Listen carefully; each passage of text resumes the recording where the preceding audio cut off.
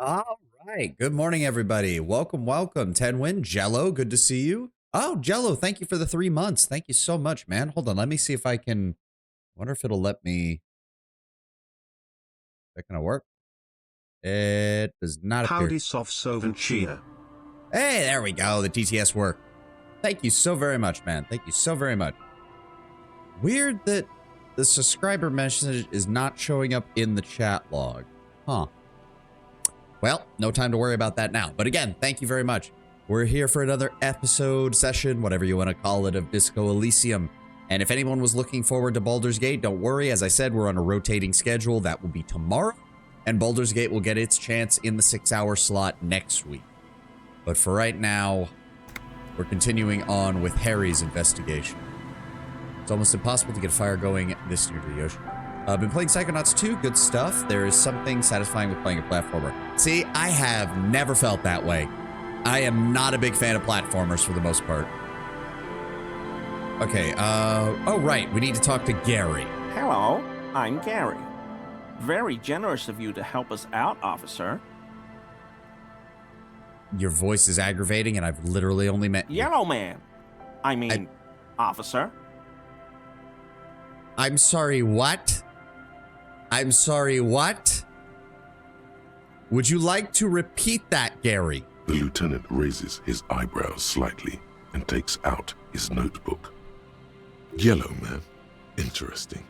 This is something to ask him about, after a little probing first. I'm just waiting for my friend Morel to finish up with his insect traps so we can return to civilization. I can get that, bit more of a city boy myself. I like nature, just not this bloody coast. It's mostly drunks and degenerates that come here. Well, nobody's perfect. I'm sure even you've been tempted to drink. Oh, I've been tempted.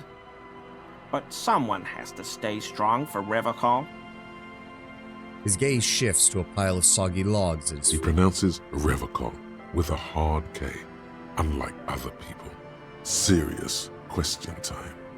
This man is no innocent. No one is. Sorry, Revocol? I like to pronounce it the hard way. The old way. The Vespertine way. He nods solemnly. He winks at you, trying to relay some hidden message, inviting you to mispronounce it too, perhaps.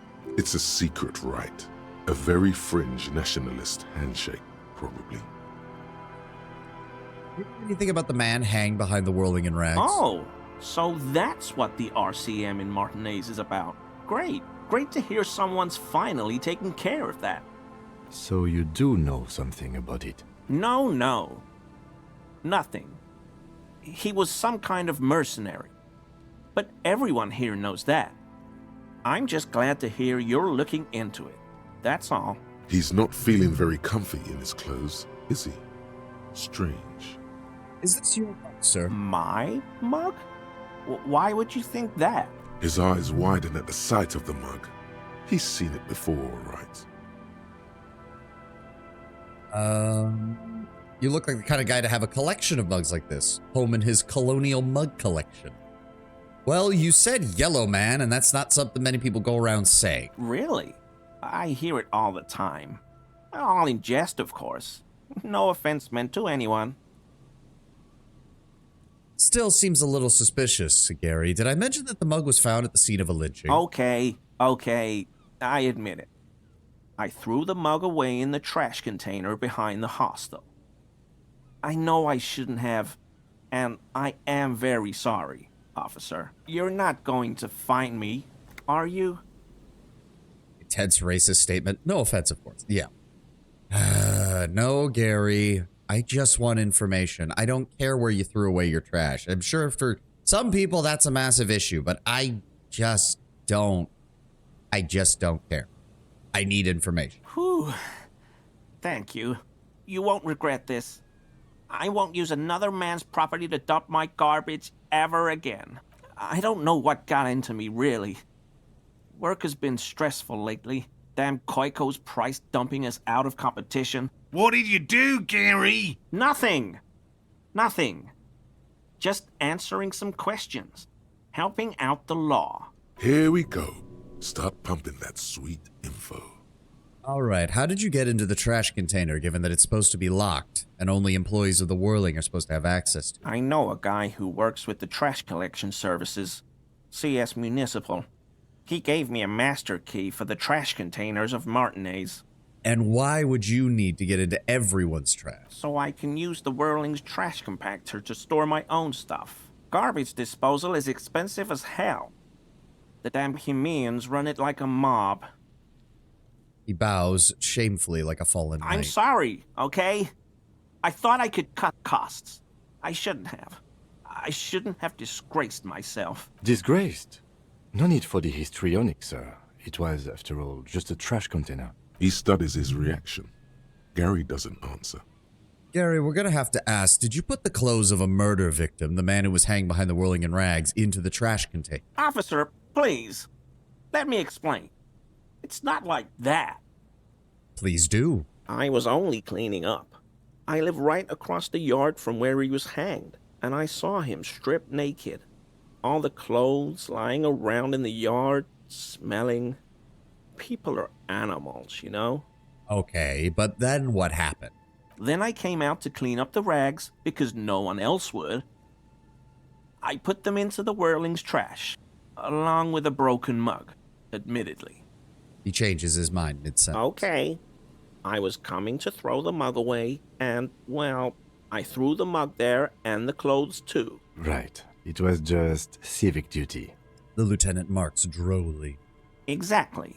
That's exactly what it was. Civic duty. As he shifts uncomfortably, a series of clicks, like the clinking of glass beads against one another as they roll across a hardwood floor. You've heard this sound before. But What did I miss? Well, you've missed Gary being a racist asshole towards Kim. And that's about it. What was that sound? What sound? That clinking I heard when you moved. Really? He fans his arms out slowly, and this time his motions are soundless. There's lots of weird stuff out here in the reeds, though. Insects, trash. Could be the wind shifting some garbage nearby. Every day, the wind shifts the reeds and whatever was left in them. Tambourines and condom wrappers, plastic and glass bottles. The smell of decay. The sound you heard was not the sound of something easily abandoned. You wouldn't happen to know anything about the victim's missing battle armor, would you? Armor? No. I mean, yes. Of course. I know he was wearing armor, but I don't know anything about it. There's something going on here. You should observe him more closely after this topic is concluded. Let's move on, for now. I hope I could help your investigation, in my small way. He's visibly relieved it's Don't over. be so relieved yet, Gary. This bad cop may have been in your apartment, admiring your mug collection. Perhaps a little intimidation? Are you a cryptozoologist as well, sir? No. I help Morel with research sometimes, and I've learned some things along the way. But I don't usually go in for picnics like this on my own. He isn't even a good liar? Yep. I mean, he's an okay liar. The problem is we've already got holes in his stuff from everything we observed over at Martinez, so... yeah, he's not doing so hot. There probably is a follow-up to this, but you can't think of any. Doesn't matter. Waste of time anyway. Gotta keep moving. We'll save that one for last. Gary, you live nearby in an apartment in Martinez? Sure do, officer. His eyes narrow slightly. He's wondering where this is going.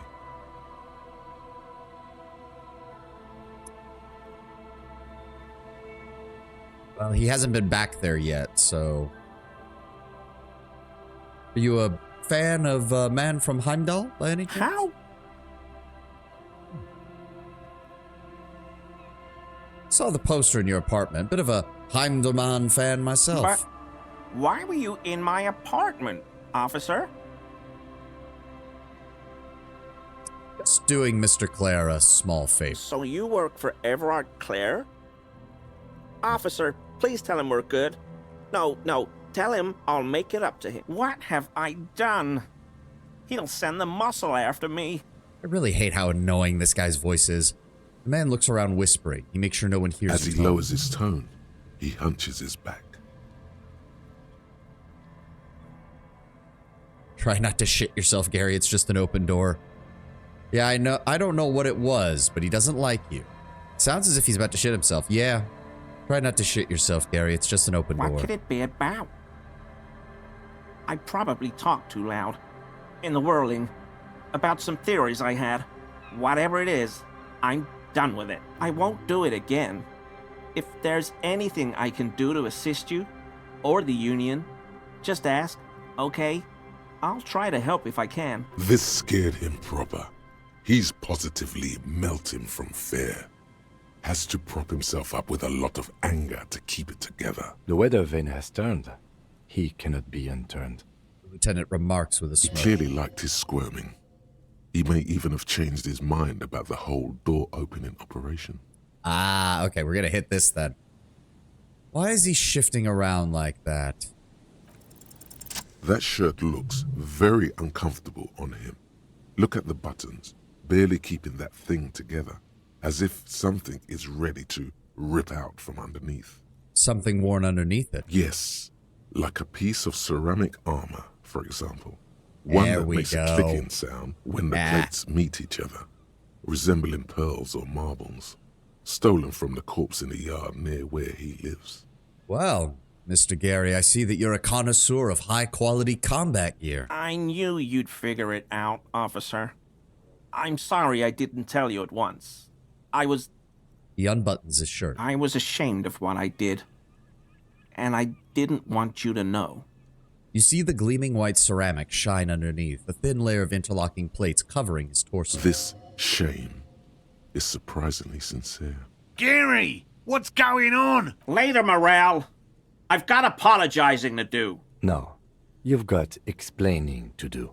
The lieutenant's tone is icy. Why did you really put those clothes in the trash, Gary? Everyone was picking those pieces off him, and I was watching them do it. And they'd scattered his clothes all over the yard. Everything was smelling. So I went there to take out the trash and started cleaning up.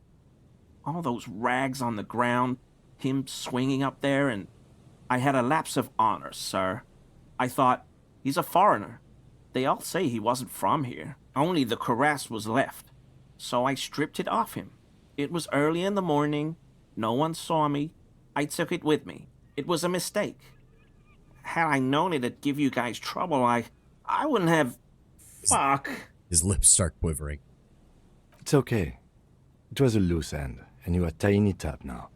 The lieutenant jots something down in the notebook. I'm so fucking sorry I called you Yellow Man. Sealite officers commanded the suzerain's navy. Most of them sided with the king when... He shakes his head. They were thoroughly conservative men, he realizes suddenly. It's difficult to say what the lieutenant thinks of this historic apology. His face does not belie emotions. Why did you lie to us, Gary? Because I was weak. I should have told you the moment I saw you. But The hell, Gary? You in trouble? I'll explain later.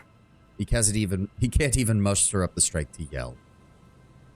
Do you know who killed the hangman? I always thought it was the Union, but I sure as hell won't go around saying that anymore. You have my word. I don't know, and I won't be running my mouth on this subject anymore. That's probably for the best. Hand over the armor, Gary. Now. He sighs again, hangs his head, and unbuttons his shirt fully. A cuirass that matches the dead man's boots comes into view. Soon it is in your hands, smelling of his sweat, but so light to hold, like a bag of cotton. This is it. This will protect your mortal shell. Don it and live. Are we done here, Gary? Yes, absolutely. I will never do anything like this again. I won't mess with Mr. Clare either. You have my word. One last thing, Gary. You were surprised to see my colleague, Lieutenant Kitsuragi of the 57th Precinct? I'm sorry for what I said. He replies, then falls silent. Hey, how are you, Sova? Feel good? Also nice meeting you, Vitor. Hello, Jin. Welcome, welcome. Yes, I'm having a great time. We're going through Disco Elysium right now. having a good old time. We're also doing Baldur's Gate 1 this week as well. I'm going to be trying to get through Baldur's Gate 1 and 2 in preparation for playing Baldur's Gate 3. But in the meantime, we've got a nice long stream today with Disco Elysium. And thank you so much for checking us out. Thank you so much for being here. Short means sincere in these things.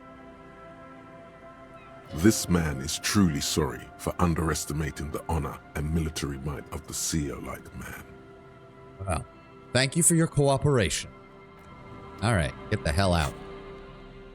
Where is it? There we go. +1 to pain threshold, thicker skin. +1 to volition, borrowed confidence. -1 to empathy, the mania of invulnerability. The vitreous enamel cuirass fits snugly and redistributes kinetic energy across its countless white plates. Amazingly, it fits under your coat.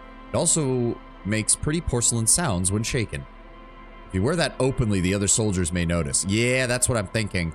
I'm sure we'll need it at some point. Oh, actually, it's pretty well disguised, honestly. Like, look at that. You can barely see it under Harry's coat. But yeah, we will leave that be.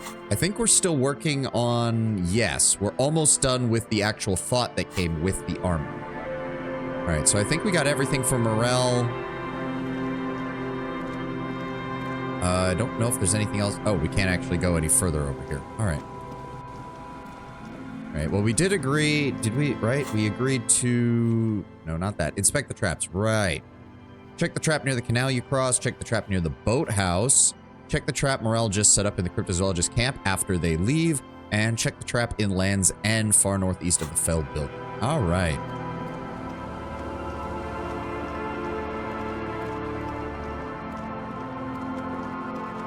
I played some Mountain Blade on the Gecko Kujo mod and Neon White. Maybe later I'm going to try ENA Barbecue Dream. I saw a couple of people playing the Enna Dream Barbecue. That game is a little surreal for my taste, but it certainly looks like the kind of thing for a stream where you just want to go, what the fuck, most of the time.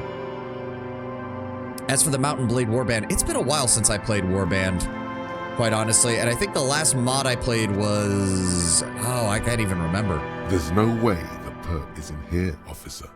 Look how scarred the boards are. All attempts to pry them off have failed. Kim, you think she could be in there? The suspect? God, I hope not. I can't see a way in, though many have tried. That's because Enna's author, Joel G., is known for surrealist art style and animation. Yes, as I said, I watched, oh shoot, who was it? Juniper Actius, the moth VTuber. I watched her play through some of it, and I'm not the, surreal is not my preferred style, but I don't know. Plus, I've got enough on my plate with all the CRPGs I'm trying to play, but damn if I gotta give it to him. The art may not be my style, but it was damn well done. Damn well done well. Do you think we can get Not through? this time. The opposition is insurmountable, but I like the spirit. Have some points. It's lonely and cold without points. Thank you, And physical dangerous. Dangerous too. All right, well, nothing else we can do here then. We already talked to him. Okay, so we need to get back down. Come on, Harry. Get a move on. Oh, there. How the fuck did I miss that? There's a trap in the reeds at your feet. Looks like the same one you saw Morel set before. Same mesh, same wiring. Behind you, Around. the ruins of a residential building rise over the reeds, shielding them from the wind. The reeds rustle confidently. When this district was booming, the reeds were kept at bay. Nothing obscured the freshly painted facades. Nowhere for drunks and adventurous teenagers to hide. Now only the wind blows. Reach for the Locusts trap. are crawling around in the trap, confused but uneaten. You see no carnivorous reed phasmid gorging on them. Big surprise. Anyway, 1 down, 3 to go. Come on, Kim. You don't need to be condescending.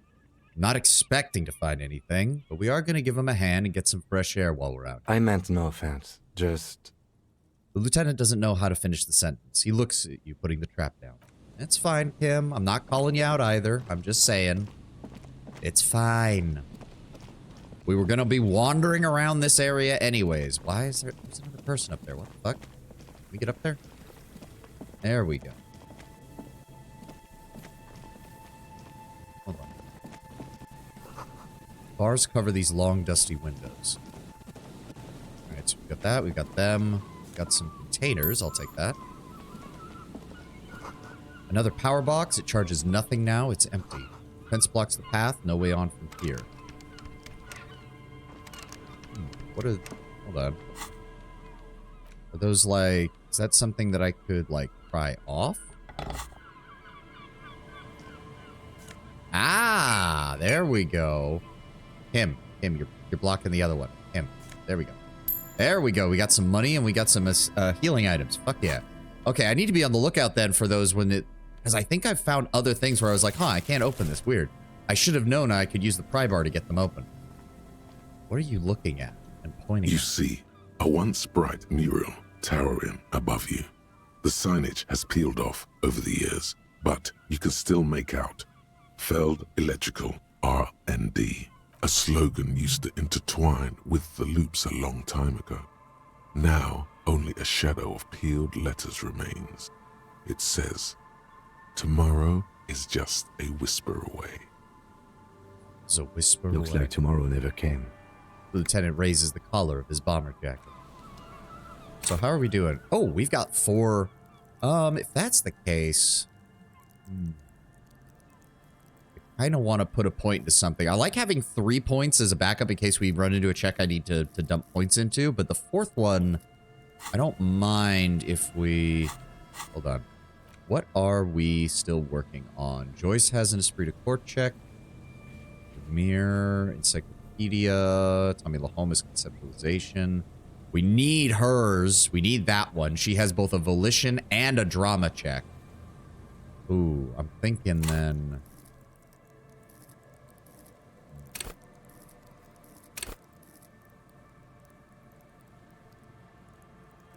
Let's grab a point in drama and a point in volition. And we'll have 2 backup skills. And that'll be good. Who are you? Why are you out? Mikhail noticed the windows, especially with how there are no windows on the south side. This was to deal with. A blond man stands next to what you assume to be his son, pointing to the weather-worn ruins. He sees you approaching and smiles. You officers, come to investigate the historic subtext of West Martinez? I'm Tran Heilostam. You must be Kim Kituragi, right? I was just telling my son about this building. Not a lot of people realize the historic significance here. Very rich in hypertext. I think this is the first time you've seen a parent spending time with their kid. Yeah. Nice to meet you. Wait. Hypertext. Yes, hypertext. Young Carp and the collection of cultural hyperlinks. He's just making up fancy words. This doesn't mean anything. Calm down, Half-Light. You're not exactly the smartest member of our party right now, so just calm your tits. Wait, what was that about the windows before? Oh yes, so Mikhail. They had to deal with monitor glare, especially in the summer. They still had vector monitors back then. That was 49 years ago. So they didn't have windows on the south wall. Do you know each other? No, I can't say that we've met before, but I've heard of Kim, of course. Mikhail, say hi to the officers. He rests his hands on the boy's shoulder. The child stays hidden behind the hem of his father's coat, clutching to his worm-themed coloring book. Mikhail's a little tired today. We spent all night trying to run Orbis on his radio computer. Have you heard of it? It's a programming language used in Grad. Quite tricky, but he wanted to play this Grad-made adventure program. We've been getting really into worms lately. The man speaks in the artificial cadence of a professor, or someone who's been on too many radio shows. Ah. But I assume you're not here for giant worms when there are so many real things to see. Just as I was telling Mikhail before, this is where the Coalition landed in 08. We could be standing on what is the most interesting landmark in Revachol West. He points to the building again. This man is your half-brother. You feel it. But why? Esprit de Corps said that when we met Kim. So he must be a police officer. Well, get a load of this guy. He really enjoys his trivia. The Orbis programming language was named after its inventor, Victor Orbis, a cybernetician from Grad. They run Vox in the Occidental countries. I'm looking for a suspect. Have you seen anyone suspicious around? No, I'm afraid I can't help you with this one, officer. It's just a regular day off for me and Mikhail here. He pats his son's head. So you haven't seen anyone around? No, I'm sorry. As I said, this is just a day off. We just arrived anyway. There's something friendly and familiar in how he says that. A day off. So what's so fascinating about an empty old building? Aha! But it's not just any empty old building. He raises his hand to his eye, springtime sun warming his face. All four of you turn to admire the mural What before not a you. lot of people know is this used to be the R&D department of Felt Electrical. And Felt, which now sells ink cartridges mostly, was once a top dog in the turn-of-the-century cybernetics boom. Hold on. What's R&D? Oh, goddammit, encyclopedia. Wait, an R&D department. Apologies, it's an acronym for research and development. They don't use it anymore. He smiles brightly, laugh lines around his eyes. You're probably more familiar with RTD, Research and Technological Development. Mea culpa. You are not familiar with that one either. This man is a bookhead. Look at the building. It looks old and weathered, with seagulls picking apart its stone and metal carcass. Bushy undergrowth has taken hold of the collapsed rooftop. Some kind of bird has set up a nest on a broken windowsill. I don't think I've ever heard of this Feld Electrical. That's not surprising. Only a vestigial ink cartridge and ferrotape manufacturer remains. He adjusts his suit jacket. They started out as a midway electronics outfit in Königstein 2 centuries ago. After an aggressive move to Revachol, Feld became a global player in the emerging personal electronics market of the pre-revolutionary era. Still, Tricentennial was beating them in business machines. But Feld had an ace up their sleeve, or should I say they were developing an ace up their sleeve? I'm mixing my metaphors here. And what was that ace? It was here in Martinez, possibly in this very building, that they developed prototypes for a tape computer. Tape computer? An elegant folding mechanism of rollers and ferrotape ribbons, portable enough to be a take-it-home solution. Revolutionizing business machines, possibly even bring them to the average consumer, which is a feat of engineering even today's giants, Rehm, ICN and ZAM, haven't achieved yet. He grins, admiring the sentence he just proclaimed. He assumes something like a combat stance, facing the wind. And what happened? Indeed. What? The revolution! Oh, Kid actually spoke. The boy wipes his nose on his sleeve. Unfortunately, their moonshot project never made it to the market. Feld's move to Revachol backfired. The revolutionary government liquefied their assets and expropriated those very advanced prototypes. Possibly from this very building, or one of the adjacent ruins. He pauses, pointing to the other building, then continues. All of this was built by Feld, even the boardwalk. Wild Pines built Martinez proper as a resort for their middle management. Feld built this side of town for R&D. They even built the boardwalk? Yes, they even built a pleasure wheel, but that got destroyed in the war. A pleasure wheel? The lieutenant looks wistfully at the horizon, as if picturing the gondolas rising into the sky. And that is why communists can do a lot of damage. Yep. I mean, it probably was not helped by the fact that even if Feld's engineers and other people had survived, from the sound of it, by the end of the war, the communists were literally throwing people into the meat grinder just to buy more time against the coalition. And then, of course, the coalition finally said, fuck it, and just leveled most of the city in order to get in. Perhaps reminded of a childhood memory. It's clear he would prefer they were a big wheel, lighting up the coast.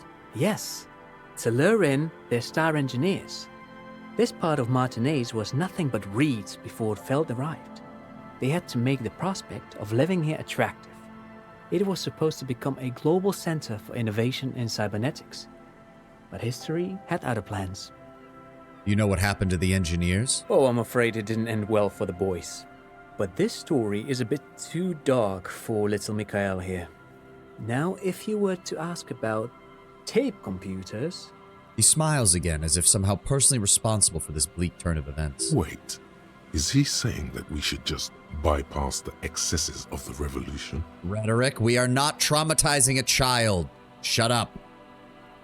Right, tape computers then. Tape computers. He nods, wind tousling his suit jacket. What did the revolutionaries do with those advanced tape computers? They used them for military communications, but also to write and send out press releases. The most notorious example being Le Décret de Mars. What was that? What's the Mars Decree? I mean the radio transmission sent out to news agencies and world governments by the newly created Commune of Revachol on the 7th of March in the year 02. A short-lived legislative foundation for a short-lived utopia. It's a beautiful piece of text, actually. A singer-songwriter I know, Charette, called it a love poem to Revachol on her political concept album, Bon Baiser dans le Lind. You should read it. Every local library in Revachol stocks a copy of the decree. I tried to get Mikhail to memorize it. Tried to. Someone was much too interested in worms to be paying any attention. Beautiful piece of text. Sent it. Given what Joyce told us, she did say that originally the ultra-liberals and a lot of the capitalists in Revachol sided with the communists in order to get the king out of power. It's very likely that at the very beginning of the what did he call it? Of the commune of Revachol, there was a sense of like unity and peace until the communists were communists and started purging everybody. The kid takes a peek at the green and silver worm on the cover of the book, already forgetting about this part of the discussion. How did those tape computers work then? Did they work like radio computers? Actually, no one knows. No one even knows what a computer made entirely of tape would look like. But word has it, they were very elegant, exquisite, alien-looking turn-of-the-century hardware. He raises his finger, remembering. Buckle up. 10 years ago, I did a little freelancing, I guess you could say. I was a special consultant for an exhibition at the Womty Dumpty Dum Center in Vredefort, Oranje. It raised the same questions, and we had lengthy discussions with Paul Ockerman, who was head curator at the time. This was before the twins Keith and Guy Jews joined the team. Trying to... The Wumpty Dumpty Dom Center in Vredefort. Wait, did he just say Wumpty Dumpty Dom Center? He did it. He said Wumpty Dumpty Dom Center, like it's the most natural thing in the world. I'm glad that the rest of my thoughts are having the exact same reaction I did. What the hell is a Wumpty Dumpty Dom Center? And who the hell are Keith and Guy Juiced? Back up, sir. The Wumpty Dumpty Dun Center. Paul Ackerman, Keith and Guy Jost. I must ask, what are you talking about? The Wumpty Dumpty Dum Center for Contemporary Arts. Oh, it's modern art. Drew on Lagerman's notion of memory, and so there were some parallels. That's why the head curator, Paul Ackerman, chose to... You have to be making this up. Kim, is he making this up? In fact, I'm not. The Wumpty Dumpty Dum Center is a place you can visit if you're ever in Vredefort and are ever in the market for an exhibition space / contemporary art research center. But perhaps I should return to the tape computers. As I was saying, the device itself was very elegant, fragile even. One could write directly on the tape using a special chemical solution. The machine would then analyze the handwriting, perform operations, and project output onto a white screen. It was a beautiful, delicate thing. The RCM should maybe look into this kind of stuff. Even one would be very useful. Though I understand the socio-economic causes of the revolution, it pains me to imagine the revolutionaries setting fire to the precious device. But so they did. The failed playback experiment vanished into the fires of 07. The failed playback experiment? Yes, the official name of the prototype. Some sources report it as the failed playback experience, but those are incorrect. And why did they destroy it? Who knows? Maybe it was an accident, or maybe they didn't want the technology to end up in the wrong hands. Either way, they're all gone now. All 3 versions of the prototype. Nothing but debris and ashes remain inside that building. Takes a step back, the boardwalk creaking mournfully in the wind. But of course, what else? We're not going to ask him for money. Thank you for the information. No, thanks to you for having me and little Mikhail here to pick your brain. A very interesting conversation indeed. Pick your brain? If anything, this was rather one-sided. He did the talking. Whatever. Fairweather, T500. All right, we completed the thought for the armor. Remember that weakness you were looking for in the ceramic armor? Like, maybe it can only stop small, fast projectiles, but a large, slow-moving pry bar would shatter it? Or If I run an electrical current through it, maybe it will melt. Or, personal favorite, frequency something something radio weapon. None of that would work. You need to shoot the part of the enemy that doesn't have Fairweather T-500 on it, because the armor itself is invulnerable. Good news is, so are the armor pieces on you. Okay, so we know the Union is fucked then if they actually try to fight guys who are wearing this. Ooh, +2 to hand-eye coordination against enemies in FT-500. Wait, against enemies. Oh. Oh, that's not good. Oh, that's not good at all. That's not fucking good at all. What the fuck is this? The Wompty Dompty Dom Center.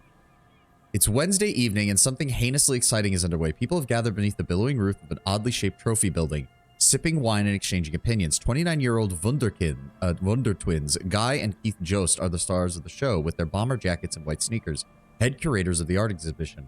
It's the Wompty Dompty Domdiest event of the year and the cool kids have RSVP'd. Where are you if you're not there? You've been lacking for proper enemies, haven't you? I mean, the game isn't a traditional CRPG, Brown Bear, but... The remaining windows rattle from a strong gust of wind. They're covered in a thick layer of grime. They must have been like this for 40 years. But, that does tell me we're going to have a confrontation with the mercenaries at some point. Try to see Dripping inside. water falls from a high place. All you can see is the shadow of a collapsing staircase. There's rust and corrosion on the bars. They're foaming with it.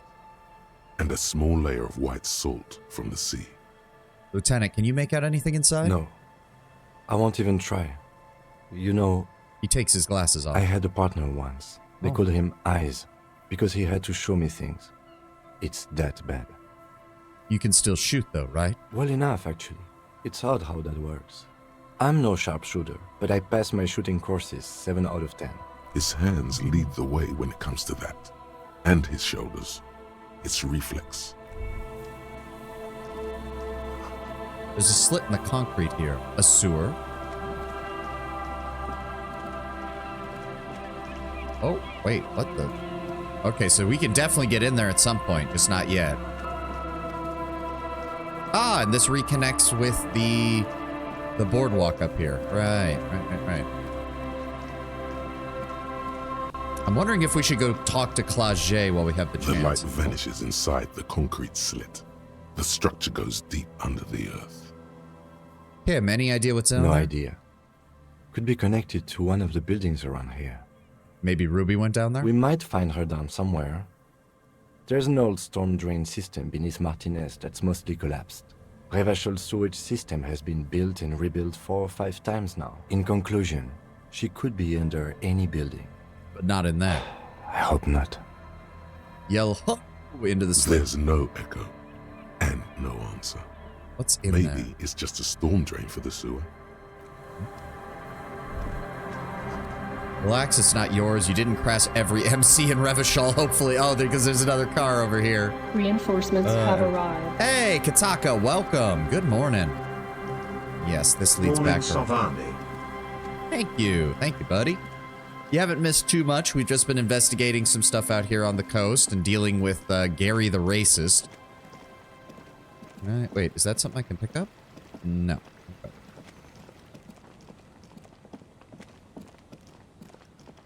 We've got the kids over here. We got the old lady. We got the lady on the dock. Yeah, I think we double back to Martinez for right now. Oh, we can't. Oh, we can. There is a fast travel. Well, that made things easy. Hot damn. We need to go talk to Claget. Oh, we may as well tell Lena that her husband's on the way. Hello, dear. There you are again.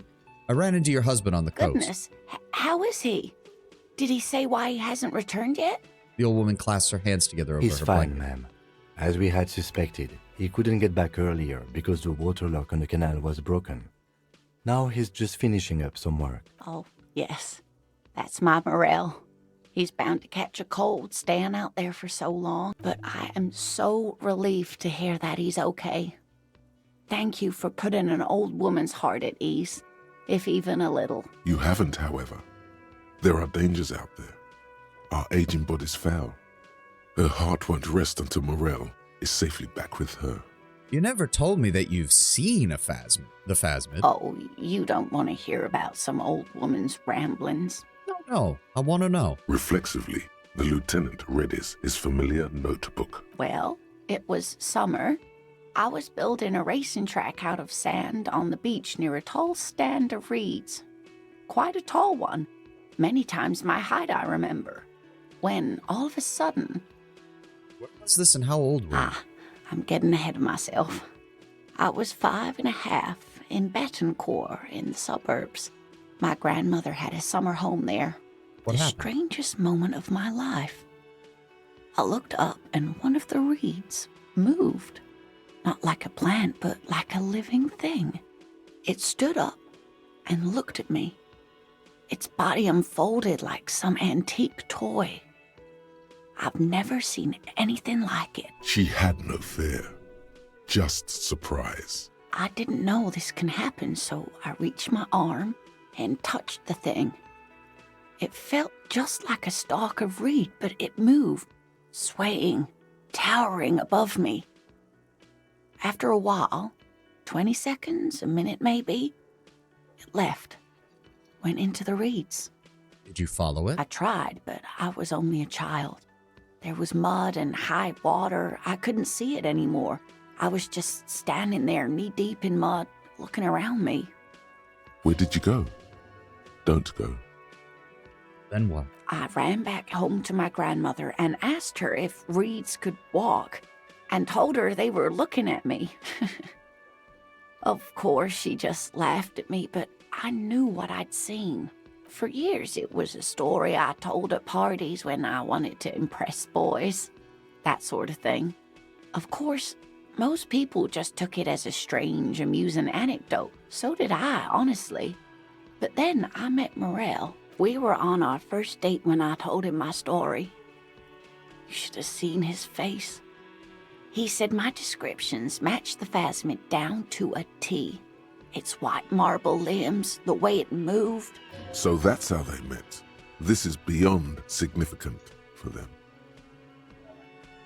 You were on a date. Our first, yes. The old woman sighs tenderly. Very romantic. Yeah, it's nice after, with the fuck up that is Harry and all the other people we've talked to in this world so far, it's nice that, like, you can be skeptical of cryptozoology, you can be skeptical of, like, all the effort her husband has put into it, but it's nice to see some people just having a normal relationship and obviously being very caring towards one another. Its limbs are white. Not all of them, as far as I remember. Some of them, on the inside, like stalks of marble, if that makes sense. Well, if it's meant to blend in with the reeds, maybe it presses the white side of its limbs against the reeds to cover them, and the outside of the chitin is more of the traditional color to keep it camouflaged. That would make sense. How big was it? It's hard to say how big things are when you're quite small yourself. To me, it seemed to be taller than I was then, but that's probably not the case. Yeah, I mean, Morel's setting up traps that look like they're for maybe a slightly larger insect, but nothing bigger than that. What if it is the case? No, we're not going to shit on this, especially not when she's talking about Morel. Kim, what do you think? I thought it was a wonderful story, ma'am. He closes his notes and gives her a simple But smile. I don't believe it. A child left unattended on a warm day. Children make up stories and then end up believing them. Well, thank you for being more tactful than that, Kim. Thank you for sharing this with me. You're welcome, sweetie. I do appreciate the chance to relive it whenever I get one. It was just such an impossibly sunshiny day.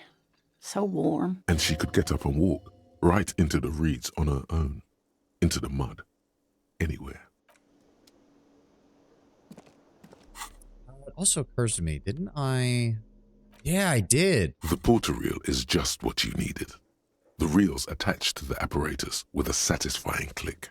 The tape is routed behind the magnetic reader. Press play. You press the large button marked Commencer, and the tape starts spinning. There's a small delay before the song starts playing. Keep the porter reel at the harmless distance and wait. Then the organ starts playing a simple, melancholic tune echoing in the hallway. A lone singing voice joins in, telling you about the tiniest church in Cessons, surrounded by even tinier yard. You almost feel the seaside mist on your skin. It's mega sad. Within seconds you know this is the one. The real shit you've been looking for.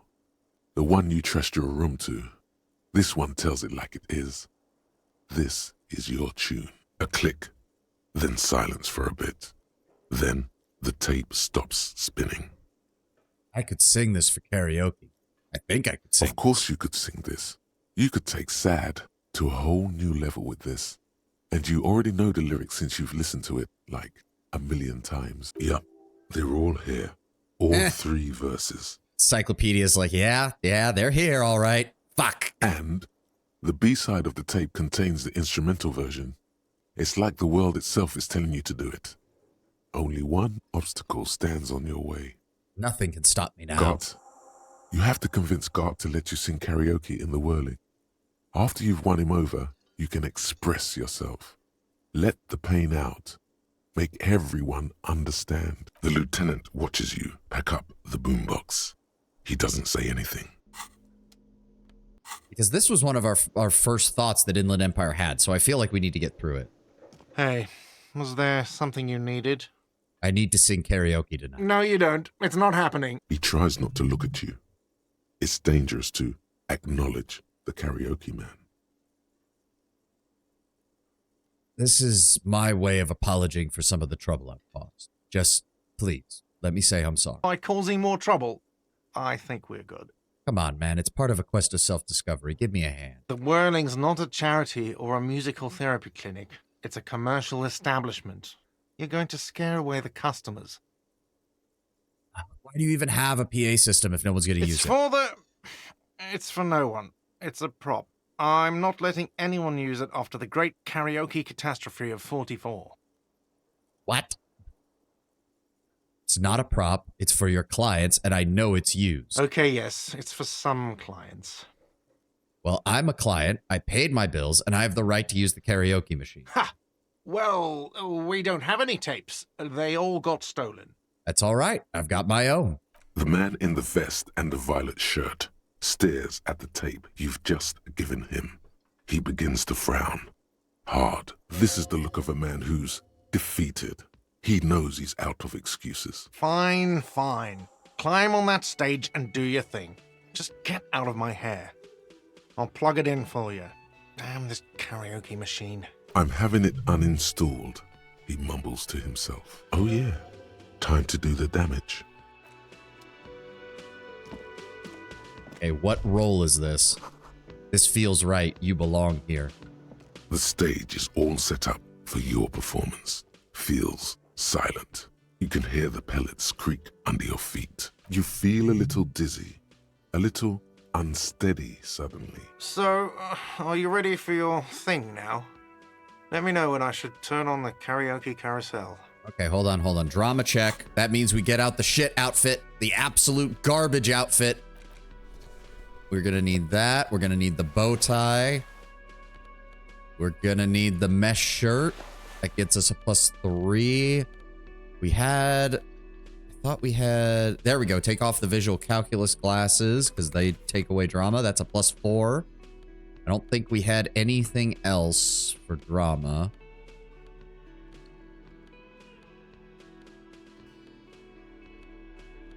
Nope. Logic, suggestion, logic, physical instrument, logic, visualization. That is a no. All right. This is a red check. We only get one shot at this. You feel it? So, are you ready for your thing now? Hey, Let me know we when I even should got a turn on +1. the karaoke carousel. Look around the It's room. still early here. Faint daylight is seeping into the dining hall. All the tables have been wiped pristine clean for the customers to come. Someone's making coffee in the kitchen. But aside from that, no one's really around yet. It would be a much better idea to perform in the evening, no? Yes. You can always do it in the evening. It will be less scary with a lot of people. Oh, Okay, no, if that's okay. No. I'll take Half-Light and them suggestion then. Shit. Okay, fine. What were we wearing? Interciliary dress shirt, the visual calculus glasses. No, not that. Where's my RCM commander's jacket? There we go. Inland Empire tie. That's everything. Do we have a better shirt? I mean, we could put the, why not? Let's put the Fairweather armor on.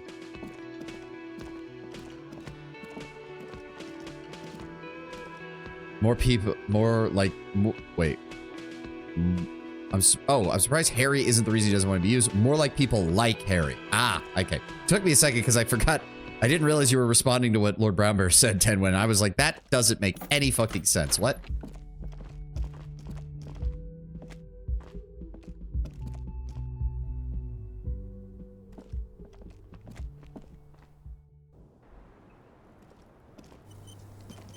But yes, we will do that this evening. Hello, officer. Oh, what God brings damn you it. up I here forgot again? we need the drama outfit anyways for her fucking check. God damn it. That on, put that on, put those on. Where's the, there it is, bow tie. Point is, he doesn't want drunks screeching on stage. Yeah, no, I get you. Hello, officer. What brings Okay. you up here again? Literally impossible to fail unless we fucking snake eyes it. Who? Thank you. What? Dear God, you've been lied to. There we go, She drama. could have killed her lover and lied to everyone. She's not candid at all. She's smoke and mirrors and willow wisps. She probably didn't give you her real name either. Why would she? Arrest her immediately before she further entangles you in her web of lies. Okay, so drama wants us to really push her now. Kim, why have we not arrested her yet? There may be grounds here, at least for an extended detention. A little whimper. The young woman hears you. She's looking around. Is this helpful? I mean, I certainly hope it is, or we're about to make some serious problems.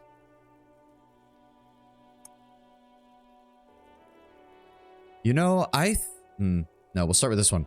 Your real name is not Clage Amandu. I agree. You wouldn't give us your real name, not when people are after you. Okay. Her voice cracks a bit, like there's a garrote around her neck. Okay, what? Okay, it's not. Good. You can tell me the truth. You log your work every week. It's all transmitted to Common, sir. I couldn't just beg you not to enter my name. So I lied. Like I lied before. Like I did at LCSB. I have to lie all the time. I'm so tired of it. She looks at her hands, fingernails chipped white. She's not lying now. She really is very tired. Her metabolism is failing her. The afterglow of whatever narcotics she's been taking is wearing off. Was the passport bullshit too? The passport you keep hidden? No. It's submerged in a plastic buoy on the coast, in the reeds. It just doesn't say Claudia Amandu. It says Anouk Mea Smith. Falsified documents? Passport and visa. Given to me by my employer. I can't even use them. My employer probably leaked the name, Mea Smith, to hurt me. So even if she could use it, she can't. Well, unless she's traveling somewhere very far away from Oranje. Why would they do that? I didn't show up to a rendezvous. They don't take that lightly. I didn't show up because I was afraid they'd do something to me. The job was finished. I'm just a liability now. Ah, so she's self-aware. I mean, there's always a chance that she did a good enough job that they want to use her again, but that just keeps you in this line of business until eventually they decide they don't want to use you again. She fears an arrest right here and now. This has been an awful turn of events for her. Where's this buoy? West of the boardwalk, in the reeds. On the coast there. I put it there when I first arrived. Haven't been there since. I'm not sure I could even find it now. It's useless. The wind rises, so do the hairs on your back. Somewhere west, small bubbles rise from a plastic ball floating in the water. Rusty, the color of oversteeped tea. What's happening? Long, spindly arms are spinning the buoy around, turning it, inspecting it, like a magic 8-ball, trying to find a way to snap it open. Nothing is useless. West of the boardwalk in the Reeds. We'll need to check it out. The lieutenant makes a note of it. You're welcome to it. It's in the Reeds northwest of here, past a broken sewage pipe, right near the waterline. You're not even Miss Orange 37, are you? I am. They can never take my sash and my scepter from me. Yes, they can, for lying. Drama, tone it down a notch. We're already pushing her. You don't need to just start thinking that everything she says is a lie. Plus, that wasn't even relevant, so it's kind of pointless. Your real name? It's Katarzyna Alazie. The smile on her face is timid, almost painfully so. It's a Grad name, Jimsk or Yugo-Grad in origin. Not Occidental at all. Smells of motor oil, tiger, economic desolation, and rock music-infused alcoholism. Hold a moment. Katarzyna Alazie is not an Oranese name. It's not even Mundi. It's from Grad. My parents were Zhimsk immigrants, but I'm nationalized Oranese. All I remember is Oranje. Alazie is my father's name. We can keep calling you Klaje if that helps. That's cool. She looks at the ashtray, then up She doesn't feel like a Klasia. She feels like nothing. She nods, her back straight, ready for whatever is next. I'm starting to wonder if you actually made the call to the station. I did. What is this? I called your desk or whatever it is. The numbers are all over town. Call 8-100-2 for emergencies. There was an older woman on the other end. It sounded like she was smoking. She took my complaint. She coughed. That is the emergency's desk number. Anyone could know that, sire, by looking around and calling the desk. I don't believe a single word she says. Shit. The fucking drama check was so high that now drama is on a fucking hair trigger and thinks that everything she's saying is lying. Oh, perfect timing. There's our first ad break for the day. You all know the drill. Stretch, get a snack, get a drink, whatever you need to do. We'll be back as soon as that is over. Again, thank you all for being here. I need to stretch. Oh, my neck. My neck is still bugging me from the last few days. I don't know if I slept on it wrong or what. God.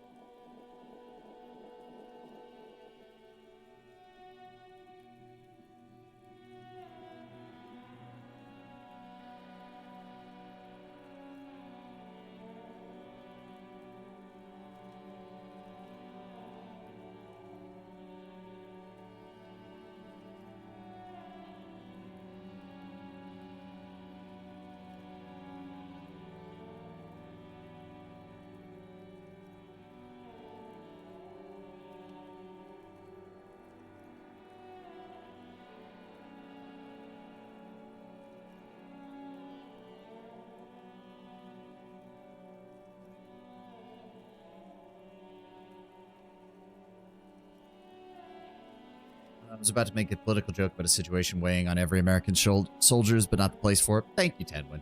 I'll try to keep... Current politics is depressing enough, regardless of your stance, so let's just keep it...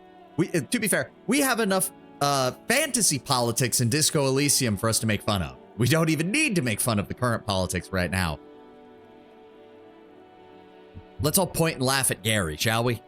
Fucking dick.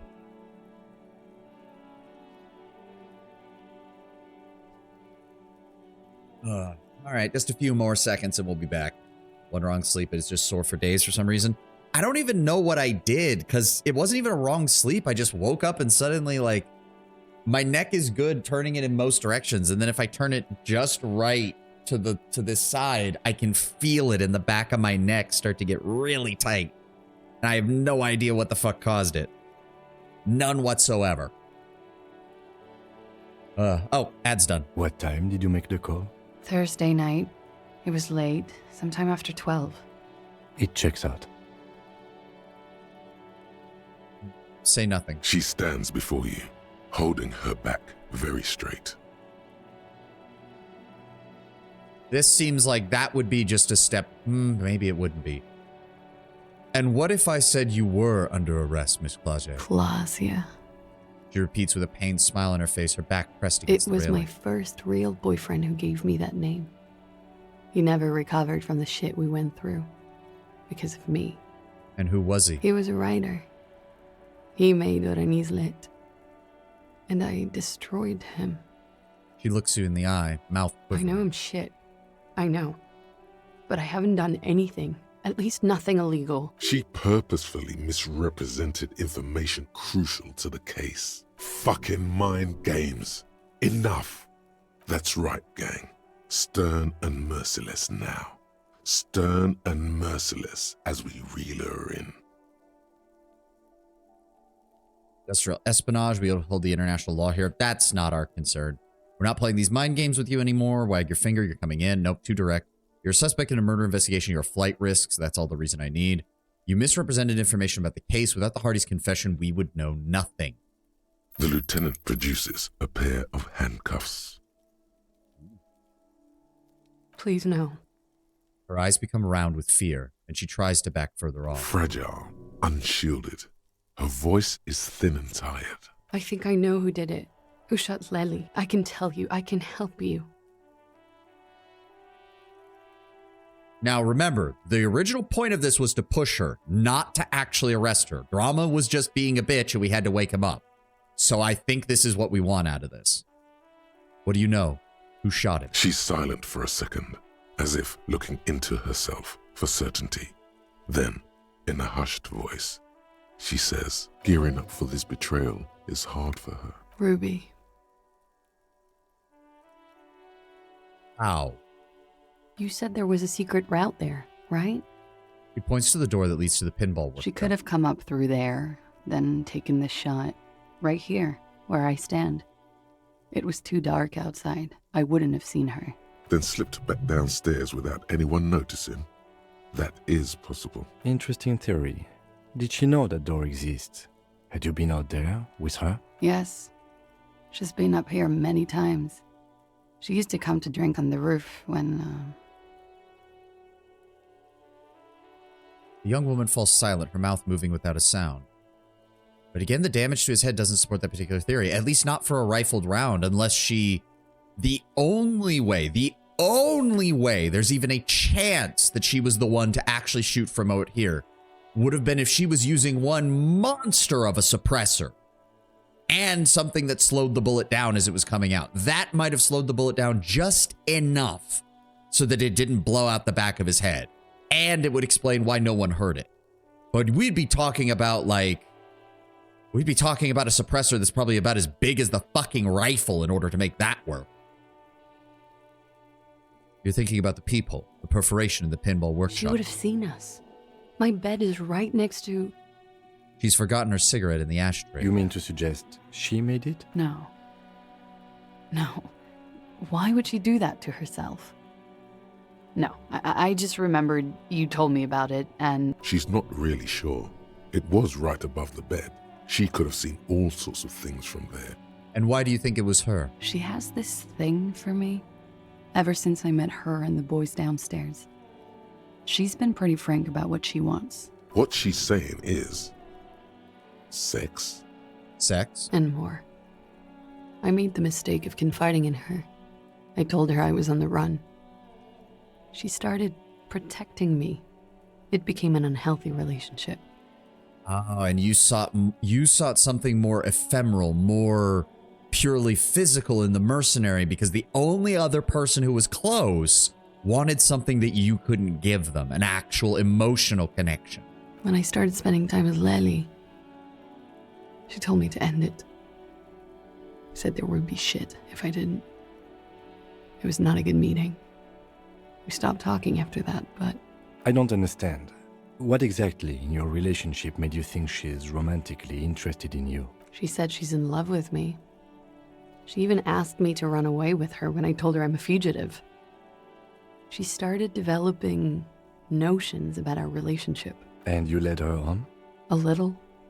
I was flattered, you know? But then I had to let her off, and it was not easy.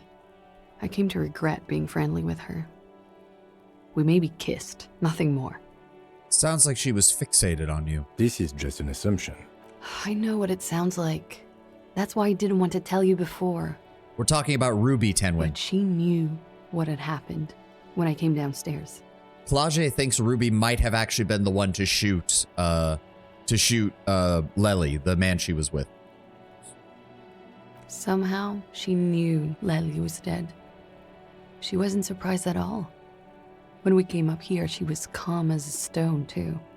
She cleaned it all up like she had a plan. Ah, we're looking at this the wrong way. We've been assuming that there could only be one. What if Ruby had someone take the shot for her? Okay, we still need to talk to Ruby then. This is a familiar theory.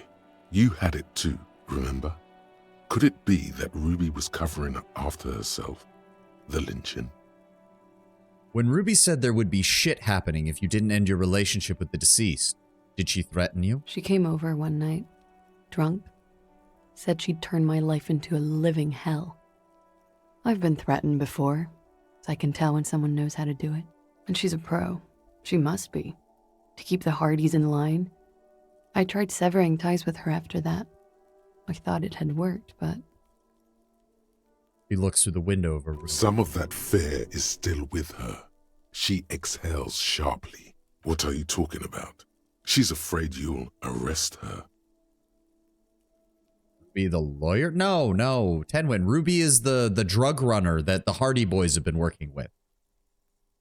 She's the only other woman that Claude talked to about the death of Lely and was the one to suggest the fake hanging. Sorry, bad at names. That's okay, Tenwin. I have the same thing, but this one's very important. This one's very important. That's it for Ruby. Okay. And what? Arrest the liar now. Why? She told us some pretty interesting things there.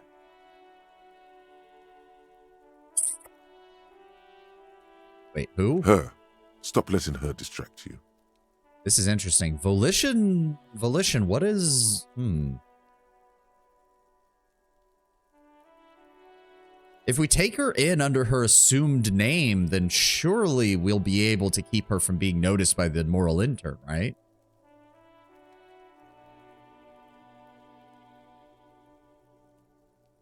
You are a major flight risk, ma'am. We might have to take you in just in case. Still? After all this, sir, please. It's a shitty world, and I know I'm shitty too. I know. Her hand turns into a fist, slowly crushing the cigarette she was holding. But I don't deserve to be sent to the moral intern and ground into paste just because I disturbed the sanctity of accounting. That's some multinational... She's gearing up for a last stand. This is it. What do you deserve then? I don't know. To spend my days with smoke, drink and dance, wallowing in shit. Just like everyone else. Then what other option do I have? You have those station calls, right?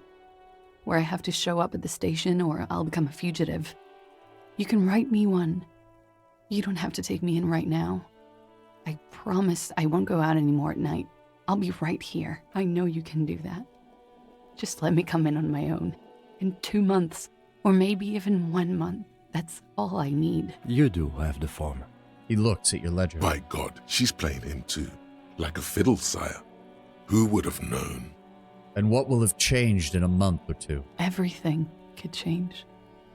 This city, the extradition rules, the people after me could be in jail. Or maybe Revachol. There is desperation there, in that silence. A cornered animal looking for a way out. Maybe Revachol could be free. I could be tried in a free Revachol, an independent state that doesn't hand its detainees over to the moral intern. A free Revachol. There is a low, distant rumble on the motor tracks. A great machine shaking the pillars down south. Electricity runs up your spine. I find that hard to believe, miss. What was that feeling? It's coming. All right, Shivers, you're really starting to creep me out now. First of all, why is Shivers the only one that has two different voices? And secondly, what the fuck do you mean it's coming?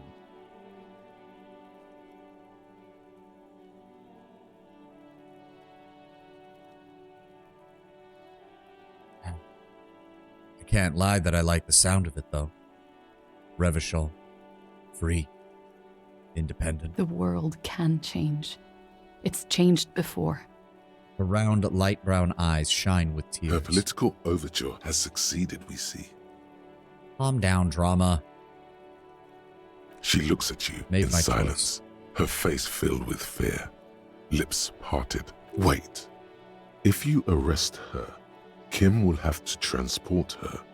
You'd be without your partner for the rest of the day. Fuck. Shut up. He's making a decision, and it's his to make.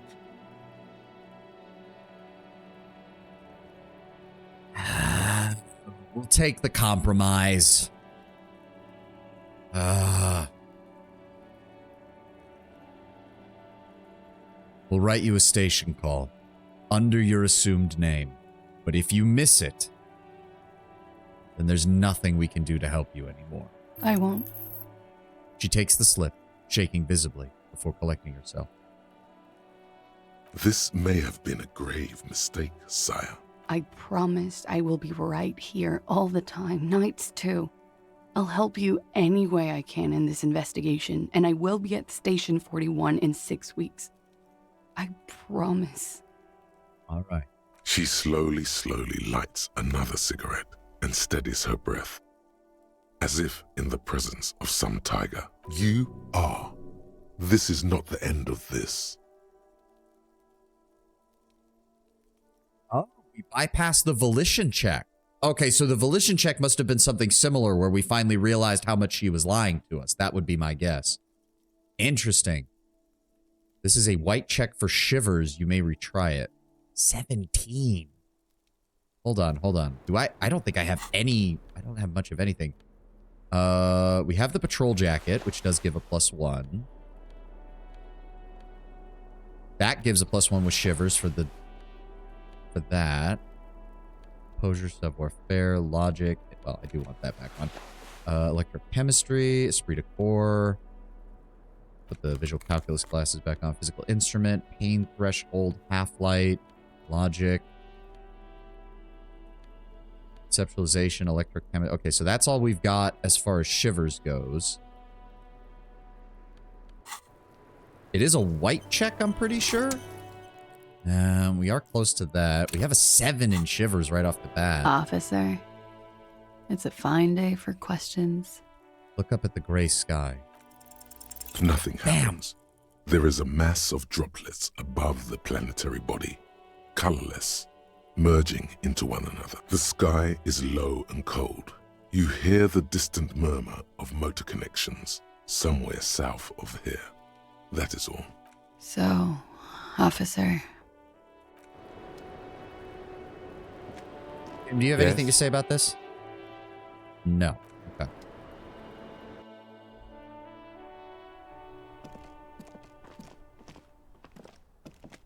Still, very interesting. So yes, Ruby is still suspect number 1.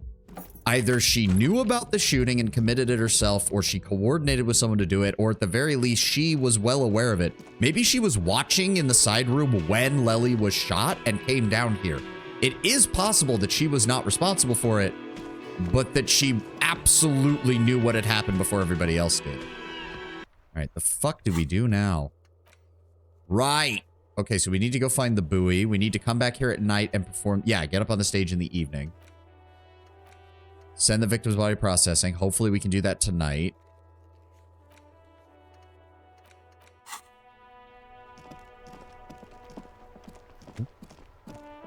Hold on. We should go talk with Cindy. Maybe Cindy knows something. Cindy and Joyce might want to know more about... Oh. Whoa. What have we here?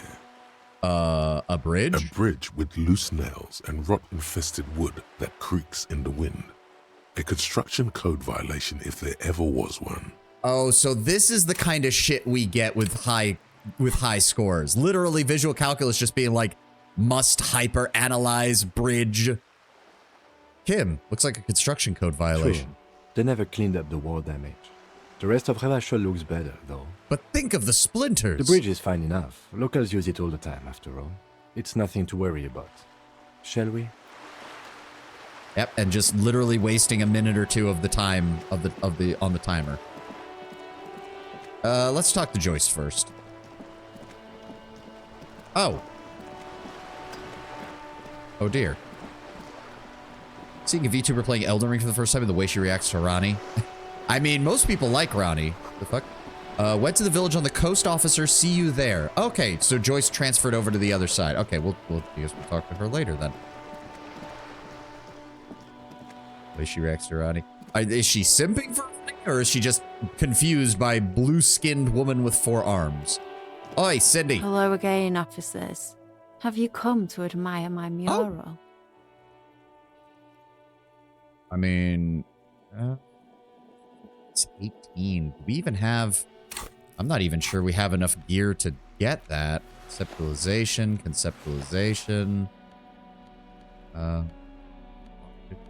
Chemistry, visual calculus.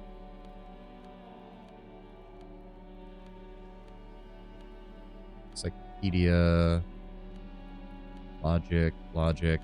That only gets us a +2. Conceptualization is at a 5. That means we need... Hello again, officers. Yeah, even with that, we're still at 3%. Fuck. 18 for that. Oh, that's a red check. Oh, I was about to click on it because I was like, oh, it's a white check. It'll be fine. No, that's a red check, so we don't even want to touch that. All right, you won't talk about the murder, Cindy, but maybe you could tell us something about the murder victim's missing armor. What do I care about some fucking tin eggshells? Couldn't armor be considered art of the body and soul? Ugh, all right. Sad piggy. I'll give you this one. I saw a little girl in the fishing village running around with military-grade handwear. Looked cute as hell. Little girl. What's her name? The fishing lady's daughter. Could that girl have been Little Yeah. Lily? It's not a bad place to start. I know a little girl in the village, Little Could Lily. have been her. Small kid with giant white armored hands. If you've seen one of them, you've seen them all. Thanks, Cindy. You've been surprisingly helpful. Don't fall off the cliff and die. Go ahead and... do we want the dress shirt for the logic, or do we want the... That is a -1 to suggestion. I would rather not have that on.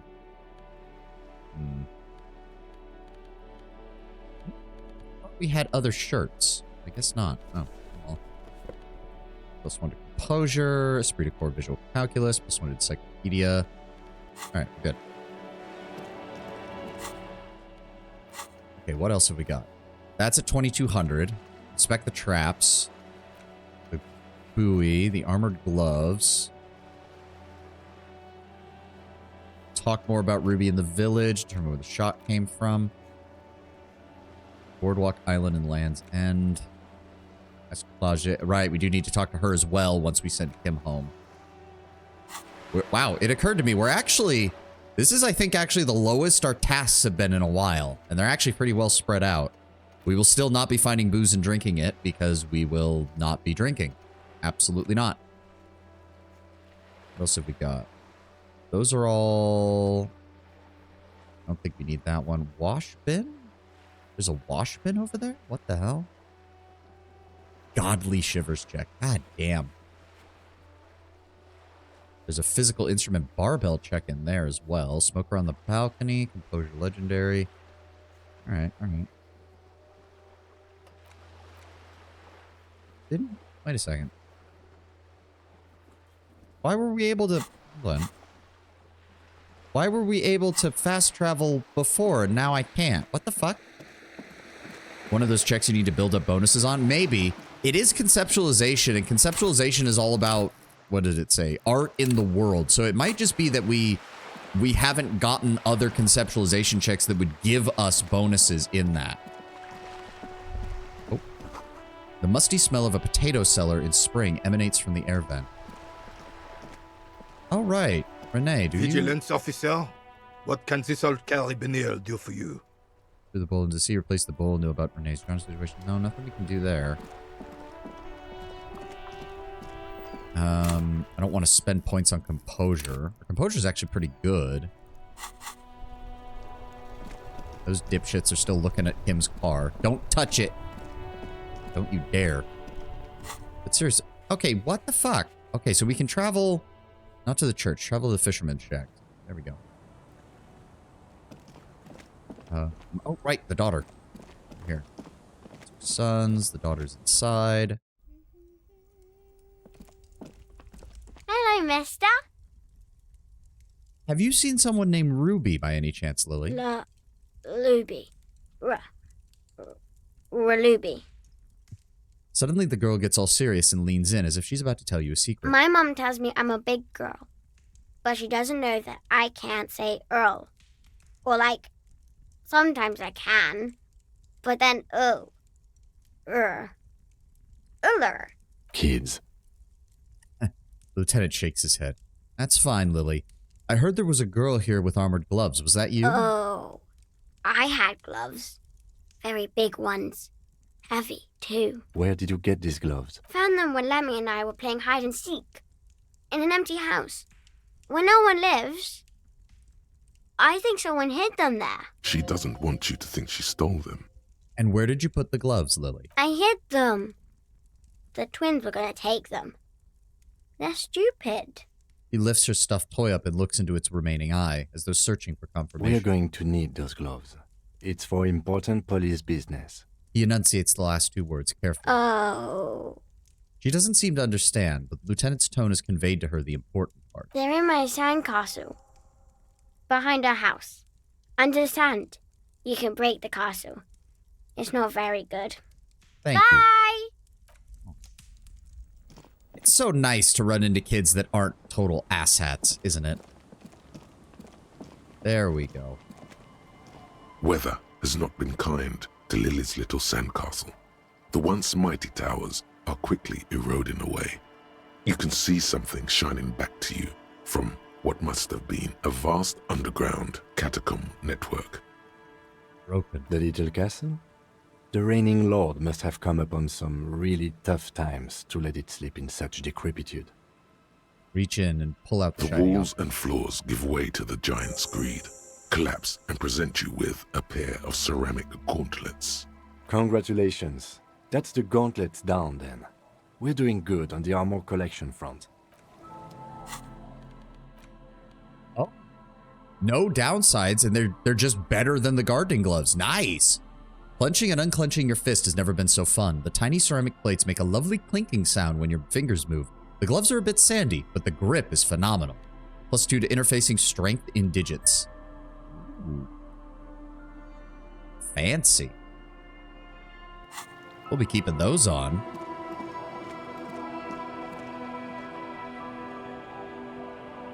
Alright. What the hell do we do now? Nothing has a rhetoric check. Oh, Joyce is supposed to be over here. I guess we could do her esprit de corps check. Now you actually look somewhat decent. Yeah. She said she was... Ah, there we go. Joyce! Need to talk to you again. I'll just keep the corps de leche in the channel, if that's okay. It's too shallow near the pier. She winds the mooring line around the post. Hi, ma'am. And it's a jetty, by the way. Of course.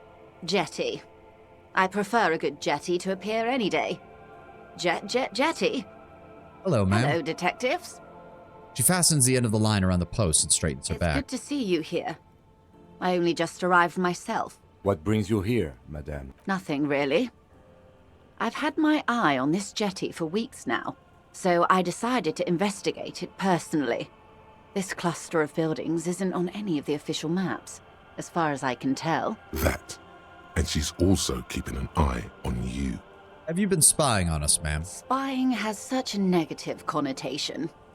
I did track your progress along the coast, however, and decided I would be better able to assist you from here. Then there's the matter of that little scamp in old lady clothes. She threatened to paint the cordelate she read. Like blood, you see. Well, I like it the way it is. White. What is this? Destruction of property? Hooliganism? Elder abuse? And who is this scamp, anyway? You want me to look into it? No need. Lillian and I are getting on much better. For one, she appreciates the concept of rent. So how do you like it here? How do I like it? She casts her gaze towards the village, slush melting on the cinder blocks and construction work left half-finished 10 years ago. Water drips down eaves of Eternite. The jetty below her feet creaks to the tune. The smell of salt and dog shit in the background. It's pornographically poor. The street has no name, all the men are dead or missing. And is that the carcass of a motor carriage over there? Don't ask about that, please. She I'm squints her eyes. surprised that woman hasn't put me to the sword yet. Maybe she will. You should ask your questions while you can. Dark eyes survey the coast leading up to Martinez. Dull grey metal rests in her scabbard. A sword. The wind is too loud for her to hear. Fortunately for you, madame, the RCM is on the scene. All right. Politics time. Let's react. Real men, real politics, real thoughts in your head.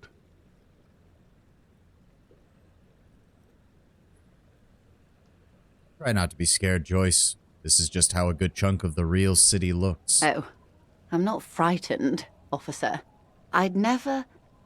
She leans against the railing, looking up at the gray sky. Above you, there forms a quilt of altocumulus clouds, twisting into each other. The wind tugs and stretches them over the bay. Their cloud shadows slide over the ruins of Revachol West. Wherever they pass, the temperature drops slightly, but perceptibly. It's early spring, and the rains are coming. An officer enters a low hut of stone and wood. Inside, weapons are piled against the walls. Rifles with splintering stocks, and swords. Tens, if not hundreds. They're antiques, says Lieutenant John, the archetype McCoy, to his partner. They're digging them up from the catacombs now, fixing them. Old caches from the revolution. The children carry them up. Come May, the streets will be flooded. Outside, the wind rattles the loose hatches, flooded with cheap weapons in angry hands. So the RCM, it sounds like the RCM is slowly losing control of the situation. Old Revolutionary era weapons are being found. Even if you find a box of 100 rifles and most of them are inoperable, you might be able to scavenge enough parts from them to put a couple of them back together. Have I told you how they discovered this place? The Isola? Yes, in Cielinde. No, you haven't mentioned it. Well, your condition has left you no worse off than most of these people. The literacy rate is around 45% west of the river. 50 years of occupation have left these people in an oblivion of poverty. I guess that's so me. I knew you would sympathize. Most Revacholians will never know what this place means. Our home. This island of matter. Or why they were ferried over in the first place. Remind me to tell you one day. For now, how can I assist you in this new location? We have time. Do we? He glances at his watch. Doesn't look like he does. I hear you have singled out a suspect and are in pursuit. Knows.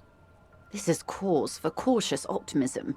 I would not want to delay you. This story she will tell only before she leaves Martinez, at the very end of her stay. Maybe there is something else I can assist you with, while you're hot in pursuit. Found my badge, by the way. Love, you did. She inspects the piece of blue plastic, her eyes scanning from left to right. Fast, observantly, like an electronic printer. Pleased to meet you, Lieutenant W. Freighter Dubois. I am glad to see a man of high qualification.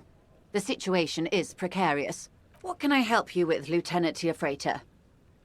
Oh, I guess we don't get the esprit de corps check with her anymore. That's weird. That's a shame. Oh well. So I guess Joyce didn't have anything else to talk about. What the hell else do we do now? Find someone with technical expertise to contact Coalition. Maybe we could talk to the lady from Station 57 on the Caprice radio. Find booze and drink it. Send the victims part. Working on that. Find the murder weapon. Working on that. You do the wall. We are not analyzing the race enigma. I think there's only one armor piece left. The helmet. There were no greaves from what it said. There were boots, the chest plate, the gauntlets, and the headpiece. And Kuno says he threw the headpiece into the sea, so that might not be around either. Remember where the shot came from. Check the boardwalk, the island, and Land's End. So we can get to the boardwalk. And then Land's End, I think, is behind the church, I want to say. Because I'm pretty sure the boardwalk proper is where we found the dead body of the working class man. There we go. There's a payphone there. Oh, right. There was this thing. Can we... Hold on. Hold on. Tools. Aha! Oh, it's a postcard. I was kind of hoping for more, but I'll take it. This one has hell written on the back, and it could not be further from the truth. It's a picture of the boom years in Couronne, the nicest district of Wereveshal West, is enjoying a sun-drenched day. Tall and handsome buildings rise from the riverside, steel, iron, and yellow limestone, with cloud shadows sliding over the facades. Well, obviously somebody was not enjoying being reminded of how the place used to look. Oh, good. The body's gone. There's some tear. No. Stop messing with the coin viewer. Hold on to something. The wind is strong. It's a long way down to your death from here. 20 meters at least. Surprised we don't have an option. Like, this is the boardwalk, isn't it? Where it said to check out... Hold on. Check the boardwalk for bullet traces. And usually we get some kind of notification that we've... Oh, come on. Go around. Come on, Harry. No, that's, nope, nope, nope. Is there anything... Can we go any further than this? Doesn't... Yes? Oh, no. Sorry, Kim. Does not look like it. No, we can't. Okay.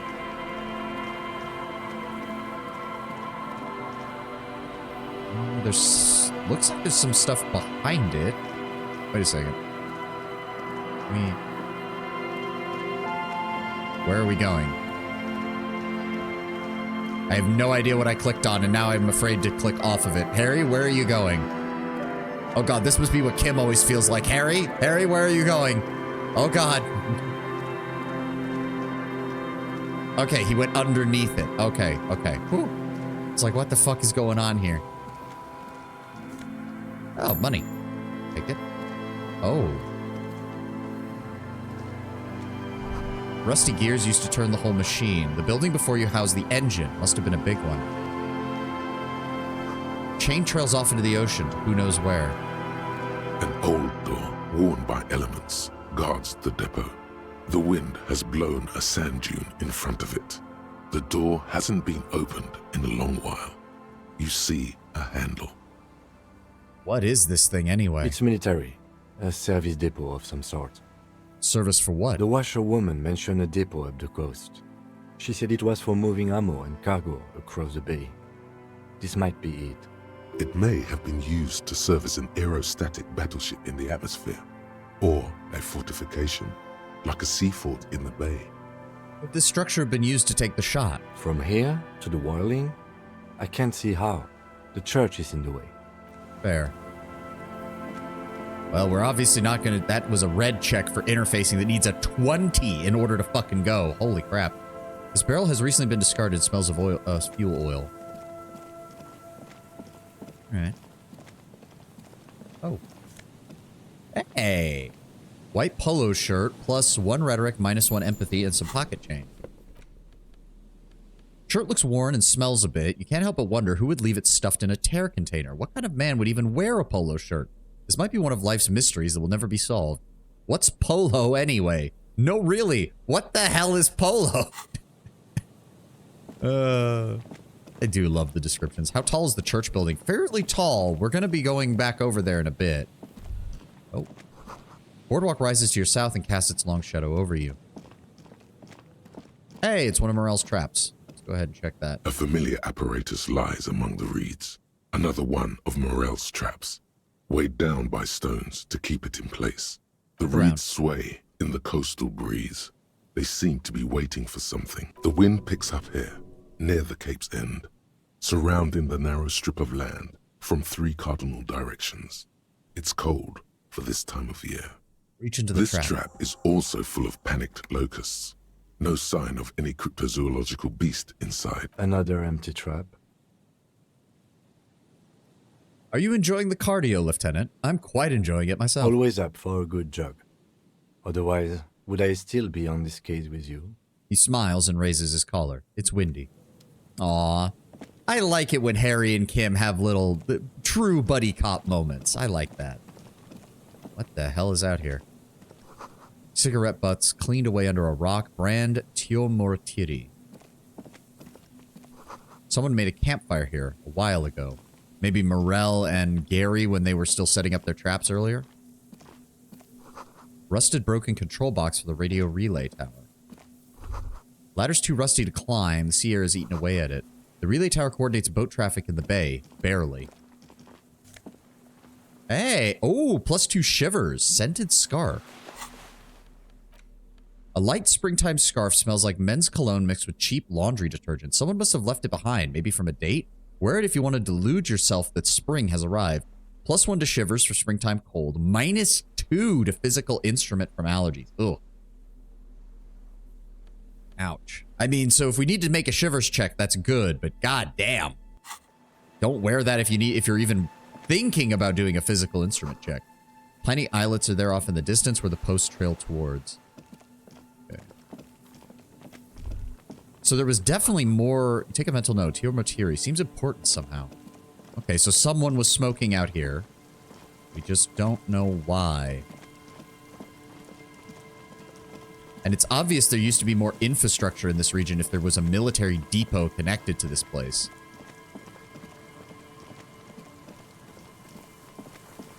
The church is fairly tall. It is on stilts, I think, so it's raised up above even the boardwalk. And the central spire is taller still than the rest of the church. Okay, there was... Right, we had this group over here I almost forgot about. Oh. There's someone's home away from home, just like yours. There was you over here. What is this? Must have taken a lot of patience to do this. Okay, if I recall correctly, there was going to be an option to give this lady a hat. And I would rather give her the orange bum hat than my detective hat, so... A shaggy-looking girl. Oh. Hello there. It's cold out here, but she's not wearing a hat. She must be freezing. Everyone knows drugs make you invulnerable to cold. You bet this one likes to party. Ah, kid, it's freezing. Where's your hat? Huh? She looks up at you distracted. Maybe she didn't hear you. A little louder. I said you should have a hat on. So should you. You don't have to do anything. I should, and I do. Oh. I didn't notice that. It's nice. You should get one too if you plan on staying outside in this kind of weather. Yeah, well... Look, man, fuck the hat. Your pulse rises. What did she just say? That's not how a civilian is supposed to address an officer of the law. Oh, fuck. Regain authority in her eyes. We are gonna fuck this up so badly. Lots of feeling. Feel it up. Way up. Oh, no. Harry, no. Harry, no. Authority, don't do it. Fuck the hat? Is that what you said to me? I can't believe you told me to fuck the hat. You're saying it really loud, but it's not coming out right. Maybe add more indignation. I should just take this hat I'm wearing and fuck it, right? Sexual Congress with a hat right here in front of you because you told me to on the sea ice? More. On the sea ice? More. Give you a little ice cop hat fuck show? I didn't mean to. I'm sorry. The girl is visibly The shaken. lieutenant is watching the scene unfold before his eyes, unsure how to react. Kim, help me. Authorities taking control of my body. Is that how you see The me? girl looks down, slowly curling into a ball. That's it. You've earned it. Start crying. Life's hard. The young woman Start is kept, crying. her eyes trained on her wires, waiting for the sorry spectacle to end. But it's gone awful quiet up there. Then, the sound of sobbing. Looking up, she sees a grown man on the wrong side of 40, his face bloated from alcohol, and God knows what else. Not so quietly, crying. This isn't really about the hat, is it? Oh. You know, you're not the only one with issues. I self-medicate. Shit. Life's a horror, you know? Crying helps, though. Get it out your system. And then maybe we can talk, okay? I'll be here. Oh God. Kim, I'm sorry. I'm sorry. Having looked away during the final phase of your little episode, the lieutenant addresses Do you want to talk about what just happened? That's probably a good idea. Normally, I'm opposed to discussing one's feelings, especially on duty. But I think this is an exceptional case. It only took you 4 days to realize that, huh, Kim? Oh, God. So, what do you think happened? I experienced a major malfunction. I'm okay now. Glad to hear it was minor. Can you go on? I can. Sorry, Kim. I promise this is the last time. Let's go. Okay, can we talk to her now? So, like, seriously, what's eating you, man? There is a hint of pity in her eyes. Her hair is dyed blonde, with dark roots showing, and she wears thick black eyeliner. Most men wouldn't call her pretty. There is a manliness to her, a coarseness. It was not the last time. No, I have a bad feeling that it is not going to be the last time. What's your name? A cell. Your surname? Why? Police for paperwork. Okay, it's Berger. A very common name. You have little reason to doubt that's her real name.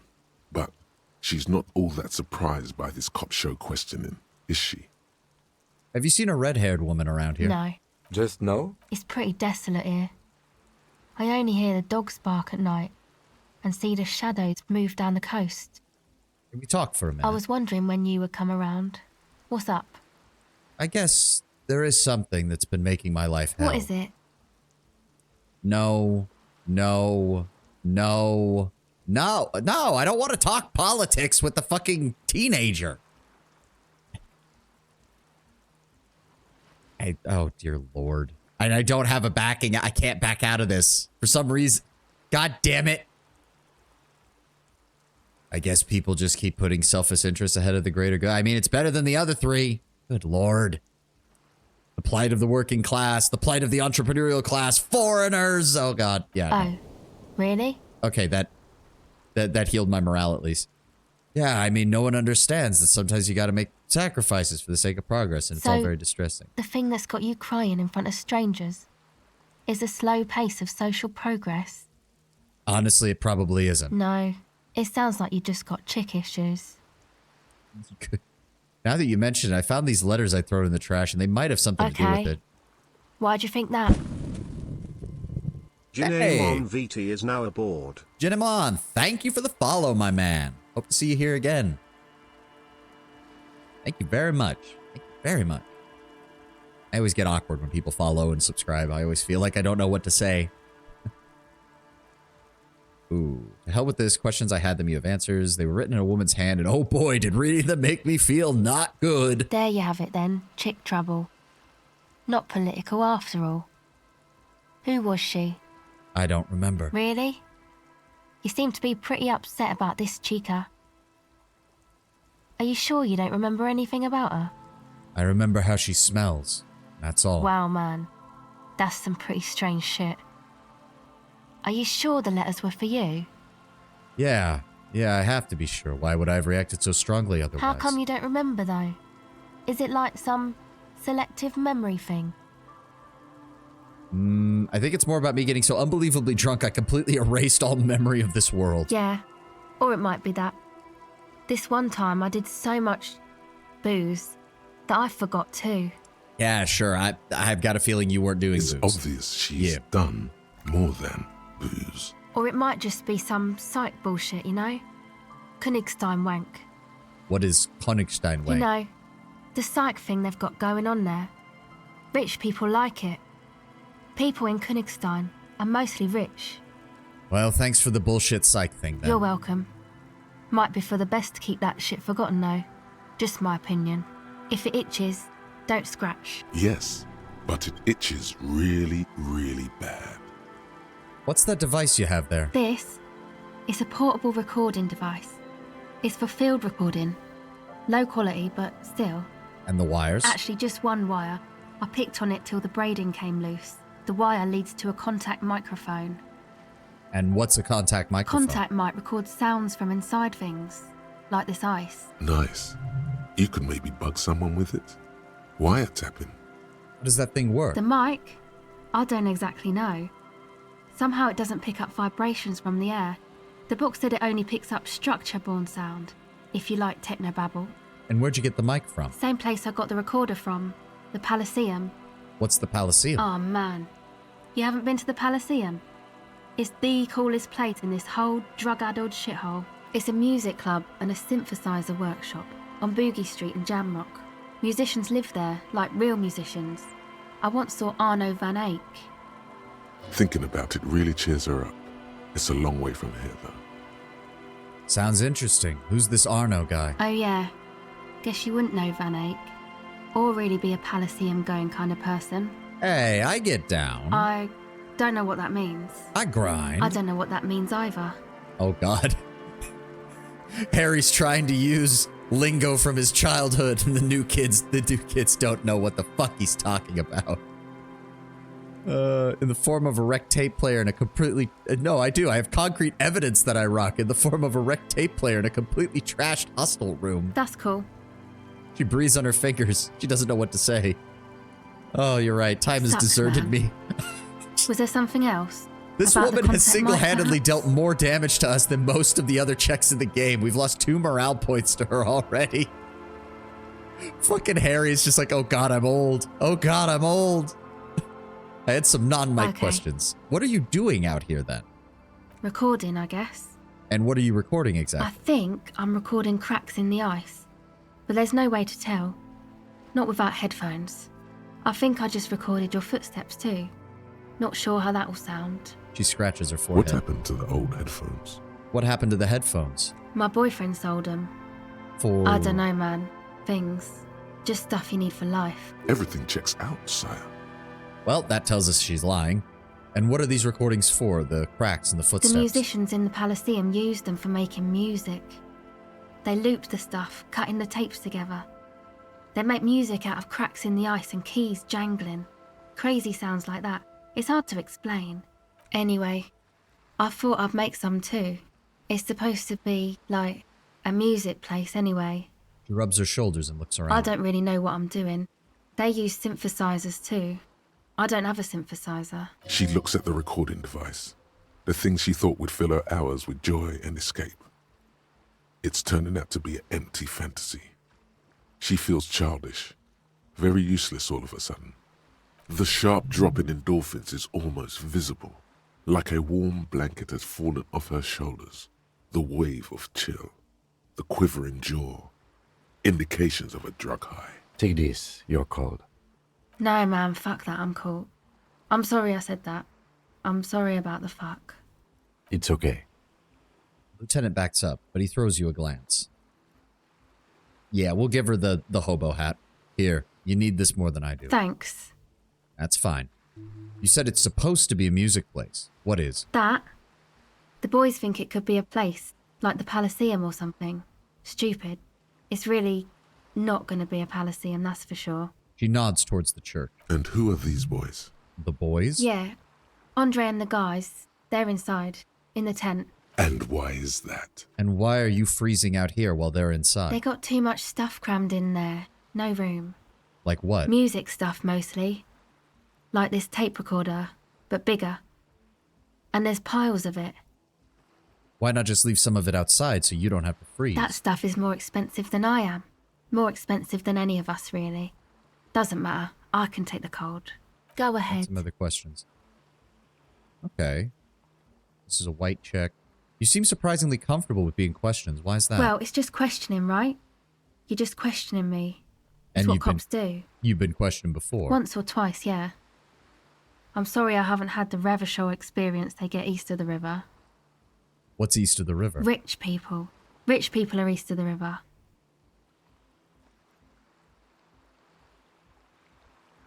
Oh, good to know. Yeah. So what's the trouble you've gotten into with the police? The usual. I had a shitty run as a teenager. What's the usual? You know, drinking, getting into fights. The ugly stuff that happens when you move out your parents' place at 13. Ooh. In Forberg. What's in Forberg? Is this a rhetorical question? No, I literally can't remember even the most basic terms sometimes. Forberg, not in Forberg, is a massive banlieue south of Jamrock Quarter. It is the largest ghetto in Revachol, possibly the world. I know what Jamrock is, but let's say We I are did Jamrock, it. sort of. Martinez is called North Jamrock sometimes. Jamrock is also a ghetto, only smaller than Forberg.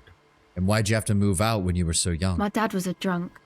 Plus, I guess, I just wanted to drink too, you know. Get my party on.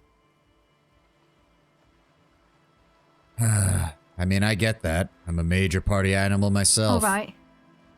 She smiles a little without meaning to. Tell me more about this music place you've been planning in the It's supposed church. to become like a club for anodic dance music, like that new style of synthesizer stuff they play at the Palaceum. Except that, yeah. She looks at the old wooden church on the poles as a mean wind comes bellowing in, the 6-story structure letting out a doleful shriek. The floorboards are twisting, and the shooting beams are slowly cracking, like bones. Far east of the Golden Delta, beyond the industrial port, there is a black patch of unlit coast with the smallest creatures on the ice. There will never be a club for anodic music here, not in a million years. What is anodic dance music? You know, anodic, cathodic, music that's made with electronic instruments. Oh, like what? Synthesizers and tape consoles. Microcomputers too. Anything that uses electricity, but isn't guitars. Also found sounds, stuff like that. You see clear, beautiful, violent flashes of light. Light cutting through a smoke-filled darkness. That is what the future will look like, if it ever comes. So you want to turn the church into a club? I know. It's not my idea. Andre and the boys found the place. It was supposed to be deserted, but now they can't even take it. Hey, you two are cops. Yeah, why do you ask? Okay, well, maybe you could talk to Andre and the guys, because there are some strange things going on in that church. If you're police, you should look into it, right? I can talk. They're inside that thing there. Would be cool if you did. Was there something else? Go ahead. This is a white check. Okay. But hold on. Do we have anything that boosts empathy? I know we have one that takes away empathy. Authority and composure. Empathy, hand-eye coordination. Okay. Put my encyclopedia hat back on. Savoir-faire, logic, suggestion. Yeah, no, that reduces empathy. It is a white check, so we can just try it. 42%! The device is cold to the touch. An angular Omicron logo adorns the yellow plastic cover. Underneath, you see a reel of tape rolling.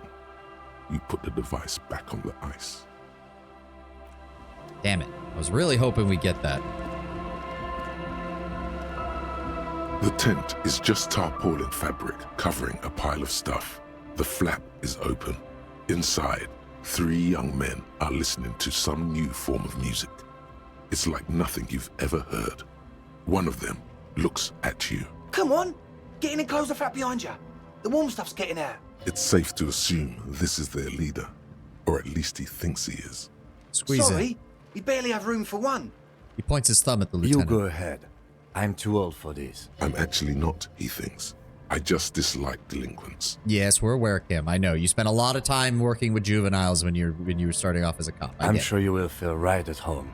I'll keep watch. He gestures for you to squeeze in. Oh.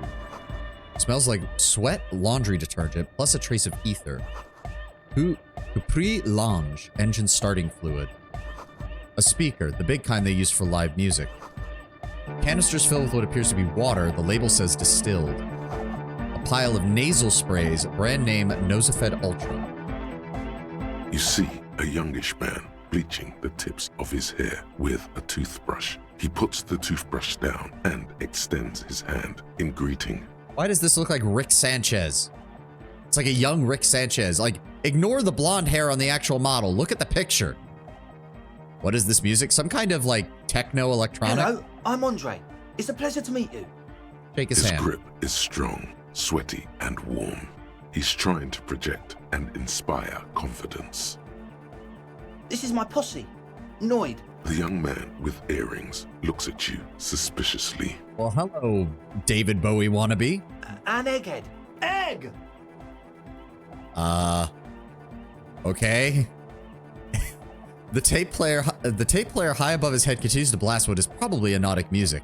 Together with a Settle Burger, who's out there right now, doing some seriously progressive sonic experimentation, we like to think of ourselves as music venue organisers. And how many music venues have you organized? We have many in the pipeline, officer. And why are you here? See, we've been all over Jamrock North, prospecting for real estate to establish a new venue in. Also for talent. Yeah, thank you, Egghead. And while there is no shortage of raw, unfettered talent spinning tapes in Jamrock, we've had rotten luck with the real estate part. Place is a shithole. I apologise for my friend Noid's potty mouth. I realise this is not how you speak to a police officer. He has authority issues. Well, next time watch yourself. I will, lawman. The young man nods and drops a drill chunk into a plastic container. Which brings me to the problem of occupied ecclesiastical property. I bet you've noticed the derelict hive of narcomania on the coast. An attempt to pander to your perceived conservative sensibilities. No person his age would ever use a word like narcomania with a straight face. Don't fall for it. Enough histrionics. What are you talking about? I'm talking about the church. And I'm not exaggerating. Even a place of spiritual refuge can become a magnet for all sorts of dopeheads and burnouts if left unattended. And there's the ad break. Ugh. You all know the drill. Get a snack, get a drink, whatever you need. Take a stretch. I'll be doing that. We'll see y'all when the ad's done, and we'll continue. We're only 2 hours in. We got a long way to go with this.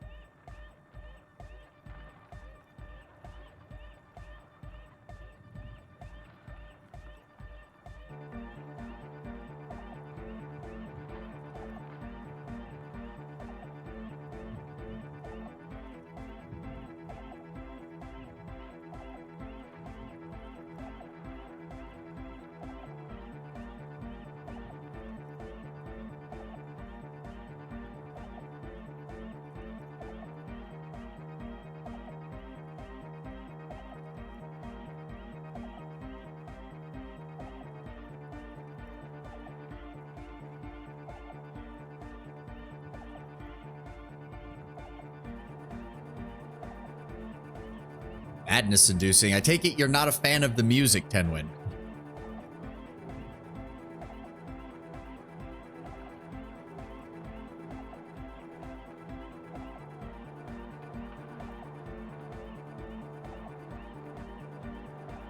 Let me adjust my setup here real fast.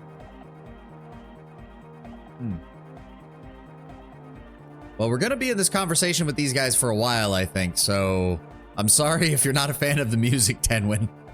But we're going to be listening to it for a bit.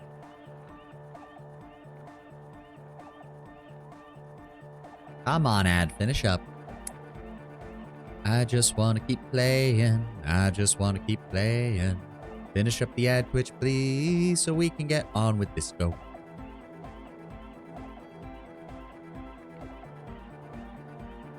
There we go. Dope heads! I still don't. What is with his picture? It's especially weird because, like, he clearly has hair, but the picture makes him look bald, and I don't get it. Burnouts. He angrily spits on a screw, then starts cleaning it. Well, I'm sad to say, that's exactly what happened. Sad because we were just about to put matinees on the map with one of the maddest dance clubs in Jamrock. Nah, strike that, in Revershoal. Strike that, the word! And sadder yet, because the dopeheads and burnouts hold up in there were the worst kind. He leans back a little, watching you with a steady, serious gaze, letting you imagine just how bad those dopeheads and burnouts really are. Good. This calls for an opinion. You're an expert in those. I feel like you're laying this on a bit thick, kid. What's really so bad about these dopeheads and burns out? They're spooky. What do you mean by spooky? I was hoping you would be the judge of that, officer.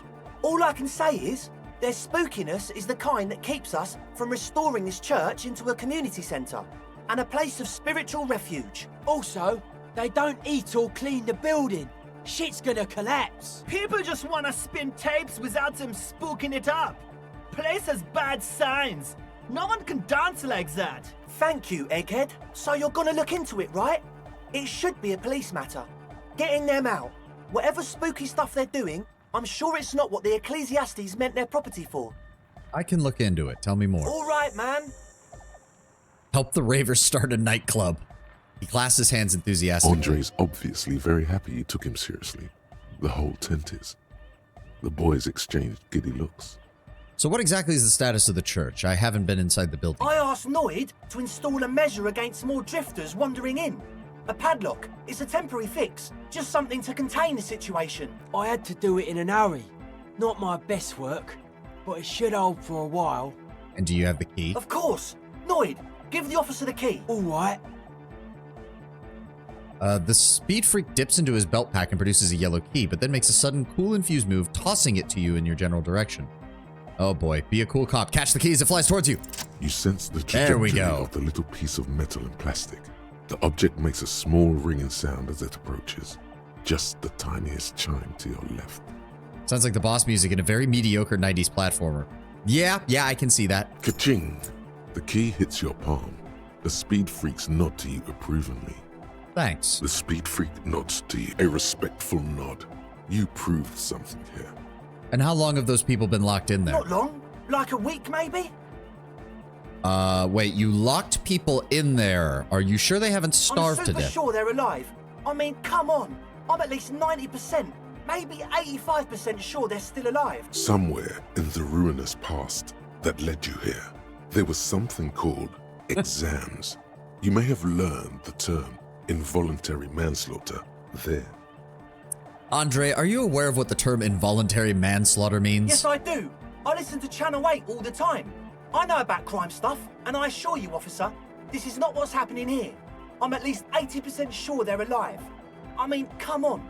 Most people aren't ever that alive in their entire lives. What? I don't know. What does anything mean, really? Oh, yeah. Egghead looks at his friend with an expression of profound understanding. Okay, yeah, I catch I your knew drift. you'd get it. You're one smart cop. It feels good to be the smart cop, doesn't it? That's a good cop to be. Has a nice ring to it. Smart cop. You wouldn't want to be stupid cop, now would you? But still, maybe he's just sucking up to you. You can stop buttering me up now, thank you. Oh, okay. I won't do that anymore. Other Sure, questions? man. Tell us what you want to know. Let's Do you- do it. Do you know who exactly these people are in the Truth church? is, I don't really know. None of us do. I don't even know how many there are. All we've seen are glimpses. You haven't even seen them, and you want the police involved. Well, There's also the machinery. What? This machinery is of the deeply mystical variety. When I first scouted the place, back in February, it was abandoned, empty. Took some time getting the crew together. So about 2 weeks ago, we came here hoping to set the stuff up. Suddenly, there are all these strange machines lying around in there. One of them has wires running into bowls of water. Wires into water. Never seen anything like it. Andre, tell him about the feeling. Oh, and it felt like there was something in there with us, watching us from the dark. No, the other one. Which other one? I'm not as in tune with my emotions as you are, Egg. Felt like silence. Awful silence. But you haven't actually physically seen anyone. Not exactly. We've just seen someone who we think is a woman go in and out of the church. A couple of times. And we felt someone or something eyeing us inside. But that's kinda it. And red hair, maybe? Lorry woman? Sure, why not? Yeah. But not really. Brown hair. Old. Heavy, dark signs. So which one is it? What Noid said. So brown and older, Ruby might have dyed her hair, though it seems like a stretch at this point. And what was that about something watching? Like you aren't alone, you know? It wasn't quite human, if you know what I mean. Not human, as in a ghost? Do you know what he means? It was this dark shape climbing upside down along the ceiling, like some kind of crab man. Yeah, you know, man? The way it was climbing up and around the ceiling, like a crab. It was stalking a cell, exhibiting ambush behaviour. Odd. Crabs are usually marine creatures, and not known for climbing walls. Are you sure there was a crab man? Yeah, totally. I mean, I didn't personally see it. Estelle was alone that time, but I believe her. If she comes out running and says there's a crab in there, there's a crab in there. So he hasn't even been in there lately. Is he afraid? You should ask her about it, but be nice. Don't tell her you don't believe in the crab. There probably is no crab man.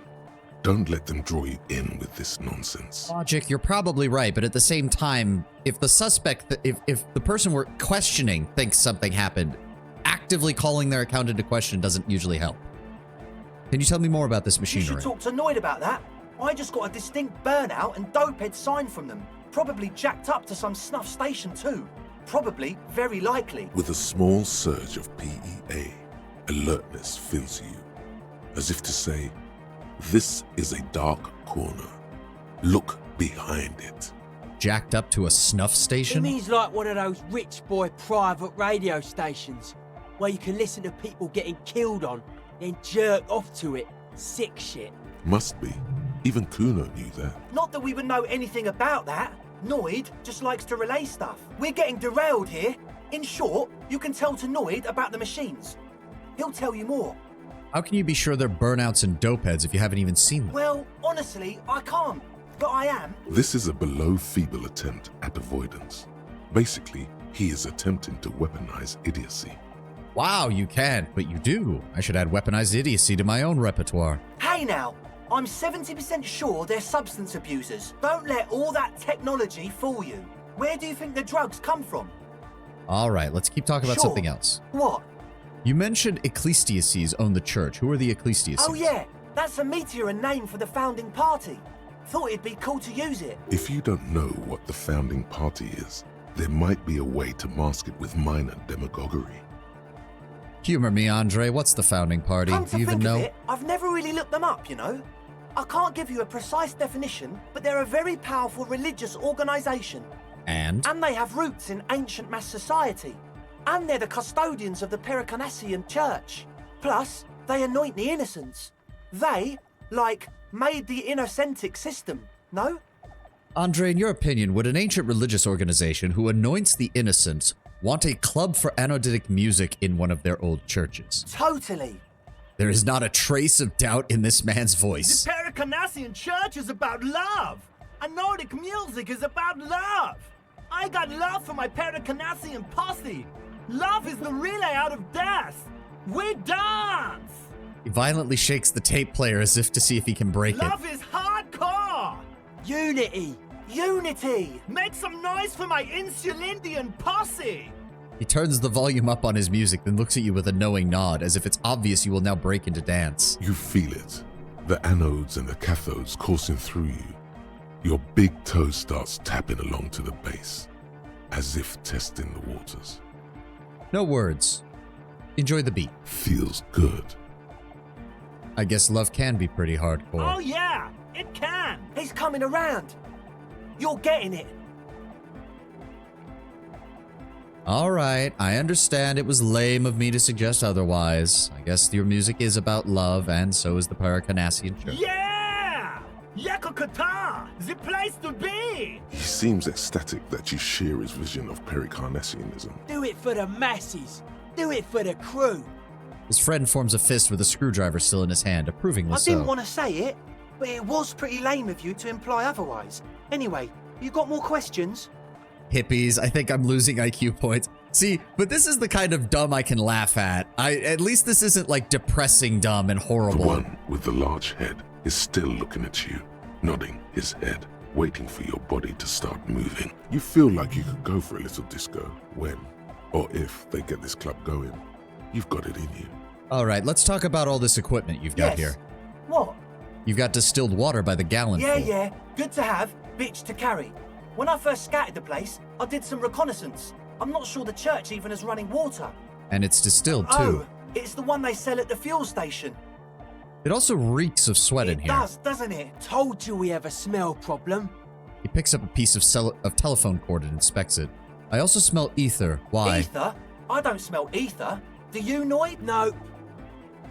Mixed with a peculiar chemical scent, like a laundry detergent. He sniffs the air, then shrugs. It doesn't take a forensic scientist to guess it's drug-related.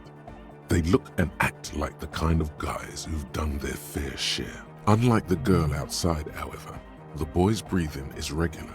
Their jaws stay put and their pupils aren't dilated, so they're not under the influence currently. At least, not under the influence of stimulants. That doesn't rule out hallucinogens, benzos, some depressants. How do you know all this? What's with the Nosafed? The what now? Point at the bottles of the nasal spray. Nosafed Ultra, you've got a lot of it. Oh, the old Ultra. I have a major sinus infection, stuffy nose. We all do. Shit's all blasted up. Winter, can't even breathe. You sound fine to me. Yes, that's all Nosafed's doing. Without the Nosa, I'd be drowning in shit right now. Nosafed is the shit. I have a feeling that if we had higher electrochemistry, we would be getting a lot more conversation options with this right now. All right. Yes. What? Okay. What about the engine starting the engine fluid? starting fluid? It's for starting engine. Is the amiable speed freak becoming a bit cross with you? Sounds like it.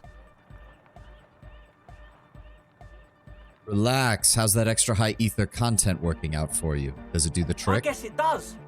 You're not completely satisfied yet. You know, maybe the slight set of ether I felt before is somehow connected to the ethyl ether. No idea, man. He nods enthusiastically, no doubt a little relieved. Logic, a cell was high, unexplained ether smell, unexplained Nosafed, unexplained starting fluid. Okay, do we have... Yeah, hold on. I know we have an item or two for logic. Where is it? +2 to logic with the hat. Conceptualization, interfacing, rhetoric, visual calculus, composure, shivers. Where is it? I know we had another one. The Korolev jacket for an additional logic point there. And the additional glasses for logic.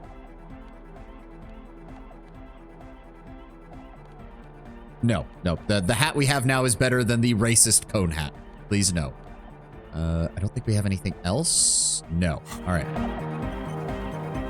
Hi again. So, there we go. Maybe everything isn't quite as you've been told. Take a moment to analyze what you're seeing. A number of things don't add up. Let's take a look. How about gather around, kids? Okay, kids. I'm gonna need you to lean in and gather round. The young speed freak puts down a busted capacitor and looks at you. The one with the large head seems very enthusiastic about whatever you have planned. Their would-be leader is less amused. You see, sometime in the past, and I'm not sure when or where, but betrayal was definitely involved. I fell sick and became the shadow that you see before you now. But before that, I have reason to believe that I was a police detective. But you still are. Thank you for your kind words, Andre, but as everyone in here can see, I am a disgrace to the uniform. Oh no, here we go. I was good enough in this job to be awarded the rank of Lieutenant Euphrator. I could have been a captain. Imagine that. What happened? I did. I happened to myself. That's a real downer. He shakes his large head. Now, obviously, that might as well have been 1,000 years ago, but there's still a detective in. The young speed freak is silent. He senses something is wrong.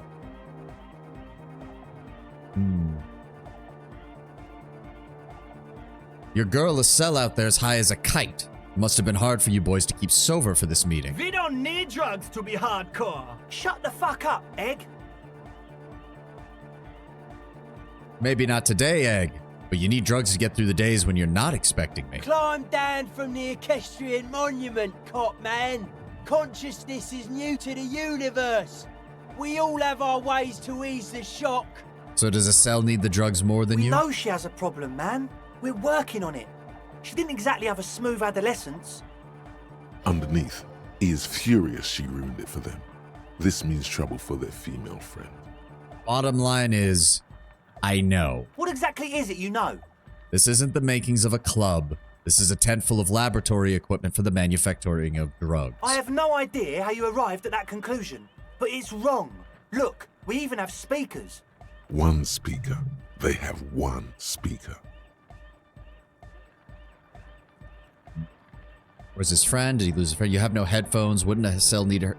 Yeah, you've got no headphones. Wouldn't Estelle need her headphones to spin tape? What do you know about spinning tape? Nothing. You've got one speaker. Where's the rest? What do you mean, friend? You only have one. It's a one-speaker system. It's monodynamic. You wouldn't know the first thing about sound reproduction in anodic music. Other speaker. The Nosafed is here for active ingredients. He said it was for his nose.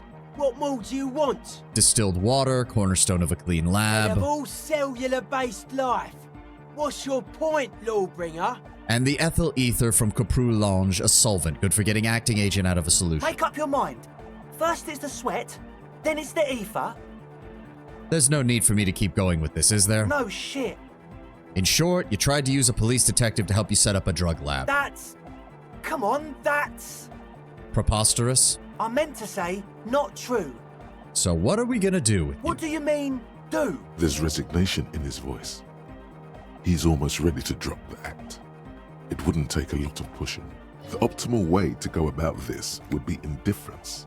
It begins by you telling him you don't care about any of this. Are you sure? Suggestion.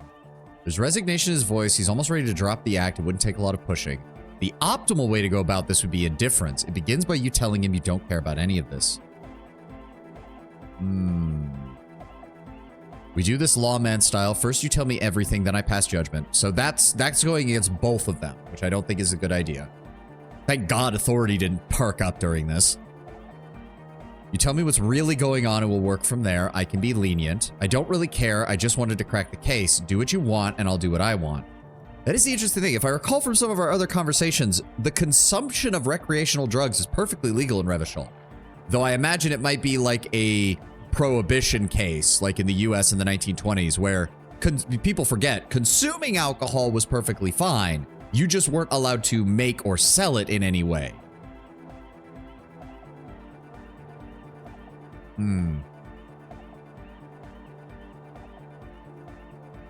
Do we go with empathy or suggestion? See, the thing is, empathy's check was easier. Suggestions was harder, which makes me believe that that might be the case. You know what, kid? I don't really care. I just wanted to crack the case, and I kind of get tired of people lying to me. Do what you want, I'll do what I want, and we can all just keep moving. Really?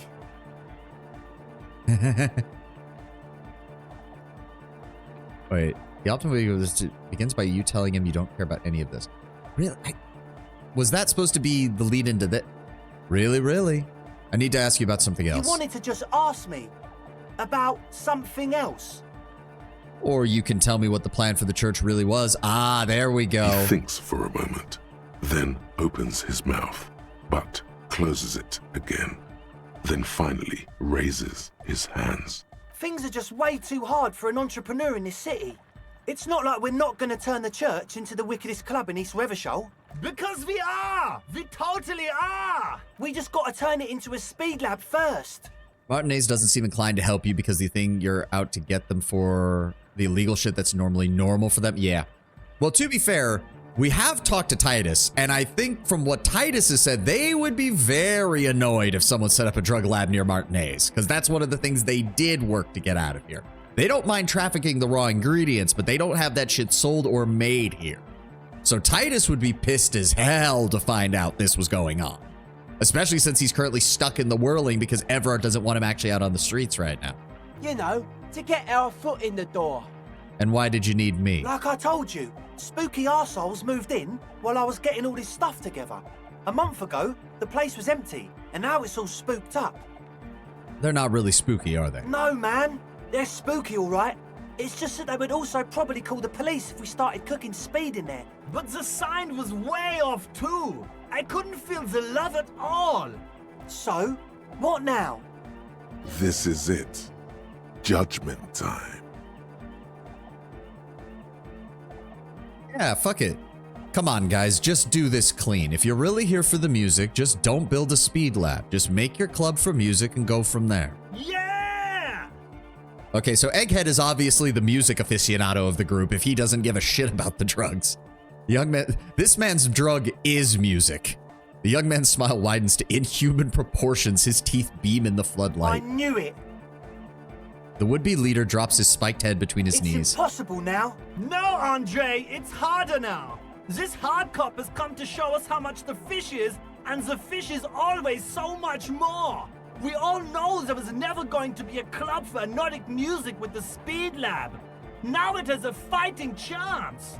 I'm sorry, what about a fish? There needs to be a club for Nordic music in there. Needs to. Everyone hates each other. Everybody hates it here. It's all just drugs and we're slaves and I can't. We are running out of time. We need a win, Andre. I promise this will be a win. We won't cook speed in there. We'll do it clean. We'll do it true. We'll do it sober and real and beautiful. This will be a victory for the light. This will be nothing. You can hear the ice crack underneath you. Outside, the last century waterfront development is crumbling in the wind. A grape-shot row of falling houses. And so is Rue de Saint-Jérôme and all the houses on Main Road. The old cinema is sinking underneath Villa La Bosse. Does anyone else feel that? What? Nothing. We'll call this incident crime prevention, and I'll just keep my eye on you. We'll try to do it without the drugs. He raises his head from between his We'll do a knees. straight club up in there, spinning the maddest reels, and nothing but. I swear to God. Okay, Egg? From here on, it'll be straight all the way. As always, we'll be... Sweet. Was there anything Hi else from again. you? Nope. As always. All right, so what about you, Noid? What can you tell me about the people inside? With Andre, and now you want to discuss things with Noid. Good. Skin shows through several holes in the Speed Freak's far too large sweater. In front of him, an open toolbox full of carpentry tools It's and good parts. you talked to Andre first. Gave me time to get a reading on your sign. Can't really talk to people before you get a reading. He runs his hands through his hair, which is combed back in mock seriousness, and continues to fiddle with some gears. This young speed freak seems to know a lot about signs. Could he be the techno tinkerer you're looking for? His look is intensely suspicious. Sign. Yeah, gotta compare. See if we can align. Interesting. I suck at socialising, man. Even now, our sign synchronisation is way off. But I'll see what I can do. All right. What can you tell me about the machines you saw in the Weird church? stuff. Specialised. There was a data processor and some sort of long-wave machinery. Wires going into water. Gives off a spy sign. Or some fucked-up Samaran science sign. You know, the kind that goes head first into the supernatural. Okay, so sign sounds like this world's equivalent of vibes, essentially. And what's wrong with the supernatural? Nothing's wrong with it. You should definitely be researched. You can still do sick shit with it, though. The sickest? That's perhaps why it should be researched. Okay, calm down, Inland Empire. We all know that you think everything is supernatural. So you think it's real and that it exists? Most of it doesn't exist. But there's also stuff that isn't allowed to exist, because the moralists think it's too dangerous for the plebs. Psionic powers, pale-related diseases, pretenders pretending to be human, folk rights, that kind of stuff. Why do they call you Noid? The hardcore aesthetic is esoteric. It's not meant to be discussed with the law at this moment. He picks up some sort of widget. It's not easy to reach a harmonic resonance of signs without some adjustment. So this means we need some sign match. Yes, further sign matching would do good for us. One way to achieve this would be by getting us into the church. Would you use your sign sense to do something technological? Like help me contact a coalition warship? Don't think so. Big bad frequencies are extremely negative. Thought suppression, dream implantation, memory revision. Pretty out there stuff. Not sure I want to get involved with it. There is fear there, but also curiosity. He just needs a reason to help you. Besides, our own signs aren't even synced yet. So how am I supposed to get you synced up with a big bad? It don't make any sense, law lover. Alright, well that's all I'm going to be getting out of you then. Okay, egghead. A young man with peroxide blonde hair holds up a Harman Welshi tape player, nodding along to the music. He looks at you with a knowing smile and says, as though you're supposed to be sharing some tremendous evangelical secrets. Hardcore! Is it? It's hardcore! You're just gonna keep saying hardcore, aren't you? Skibber-dee, skibber-danger. I am the rearranger. Oh god. Could there have been a right way out of this garden of forking paths, you think? Solve Egghead's puzzle. Oh god. The young man with the tape recorder. This is hardcore. Say nothing. Hardcore! But is it? Really? Yeah! This young man adds a capital G before the H in his yegs and args. This produces a guttural, Gotwaldian accent and makes him sound more animal, more in it. Or maybe it's not Gotwaldian. Maybe it's Oranese. Probably an homage to Oranje, where Arno van Eyck is from, judging by his name. Could you be listening to an Arno van Eyck creation right Drama's check was higher than Encyclopedia, so we're gonna go with them.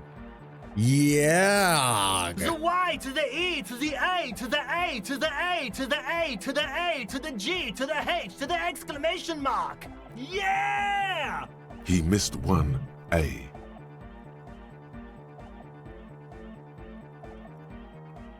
You missed an A there. I yelled mine was 6A, so you gotta yell it with 6-2. You missed an A there, but that's okay. I'm a pretty lenient cop. It's nice to be important, but it's important to be nice. Oh fuck, and that... Back to the heavyweight jam. What? Hardcore! Say nothing. Hardcore! But is it really? Yeah! This young... Yeah, or maybe and then we get that. it's not. And then this. He missed one. You missed an A there. I'm the hard rhymer, the track attacker, the mic enforcer, the sixth checker. I am the law. Okay, so that wasn't it We're either. close.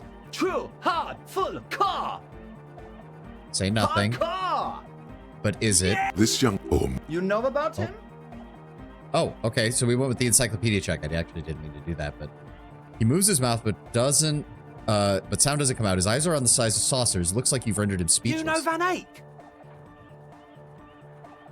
Yeah, I'm a major egghead. Wow! The skinny wraith looks at you with some disbelief. So am I! So am I! He begins to shake his head so everyone would understand. Oh! Is that why they call you Egghead? Because... Because it's not egghead, it's achehead. Egghead Oh. was the mega! The K became the G! The boy became the man! The Advent? Okay, so that didn't explain We're everything. close. True, hard, full, car! Okay, say Hardcore! nothing. Still say Hardcore nothing. to the mega! All Here right. comes the night! Okay, so that's not it either. We're close. True, hard, Say nothing. hardcore! Still say Hardcore to the nothing. mega! Still say Internally nothing. coherent!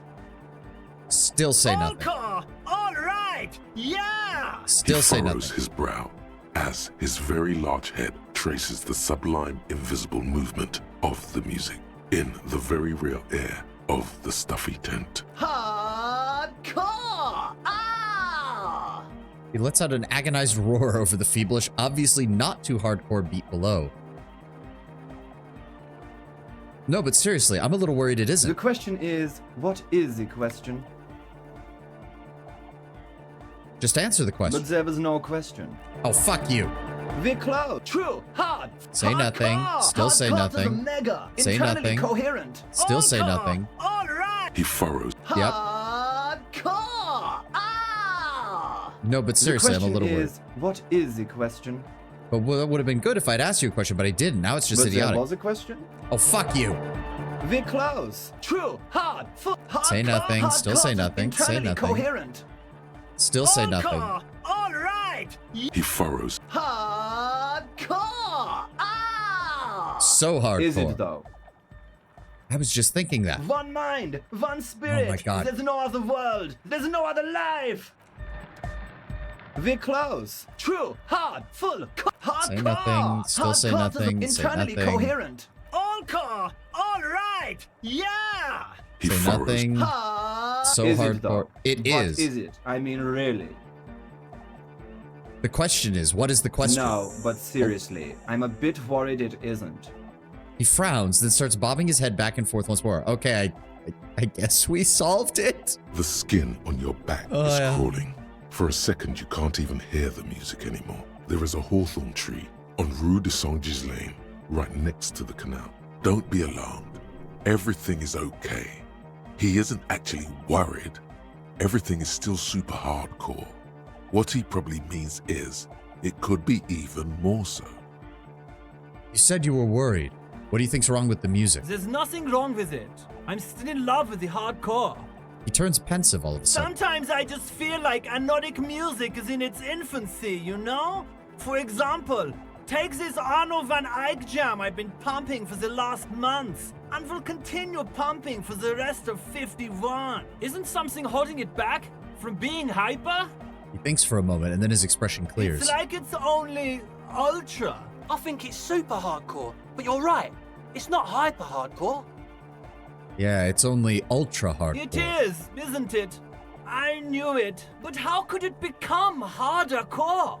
I know the answer in my heart, but cannot think it in my head. If this is not hyper, how could anything be? I mean, that sounds suspiciously like a question. I thought the question was, what is the question? No! This is the answer! Try to think if anything could make it harder core. What? Guys, there's something happening in his head. As your mind works, the beat recedes from your ears. You hear your own blood pulsing through your head, nourishing your thoughts with oxygen. The rhythm is familiar. Kim has his own way. Kim is outside. He doesn't even know anything that's going on right now. Kim is outside because he did not want to deal with this. Feel the movement of blood through your head. The abstract shapes swelling in the foreground have done so in vain. This is a core matter. The answer in the double kick that moves the milliliters through your mind. The dark thud is the source of all rhythm. The inspiration behind mathematics. Honestly, neither do I. I don't either, Ted. I've got no fucking clue what's going on with these guys. The hardcore. Think even harder. Oh yeah! He's doing it! But you're not. This is almost certainly a matter that surpasses the limits of reason.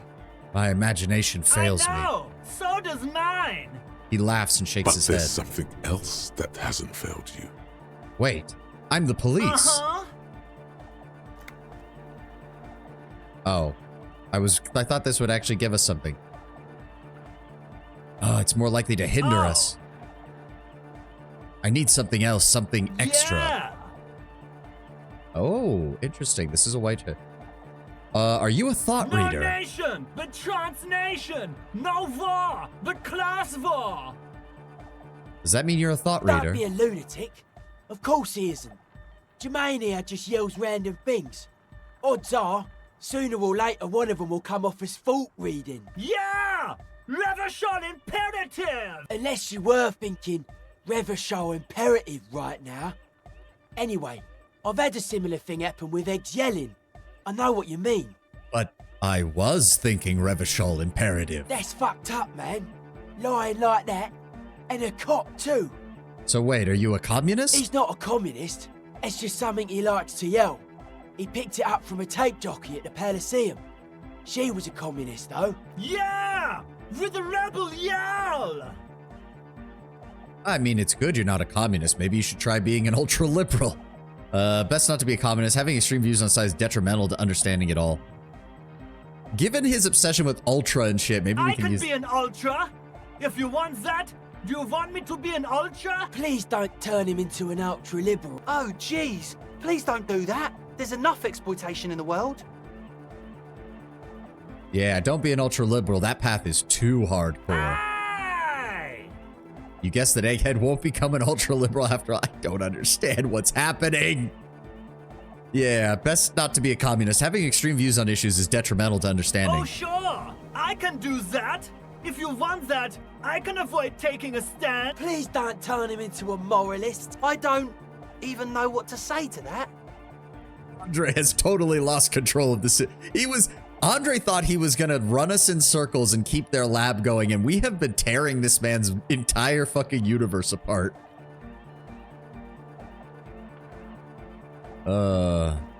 Don't be a moralist then. That path requires a sensible examination of all nuances unattainable to most people. Okay, talk about something else, Egghead, for the love of Christ. Is your real name Jermaine? Hardcore! Jermaine Egghead! Basically, yes it is. Why are there lungs on your belt buckle? Lungs are for love!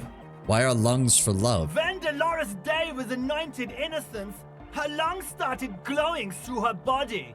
For the world loved her, and she loved it back. Yeah! Really? I think so. That doesn't sound like a thing that would happen. But that's what everybody saw. Explain it as you please.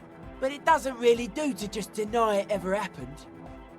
Okay, I know we have some stuff that we can wear for physical instrument. Alright! Give me a second. Give me a second, Egghead. Physical instrument +1.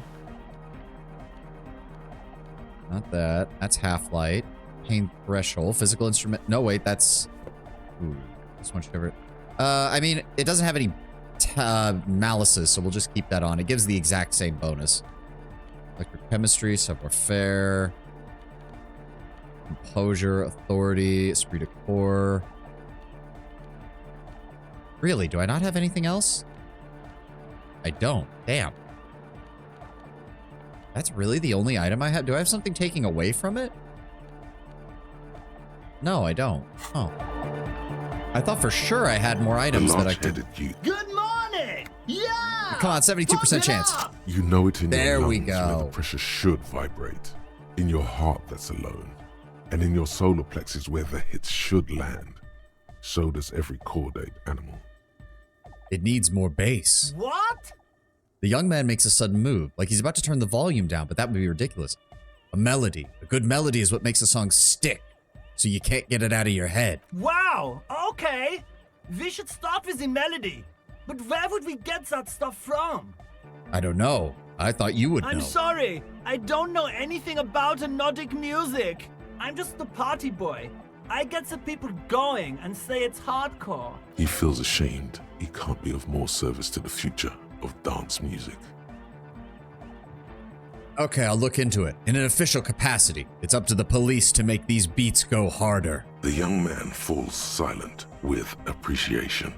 He even tries to contain his smile, as if it could hinder your investigation. Basically, what you need to find here is a tape with some banging music on it, so that Egghead could use it to remix Van Eyck's jam. Yeah, maybe that street talker across the pawn shop has got some tapes to sell. That's just an idea. There is a hawthorn tree on Rue de Saint-Ghislain, right next to the canal. A reel of magnetic tape is caught in its branches, like bronze ribbons blowing in the wind. Oh, well, thank you, Shivers. Nice of you to finally contribute. I've been there. Oh, I know. I know this. I can tell you where it is. St. G is the boulevard before the canal bridge. The one that takes you to the whirling in rags in the industrial harbour. It's got the lanterns and the...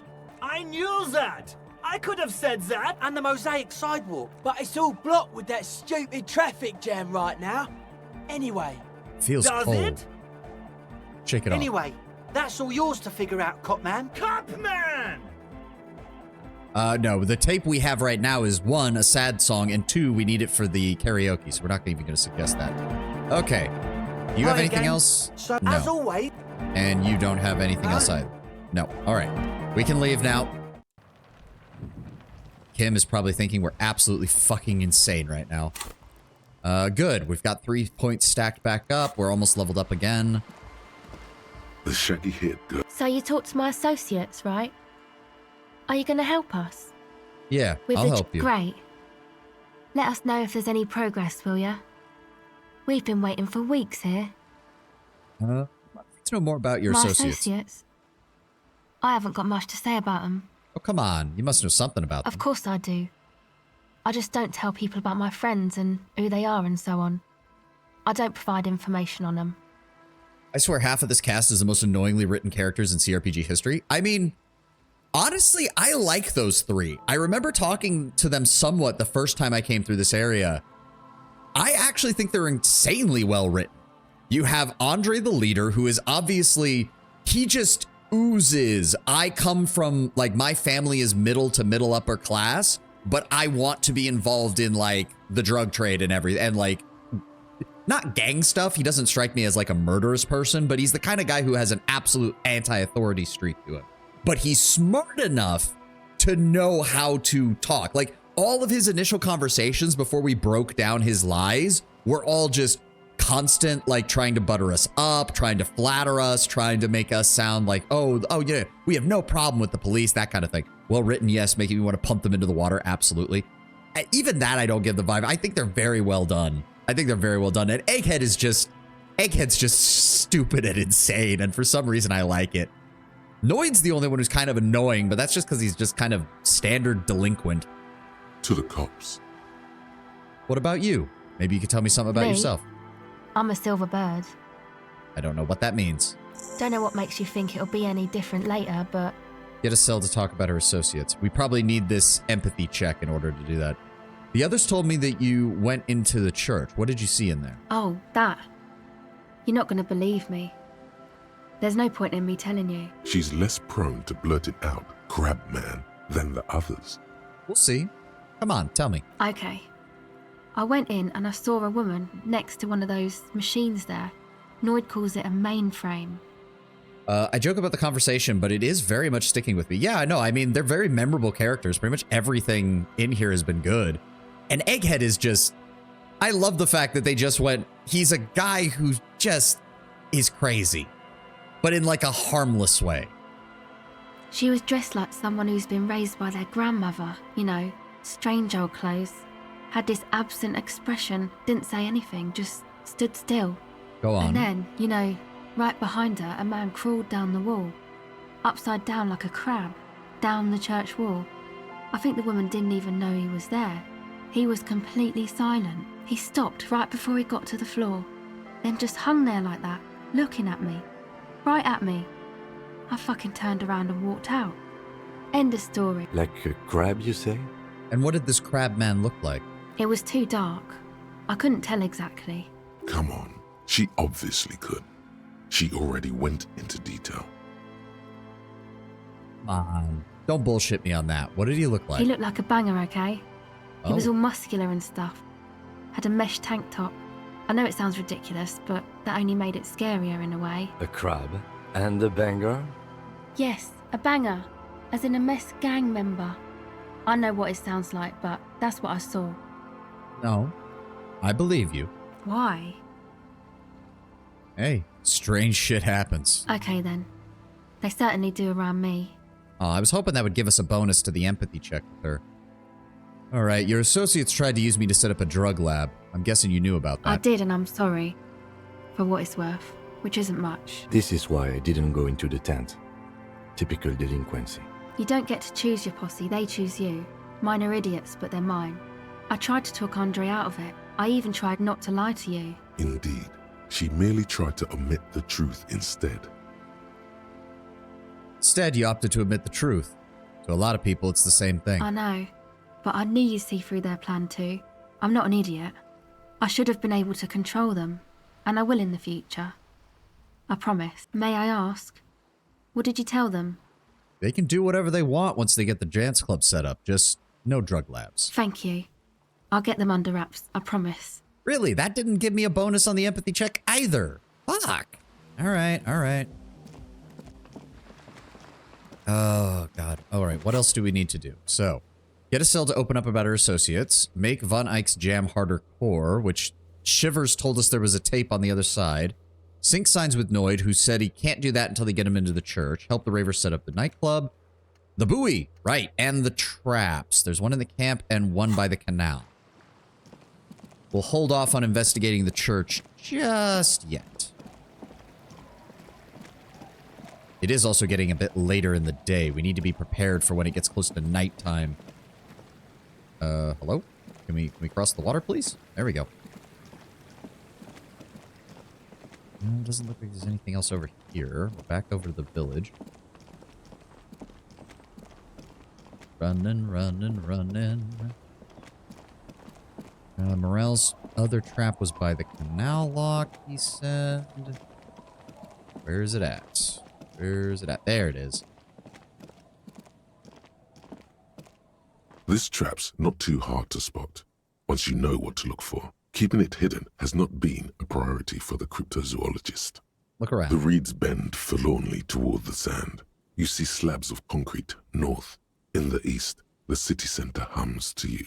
The constant, distant song. Louder on this part of the coast. Nearer somehow. And there's that cold again. Always the cold. Reach for the Nothing trap. but locusts in this trap as well. Definitely no cryptozoological monstrosity. Empty as all of them. One more of these and we're done. His face is a little red from the cold sea air, and he crouches to catch his breath. You getting tired over there, Kim? No, I'm fine. I didn't mean to complain, it's just... He's a bit short-winded, and the sentence ends there. It's okay, Kim. I get you, buddy. It does strike me as like, Harry has a lot of health problems, but it's very obvious that, surprisingly, being a detective means that his cardio is fucking amazing, apparently. It said it was in a tree. Right? Maybe the one by the... Come on, wait. There we go. Hawthorn tree on Rue de Saint-Ghislain. Said it was near the... I thought it said it was near the... Walk back to the canal, see if you can find any tapes that work as a melody, then bring them back to Egghead for mixing. It said it was in a tree.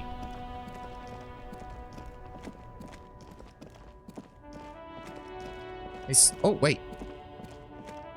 Oh. The hawthorn tree on Rue de Saint-Ghislain.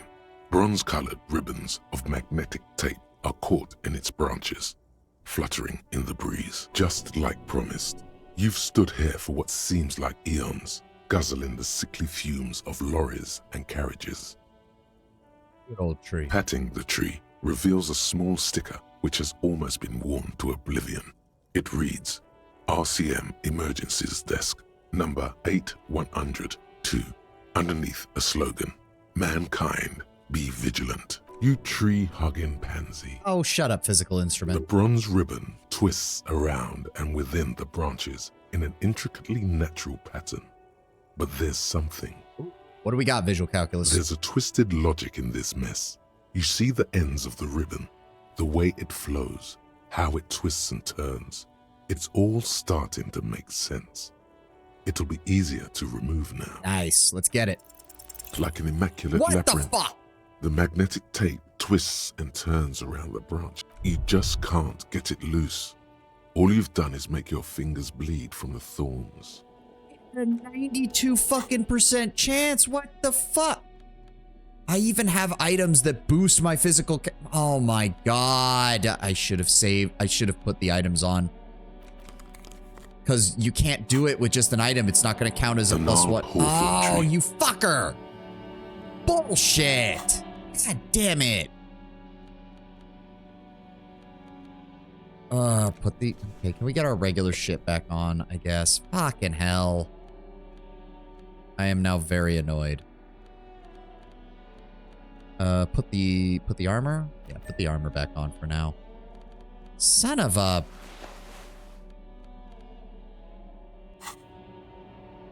I'm gonna have to use a point for that. We are close to a level up.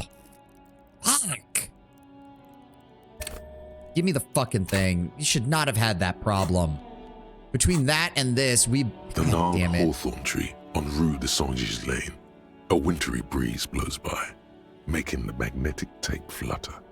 Visual calculus was the check that told us about getting the bonus, not the actual check. I'm an even bigger idiot. I'm an even bigger idiot! Do I have an autosave? I'm actually willing to... Fuck! The last save was over 13 minutes ago. Fuck! Never mind. Fuck! Interfacing, I already have. That's the highest thing I've got for interfacing. Shit! You've got to be fucking kidding me. I don't think I have anything else that boosts interfacing. Put those on. Encyclopedia has been pretty helpful, so having that would actually be nice. Fuck me! I'm having to waste a second point now. The gnarled hawthorn tree on Get it Rue de off. Saint-Gilles with Thank slow you, and you deliberate piece of shit. motions. Pulling, bending, and unraveling, you manage to extricate the magnetic tape from the branches. It curls up into a mess inside your pocket. If only you could find a way to re-spool it, so that you could hear what's on the tape. Maybe Roy from the pawn shop can help you with this. What's the tape for? It's for Egghead. I promised I'd help them make Van Eyck's jam hit a little bit harder. This should help. How? It's broken and unspooled. Do you think your new buddy knows how to fix it? Well, I think at least one of the ravers should know how to fix a broken tape if they want to set up a damn nightclub. You could also get it fixed at the pawn shop across the street. We shouldn't waste our time. Good idea. He might have the tools. The tape projector in the pawn shop uses similar tape. Well, I just wasted a bunch of skill points on stuff that we already had high skill checks in because the game decided to fuck me. Thanks, game. And because I don't fucking pay attention to my fucking skills sometimes. I am an idiot. Hello, hello. Let me know if I can help you with anything. Do you know how to fix this? You mean re-spool it? Yeah, I do, but... Could you do it for me, please? This is important. I need to be able to play But this I'm game. not some Mr. Fix-It. I'm a pawnbroker. If you want to pawn the tape, sure. Although it looks pretty... worthless. Just explain why you need this so much. He's bound to understand. Come on, it's not worthless, Roy. This could be the... Wait, just explain... Yeah. Well, that was easy. Easy checks tend to be not the best because it's usually them just assuming things. This could be the next big thing for a local dance music scene. Huh? You know that What old do you church down mean? the coast? Yes. What about it? Well, there's a couple of young ravers near the place, and they want to turn the church into a nightclub and play some weird neo-disco beats there. They call it Enotic dance music, and I promised to help them with that. Is it any good? The music, I mean. Nah, do you see, that's the thing. How unbelievably thin the beat is. There's almost nothing to it. It just goes, bzz, bzz, bzz. But this tape could make it Man, hardcore. You're really invested in this. He looks at the bundle of tape in front of him. It shimmers under the shop's dazzling light. Okay, I'll help you out. It's going to take a moment, though, so just sit back and relax. You take some time to look around the store. The play of visuals all around the pawn shop is mesmerizing. Suddenly, Roy turns back to you with a reel of tape in his hand and coughs. Thanks for the help, Roy. Yeah, my pleasure. I'll do what I can for... All right. Sweet. We can go check out the buoy, the last trap, and return with the tape for Egghead. Da da da da.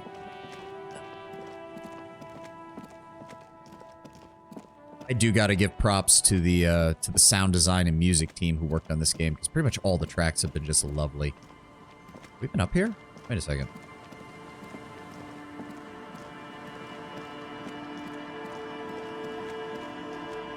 Oh, yeah, this just leads to the backside of the village. Right.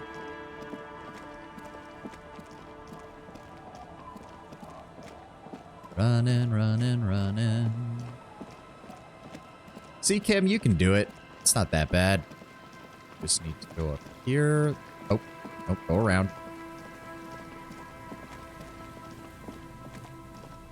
That guy's still up there. Weird. We got Morel's last trap over here. This is the last of the traps. The one Morel just set. Checking it over, he said, is just a technicality. Look around. The reeds by the abandoned campsite hiss and shake. The later it gets, the colder. Remnants of the camp can still be seen in the sand. The fire that's gone out. You feel strange, somehow. Reach for the trap. The trap feels light and silent as you pick it up. Something is different here. No locust. Oh? No phasmid either, but still. Huh, it's empty. Morel didn't leave it empty. Your voice echoes on the coast, carried by a gust of cold wind. Well, closer. The bait worked on something. This doesn't mean it was a reed monster, though. Unless you see one in there, I just see an empty trap. The netting is a little untidy, messier than the others. Like someone or something picked the trap up and shook it before dropping it back down on the ground. Still, something messed with this trap. Perhaps our cryptozoologists have competition in the form of an actual entomologist, or someone else is sabotaging them. I could present more theories, but then I would be taking this on as a case, which I'm not. But what if it was the phasmid? Maybe it ate him and got out. Right. Anyway, that's for the cryptozoologists to figure out now. We are not cryptozoologists. We are cops. A cold gust of air dries your sweaty face, and you look to the dark shadow, the felled building in the distance, drawing you to it. What a strange sensation. Once this is done, should you try to ask again? What does it mean, try to ask again? Yeah, we've already done that. And then Claget said that she left her buoy around here. I could have sworn the game had us talk about something like that. Oh, wait, did we already check this one? You've checked. Yeah, we did. Where is her buoy? Where is it? The buoy, there's a buoy west of the boardwalks on the coast somewhere in the reeds. It has Miss Orange's fake documents in it. Right. Where, though? No, we can't get over there. The music is doing that thing where it gets overly loud again. Oh, nope. Yep. Nothing to click on there. Ah, there we go. Could this be the buoy?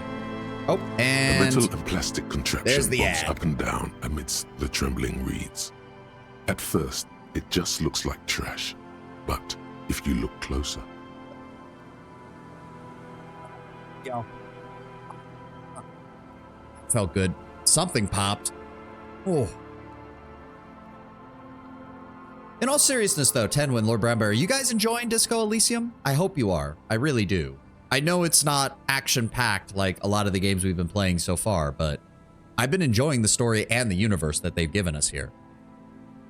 And thank God it's all voice acted, because my God, the amount of reading that I'd have to do. It's all right. Okay. It's just a lot all at once. Yeah, to be fair, that feels very fitting with everything that's happened with Harry. Like, it feels very fitting that everything is there. I really am. The game story speaks for itself, that it renders me quieter than usual. That's fair. I just wanted to check in. You guys are my most regulars, so I wanted to at least, and you're the guys who talk the most. I know Jello and Kataka and them often lurk, but it's nice when you guys talk. I'm very grateful that you guys are here. Really, I am. It's just a little, I know, sometimes it does feel a little weird doing these, because I think you guys were right when you said it's a point-and-click game, but in the skin of a CRPG. The thing is that quite frankly, I don't like point-and-click games normally. But Disco Elysium is doing such a good job in its presentation that I just can't help but love it.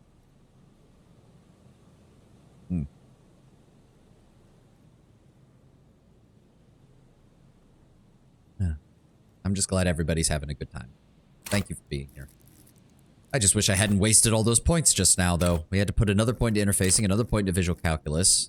I still haven't gotten a level up, even though we were almost done with those tasks, so hopefully we'll get some more experience. I do think that starting with a balanced stat spread is actually one of the better choices you can make, because it keeps you from going overly much into any of the categories. I've got a bad feeling about how low we've kept a lot of our physique scores, though. I honestly think that this game's skills are has rewired how my own internal dialogue works. That's an interesting path for it to take, I suppose. But it does make you think, like, is your brain actually capable of providing a single consistent internal monologue, or is your brain tapping into various aspects of your personality in order to create that internal dialogue? And which parts of those internal monologues does your brain focus on? Again, it's an interesting concept. Like, it's a very interesting way of telling the story. The only other game I can think of that has something similar is Planescape Torment, where you constantly find references to your past selves. That kind of has at least a similar vibe to it, though presented in a very different way. 2, 4, 5, 6, 7, 8, 9 points in motoric so far. 1, 2, 3 points in physique. 2, 3, 4, 5, 6, 7 points in psyche. 1, 2, 3, 4, 5, 6, 7 in intellect. Yeah, I've got a bad feeling we're gonna start running into physique checks at some point, and I'm gonna fucking hate what's happened so far. There we go. Ad's over with. That over there. He points to the strange-looking you object. Told us about. The one she hid her passport in. We should take a look. Cold, air, tendons. Snapped the cords, keeping the boy in place. A little longer, and it would be floating somewhere out in the open sea. This is sort of like Planescape Torment with the amnesia and letting you define your alignment through your choices, but it almost seems to make fun of your ideals that it lets you choose from. In some ways, yes. In others, I think it's just accepting that because of how messed up Harry's brain is, he doesn't have the decades of context to form proper opinions on things. Instead, his brain just kind of jumps to the most radical of conclusions, which to an outsider looks crazy. And thus, the game makes fun of you for it.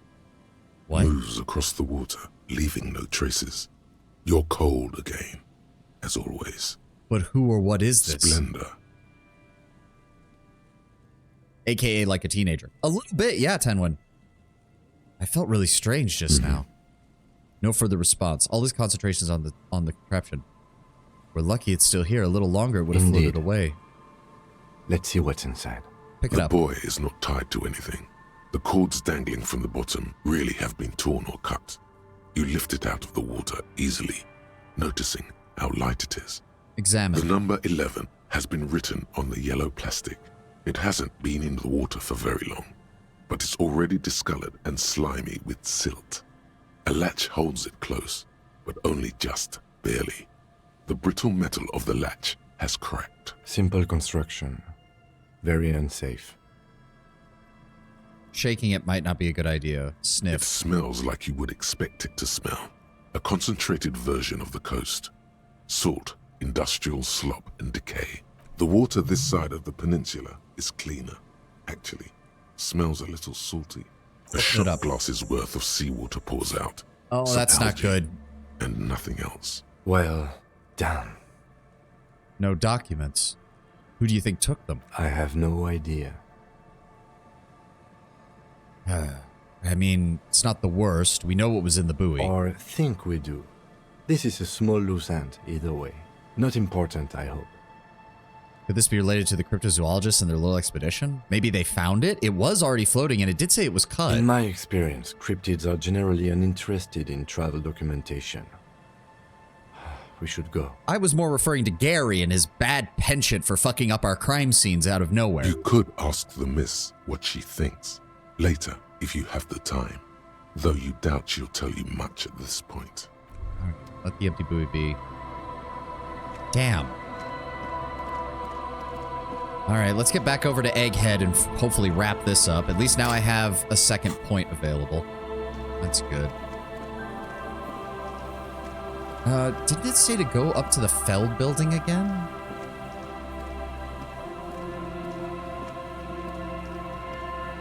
You see, a slogan used to intertwine with... Looks like tomorrow. Yeah, nothing there. Was there anything else from you? Hello again. I want to hear about the Feld building Sure. again. What's on your No, but of nothing, course. nothing new there. We're not asking for money. We're actually doing okay on money now that we're not having to pay money every night. No, there's... Shivers might have just been giving us a bad hunch that time. It was a trivial check. So Shivers thought there was something over here, but it turns out there wasn't. Oh. Nolan Vinct Sink, an unsuccessful model. Ah, referring to the car.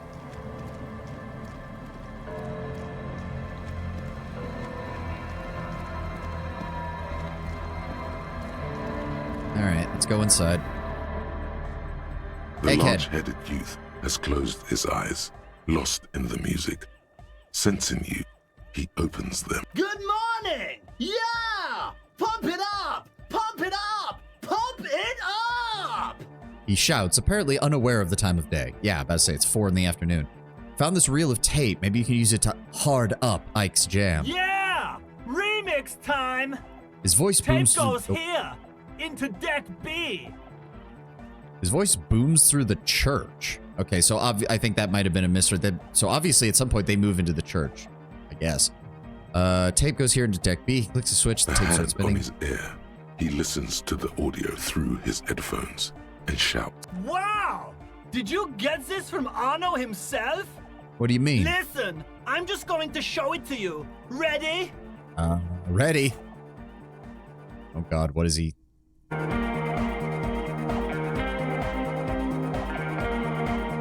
I mean, I think that sounds better than how it was before.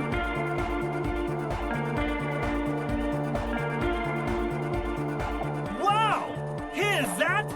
The signs match perfectly! Now, if only we had the beat for the full assault, it would be unbelievably hyper! Intriguing.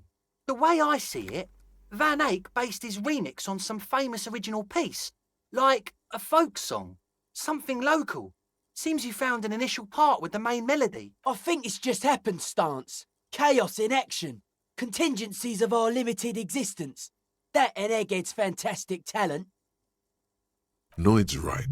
Egghead's technical talent is the key. No, this is definitely part of the same song. Something cut from it. It fits too well. Something mysterious is going on here. Maybe Arno van Eyck lived around here and just threw a part of his song away because he thought it was shit. Be how it may, if it fits, it fits! Bring up the volume! What about the bass? Do you have any ideas for that? Yeah, I remember.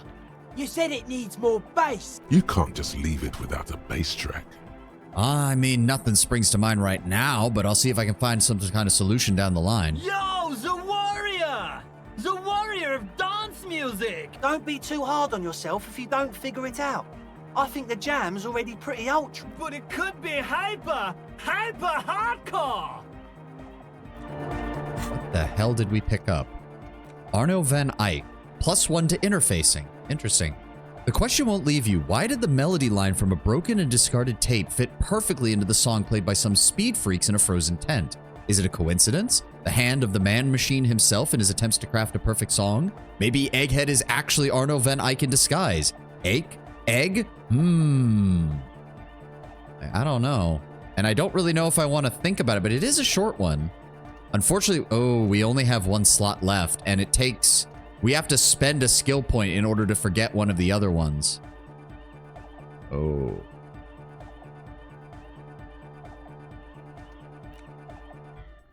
Speed. I mean, we don't use drugs, so we might drop Lonesome Long Way Home. That or 15th Indo Tribe. The additional money's been cool, but we are actually doing well on that. Volumetric ship compressor is also probably not the best because that was mainly there just for getting the body down. Interesting. All right. Okay. So what else does he want? Yeah. Help Egghead with the beat. This may take a while. Okay, so we're probably not going to find that anytime now. Nothing else. Did you have anything else while we're here? Come on. Hello again. No. Okay. Oh, no. I guess we could head back and talk to the cryptozoologist right now. Why am I not Why is it I can fast travel from some places and not from others? I don't understand that. That's weird. Yeah, that's weird. Okay. You are here. Fisherman Shack. Hold on, what time is it? It is 16:34. So if I fast travel... Oh, okay, time does... Okay, so yeah, that fits with what I thought. Time is only progressing when we're actually talking to people, so the travel time doesn't matter as much. That works for me. We're still waiting for it to get to nighttime before we... Nope. Talk to Morel. It's great to see you again, officer. My wife can't wait to thank you. Go on, talk to her. Oh, Lena wants to talk first. That's fine. Oh, sweetie, I don't even know how to thank you for finding my husband and helping him out. I hope we haven't been too much trouble for you. Just doing our job, ma'am. Here, I want to give you a small token of my Aw. gratitude. It's a tie, Mexican origin. The pin is an antique, quite special. He hands you a thin ribbon held together by a silver bird skull. The little silvery knob holding the tie together feels warm in your hand. It's in the shape of an avian skull with 8 eyes. The 8-eyed Terratorn You Khan. could ask her about this when you get the time. It's probably a cryptid, but the phasmid, of course, is more important. Yeah, let's talk to Morel now. Ha ha! Nothing like the gratitude of a good woman. Now then, what can I do for you? He gives you a gruff pat on the He shoulder. tries to play it cool, remain professorial, but inside, this man is itching for some news on those traps. So, I checked all your traps. Good. Okay. And? One of them was empty. Completely empty? Yep. No locusts, no phasmid. No locusts? No phasmid either? That's not ideal, but... Well, the empty trap was the one by your campsite. Maybe that factors into I it? definitely left that one stocked. Right from the campsite? Just means the Insulindian phasmid is even more clever than we thought. Of course, more clever. The detective whispers. You're to dealing himself. with a subject near and dear to their hearts. It might behove you to tread lightly. Thank you, suggestion. Yes, the Phantasmodea picked off the locust and escaped. This is good news, though we'll have to reconsider the design of the traps, make them more secure. Another trip to the reeds. Gary sighs. Gary, if it inconveniences you, I don't got a fucking problem with that.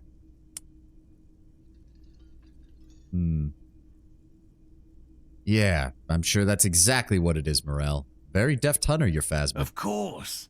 Be sarcastic. Oh. Unless you have an alternative hypothesis you'd like to venture. Mine stands. Okay, Morel.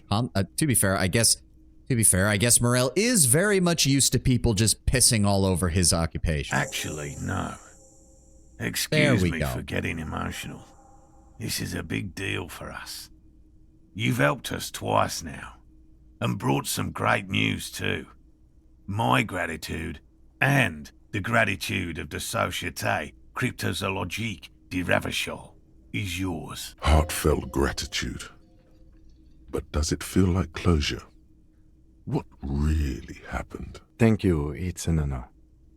We should probably return to our main investigation here. This has been refreshing, but... Helping cryptozoologists isn't really a priority for our organization, is it? The lieutenant looks out the window, impatiently. Enthusiastic about the phasmid, something up with the trap. Kuno's a hooligan, +2. I think we know who fucked with the traps then. Consider the way the empty trap was disturbed, as though shaken. Most likely the hands of a young person. Hands small enough to fit inside the trap, too. You should ask the red-headed boy, Kuno. I think a local hooligan named Kuno may have stolen your A locusts. little hooligan. But what would a child want with bags? Oh, my dear Morel. You've been an old man for too long. Kids love to torment insects almost as much as they love to torment old folks. Well, I'll go talk with the little gremlin and see if anything comes up. Delinquents. My favorite. Yeah, I know, Kim. Sorry. Oh, you've been such a dear to us. Please, let us know whatever you turn up. I have a feeling we're getting so close. Well, I see you've got all the help you need. I'll see you tonight at my place. Let's play suzerainty, but no more field trips for me. After this is your last chance to talk to Gary. Really, Gary? We're getting somewhere here. I'd love to play suzerainty, but... Lena, I'm sorry, but you're not getting anywhere. It was some kids. I know the little mutants around here. Leave anything out in the open and they'll steal it, even if it's bugs. Morel, it's been fun, really. But I need a bath, and I have deliveries to handle. When this tea is done, I gotta run. No need to apologise, Gary. You've been more than helpful. We'll have to take a rain check on that game of suzerainty today, though. We're gonna follow this through. He keeps the language unemotional, but it's in there. Disappointment. If I might ask, Morel, did you know Gary was hiding the armor? Hell no. I had no idea. And I'm still cross with him, to be honest. It's not like him. He's got his quirks, but dishonesty, disloyalty are not one of them. I don't know what got into him, officer. Thank you for letting him off easy. He won't forget it. We'll make sure he won't. If I had to hazard a guess, he was well aware that the Union was already disliking him, and he probably took the armor because he thought he might need it in case they decided to come after him. That would be my guess, Always at a least. pleasure to see an officer of the law. I mean, officers. Okay, good. Nothing else from him. Good. You don't have to interact with him anymore. So what did we want to do here? Missing insects? Yeah. Ask Kuno about the empty trap. Find out the real reason why the trap is empty. Local kids might know. Yeah. I suppose we could ask the kids over on the other side, too. Maybe they had something to do with it. But Kuno's a good first guess. Kuno! You dipshit. Fuck does Kuno care? You wouldn't happen to know anything about any missing locusts. No, Kuno doesn't give a fuck about bugs. So he knows locusts are bugs. Oh my god, I told you that shit is lame! Shut up, C. Now they're gonna take you to lame prison! What's this about? Deny everything, Kuno. You need to lawyer up. Kuno's not gonna say anything without his lawyer present. Lame. That rings some bells. Could this be connected to Night City? AKA, the City of Raid. Yeah, that's pretty lame. Sounds like art. Kuno, is this about Rage City? Oh god, Kuno, no! It's gonna happen now. They're gonna make you lame. Stop it, C. No one's gonna make anyone lame. Kuno's got this under control. There's definitely something going on here. You should check out Kuno's shack, the one with the pig's head. Kuno doesn't... Yeah, I know, Kuno. I know you don't care. Fuck off. Oh. Sound of melting snow dripping off the roof. It's strange. Ah, we got some more stuff in here. Oh, no. Where, what? No, where did it go? There we go. Magnesium supplement you rub on your chest to live a happy magnesium-rich life. Silver plate with traces of bone yellow powder. Be still, my beating heart. Uh-oh. It's amphetamine. Sweet amphetamine. The lieutenant isn't studying the powder in the mirror. He's studying you. There's a good vague way to ask where he stands on drug use. Professionally, I mean. It seems someone's taken narcotics here. Maybe we should interfere? Perhaps not. This is below our pay grade, detective. However, that there was an interesting find. An alternative path into the harbor that the kid uses. Well done. Yeah, definitely just gonna leave the drugs there. It's crawling with locusts. All around you, oh, the God. hisses and chirps of locusts fill the musky air. The earthen floor of the shack has been shaped into mounds of mud, dotted with little holes for windows. Well, detective, it appears you've solved the case. The lieutenant looks around, writes something on his notebook. Of the locusts. For the missing locust case, which is a sub-case of the imaginary insect case. So at least that's going well. Hey, he still called us detectives, so we can't be too angry. Precisely what I was thinking, Kim. Yes. I feel we are nearing a real breakthrough. Oh, you think the phasmid is nearby? If anything, the presence of the locust points to the opposite. The phasmid did not take the bait from the traps. It was Kuno. The phasmid doesn't exist, but what do I know? Use your powers of deduction. You knew the magic bug was nowhere near here. The phasmid is impairing your judgment. I love how Logic's like, of course you knew it wasn't here, but the phasmid is definitely responsible for why we're screwing up. We should talk to Kuno about I'll this. let you handle the Kuno side of things. You are doing just fine. Thank you, Kim.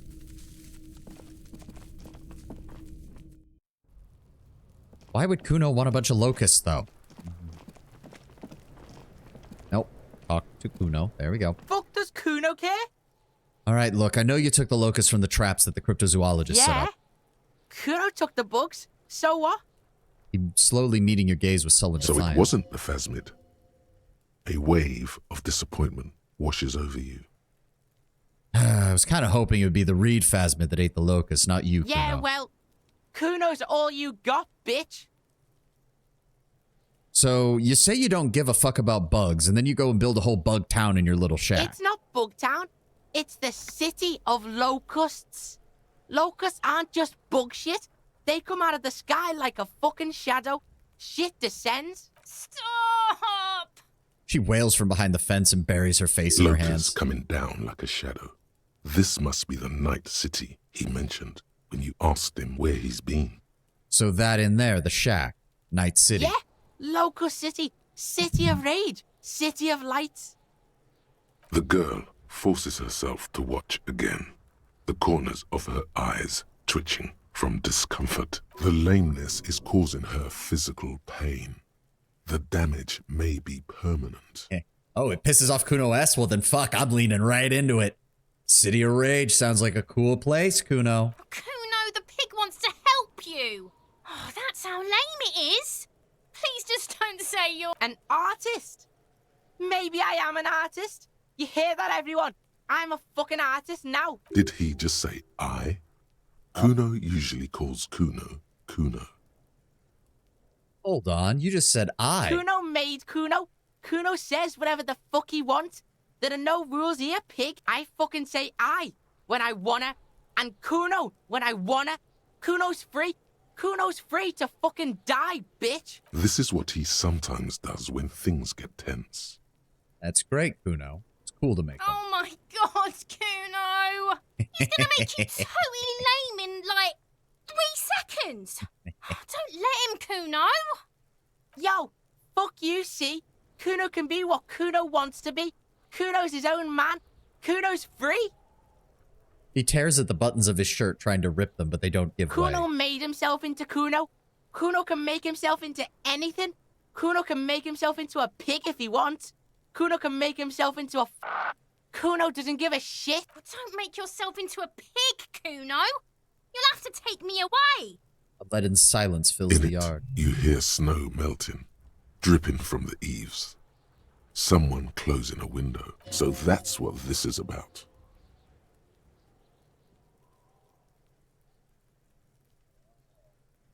Hey, me and Kuno have talked. Do we say nothing? Kuno, do we let Kuno handle this or do we step in? Perception doesn't seem to have added anything, so that's what this is about. Me and Kuno talked about this, and I promised I wouldn't do that. I don't believe you. For once, the boy is lost for words. He turns completely red now, with splotches of white beginning to appear across his face. Uh-oh, did I fuck it up? Use this momentary confusion to take control of the situation. Hey, look, Kuno. I'm gonna need you to stop taking the locusts from the traps. The zoologists are trying to find something important. Those locusts are bait. I don't give a shit. I don't need the locusts anyway. Shit is all lame now. C was right. The girl's face appears again, above the fence, just long enough to make eye contact with Kuno. All right, what does the city of locusts actually mean, Kuno? It don't mean anything. It's shit. Kuno just likes to focus. Kuno likes to concentrate on shit. Build shit when he's zipping hard. Fuck. Kuno's apparently LGBTQ positive. Good for Kuno. I mean, I don't think Kuno understands what that word even means. He just uses it. Pig, you really shouldn't have fucked with Kuno City. Now it's all fucking lame. So what's gonna happen to the locusts? Kuno's gonna let the fucking locusts die. I mean, they're bugs. They'll probably be fine, even in a shack like that. All right. The fuck are they trying to catch anyway? with the traps? Insulindian phasma. He recognizes the name. Wait, you know what that is? They just think Kuno doesn't know shit. The fuck out of here. Kuno's tired of this shit. Fuck, Wait. does Kuno care? Nope, Kuno Okay, he doesn't want to tell us anymore. Yep, Kuno's promised to stop. Report your findings to the cryptozoologist. Yup. Off we go. Doop-a-doop-a-doo.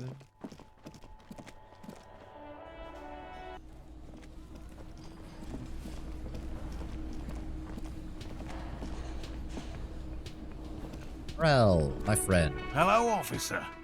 I think I almost have it. A new trap design, that is.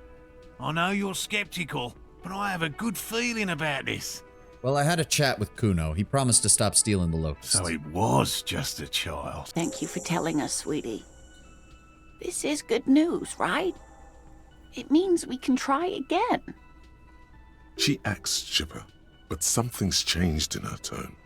A hidden worry. Something is secretly gnawing at her confidence. It's not this Kuno kid or the missing locusts. It's something else. Yeah, you're right. We just need to restock the empty trap. Then we'll need to inspect the traps one more time. And then maybe we can... The aging man breaks into a hideous coughing. He has a 38-degree fever. His resilience has given way. Darling, I told you to take it easy. You're getting sick. Maybe it's time to go home. You're right, you're right. We can come back next season when it's warmer.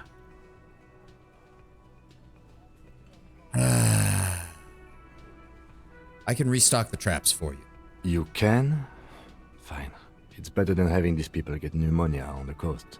But after this... He wants to see this tale through, as much as you. Otherwise, he'd have stopped this already. But he cannot let it drag out after this. Really? It's too much, officer. What Morel means is we're grateful for your help.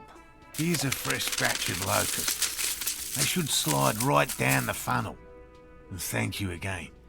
We will definitely mention you, should this lead to a discovery. I'm not talking co-discovery, of course, but... Wow. Co-discovery. You'd be famous. You'd show them all. This does tingle the pleasure center. This would show them all. We need to get you on that list of discoverers. No question about that. All right, let's get going. Good lord. All right, yep. Ooh, find the Insulindian phasma. That's what it actually says now. Very nice. Probably the discovery. First restock the trap you left before. The trick is to remember which one it was. No, I remember. That's at 2200. Nothing else is on a timeline. Still need somebody with technical expertise. Sync signs with Noid. Find another beat. Maybe she'll open up after you help them with the nightclub. We're making good progress today. I'm actually really liking this. I don't want to waste time with these two idiots. As long as they don't touch Kim's car. If they touch Kim's car, well, there's a reason I'm carrying a fucking crowbar right now. See how well they do. We already know I broke one guy's kneecaps with just my ledger. I don't want to know what Harry'd be able to do with an actual weapon in his hand. Alright. It was the main trap over by the boardwalk. Going full Half-Life on their asses. Call me Harry Freeman because I'm about to unleash Black Mesa on these poor fuckers. Ah, but Harry was drunk when he did that. Fair, fair.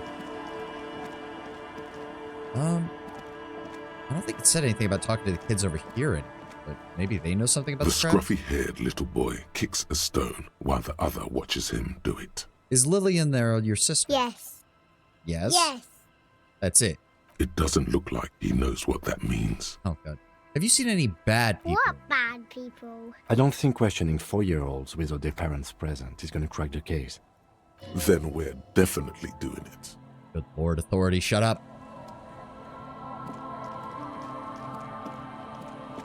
No, authority. Yelling at 4-year-olds is not how you prove your authority. That's not how this works.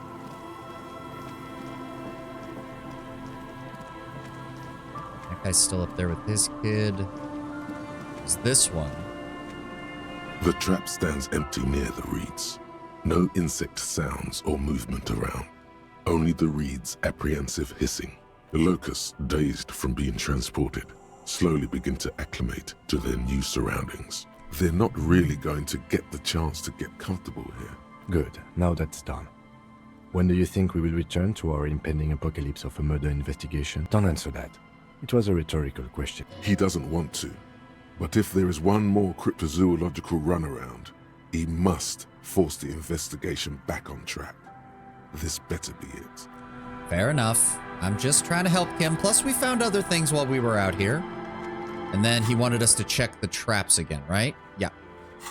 Wait, I thought he said to check the traps again. Am I wrong? Isn't there...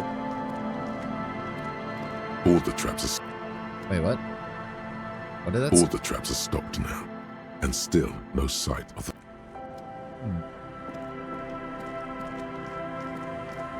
That makes me suspicious. Why would it have a new dialogue line?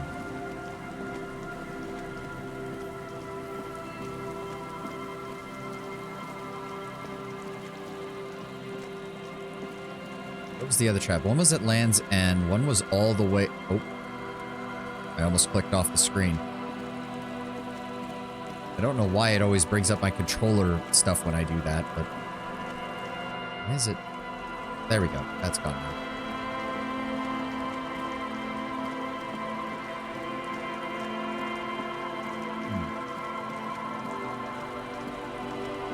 Does it say the same thing over here? All the traps are stopped. Okay, so no. It's just telling you that it's done. Alright. And the music's doing that thing again where it gets louder and louder. I don't know why. Please stop. Can we get back to the Martinez music and just... Maybe when we get inside the Whirling in Rags? There we go. God damn.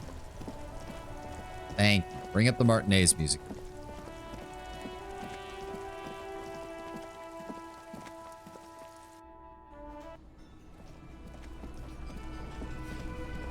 Oh, wait. What the fuck? Where's Morel? Hello, dear. It's good to see a familiar face. I restocked the trap. Where's Morel? Thank you for doing that, dear. Morel still isn't feeling well. I convinced him to stay at Gary's to get some rest. I'm afraid the cold has really gotten to him. Probably for the best. It's awfully cold out there. I'm sorry, dear. You've had to drudge through them so many times. Such is field work. A young person's game, as they say. Her voice is shaky. What is going on here? So, who's gonna check the Morel traps? will eventually, or we'll talk Gary into going back out, perhaps. The lieutenant stares at his shoe, caked in mud. He doesn't say anything. Allons-y. Once more into the breach, then. That really is too much, sweetie. Thank you for your dedication, but I can see you're coming down with a cough yourself. Very strange. Why is she not letting you do this? It's like she's given up. Lena, what's wrong? You seem off. Different? How? Like you've given up. I'm in doubt, sweetie. That's all. Everyone is now and then. Oh, come on, you've been like the nicest and sweetest person in this entire game. If I can cheer you up with this, I'm doing it. You're in doubt. About what? It's, a strange feeling. I haven't really told this to anyone, but you are a police officer. And when a police officer asks, you must answer. Authority, do not yell at Lena. I will not forgive you if you do. Do you ever wonder if some lovely story from your childhood is just that? A story? Or a dream? Hunching her shoulders now. She seems even smaller than she is. Like a sad young girl. Seeing the Insulindian phasmid was just a story I used to tell people. I didn't really think about whether it was real or not. But Morel told me you'd seen it. Hell, you told me you saw it. Morel's so proud of it. He always tells everyone. I mean, you seem to really believe it happened. Doesn't that count for something? No, sweetie. There's more to it than that. Morel was so eager to believe my story was evidence of the phasmid's existence that I'm some queen of the cryptozoologists. That, And for years, his belief made me believe too. That I am a queen? An extraordinary witness to grace. But now, we're both getting old, and he's still working himself sick out in those reeds looking for it. But what if I was just wrong? I think I was. The lieutenant opens his notebook, but doesn't write anything. He's hiding. These things are tough on him. Matters of love, not violence or deceit. Oh, that's a red check. Oh, fuck. Oh, I wish I could access my inventory. Nope, nope, we're not taking chances with this. We're suggestion. Level the shit up. Now. 83%. Do not fuck me on this. An acorn is not thank the God. same as the tree. That requires time, diligence, and care. What else suggestion? I need something good here. All qualities these two seem to share in abundance. Okay, that's a good way to start. Wrong or not, ma'am, your relationship with Morel is not just about the phasm. But it is. We've spent years searching for the phasmid, hunting it together. Without it, what are we? Just another pathetic old couple. If I hadn't led him down this path, he could have a steady job lecturing at a university. Oh, he was on path to be an actual zoologist, to being someone who worked in a legitimate, quote-unquote, legitimate field. Her story is what gave him the need to push into cryptozoology. You know, this reminds you of the Pericanassian theory of love. In essence, love is a relay out of death. Generation by generation, our love remains in our progeny. Lay some of that on her. You know, Encyclopedia, I was going to say that sounded really stupid, but then I read option 2, which appears to be the normal one, and that sounds even worse. So we're going to go with your suggestion, my dude. Well, the Pericanassians theorized that love was the key to immortality. Oh, sweetie. I don't think the Pericarnassians were thinking of people in my situation. He looks down at her legs. I was a paraplegic before we met. He didn't know before I arrived. On our first date. If I weren't the queen of the cryptozoologists, if I didn't tell him that story... She has to swallow to relax her throat. It's keeping her from talking. He'd still be with you. That's not how these things work. Maybe. But then why do I not dare tell him? I've wasted enough of your time with this drama. I really must stop talking about it lest I start crying and waste more of your time. What you have to know is the Insulindian phasmid probably does not exist. Let us fools chase our ghosts. There are a million better things to do with your life. To hell with this.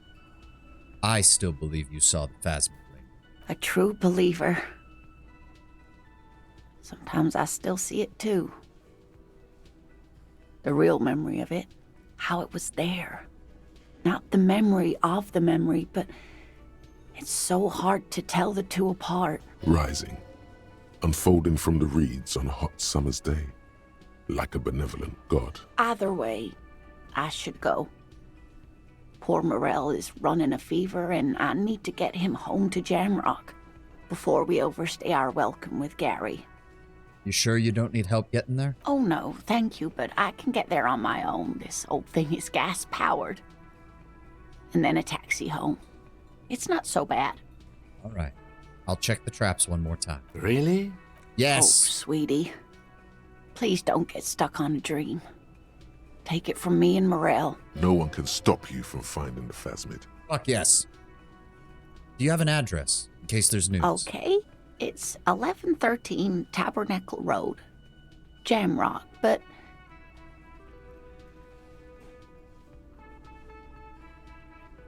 Hey, the rest of this has been pretty grim.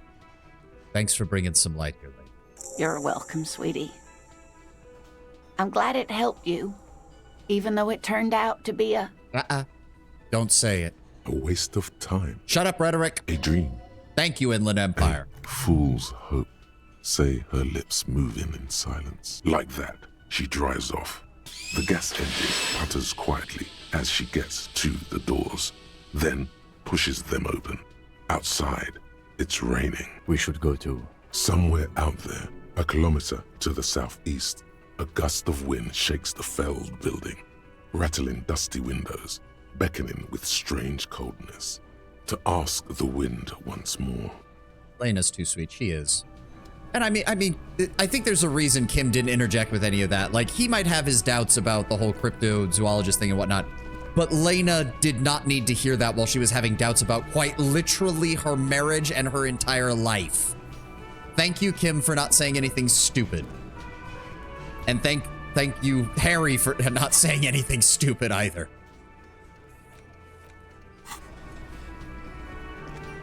Is there anything else we need to do in town right now? Let's review the village, turn where the shots came from. Check the boardwalk, check. It's weird. We went up to Land's End too, and it didn't update that task either. I'm really weirded out by that it didn't do anything. Travel to the church.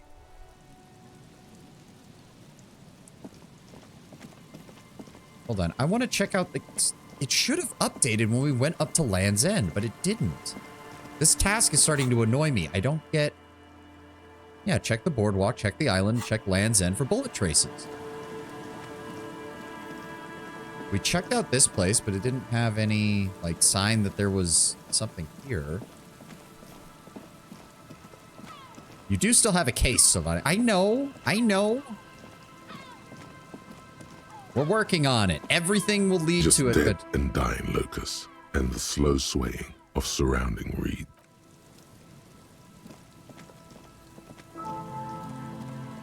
Again, we are... Oh. Is there something here that would indicate a sniper there used we go. This place as a nest for taking the shot? Why didn't this show up Just earlier? some urban detritus, a bottle, and a dilapidated old comms tower. In the distance, you can hear the breakers roar. I don't see it, Lieutenant W. Freighter. I don't see a person take a shot here and hit something there. In the whirling in rags. Would he have climbed the comms tower? It's not possible to climb that ladder. And even if it were, why? There's no platform up there to aim from. Campfire might have been used? To warm his hands before pulling the trigger? Perhaps. But anyone could have made this. The coast is specked with fires this time of year. Truthfully, this seems like a very poor choice to take a 1.2 kilometer rifle shot from. Visibility is awful. There's water vapor everywhere. I think we can rule out... Biddable Prime, was it? What about the cigarette butts? A smoking assailant who favors Tumutiri to Astra or Joanne? Cigarette butts are everywhere. This is a common brand for all men.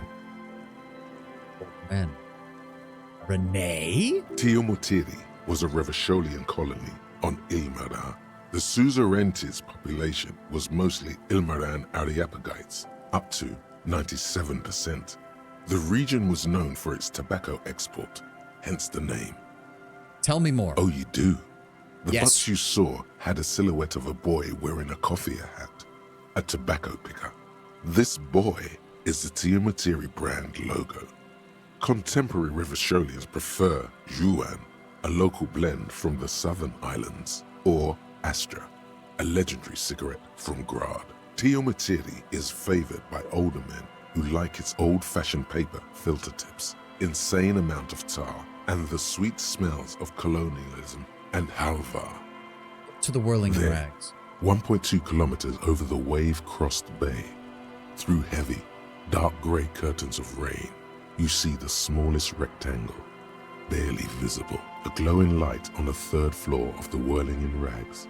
With binoculars, you would see a young woman's shape move behind the glass, her limbs long and slender, smoking, drinking, being happy and elated, without you. Because you're here, freezing in the wind, aren't you? Doing your detective work. Damn right, electrochemistry, and there's not a damn place else I'd rather be. Okay, so that should have updated. Yes, now we can't get to the island just yet. I don't even know how we're gonna get out there. Check the boardwalk for bullet traces. Thing is, I walked along the boardwalk like twice, and we still saw nothing. So I don't know where it is. Or where the exact point is that triggers the thought that we then activate. But I guess we'll have to get back up there. Oh no, now we have to go back around. God damn it. The art style does occasionally mean that I can't tell where in the hell we're walking. Or where we're supposed to walk, I should say.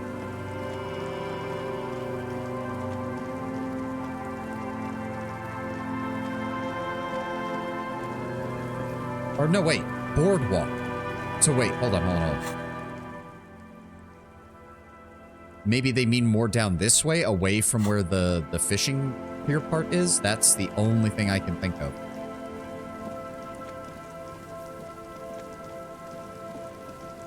Maybe... I don't remember it saying anything about this portion of the boardwalk. We've walked by this building like twice.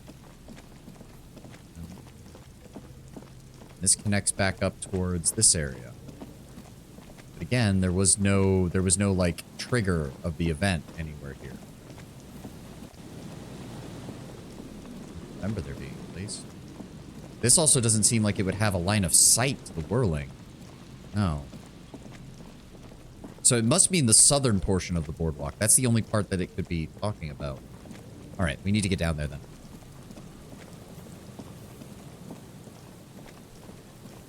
It is closing in on evening, but I don't know when the Whirling in Rags gets its large group of people. I want to say like 6 o'clock, maybe 7.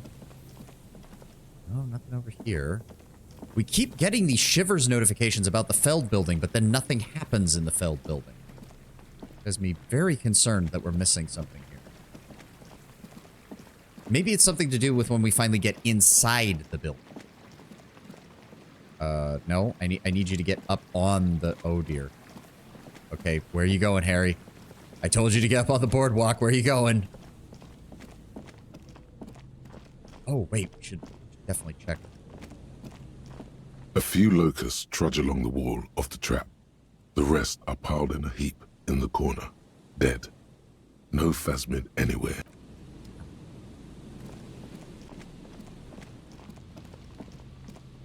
I mean, Lena must... I don't know. I don't know if it's a case of... The trap is filled with dead and dying locusts. Most of... Yep, still no sign. The only other one to check is the one over by the water lock. Alright, seriously, we're gonna get a fucking update? Yep, shit is still here. Oh my god, really? Where am I supposed to stand on the boardwalk, then, to get this to trigger? No, the air is not invigorating out here. I don't know why you're still here. Wait, is that gate open? No. Okay, hold on. Determine where the shot came from. I'm going to have to actually look this up to see where I'm supposed to stand with this shit. Disco Elysium. Determine where the shot came.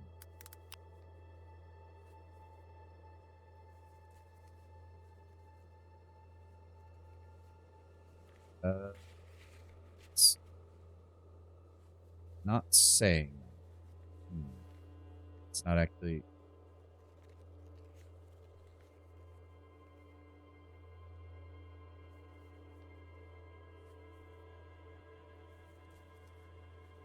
This is weird. Why nobody is telling me where it is? I'm not even seeing a.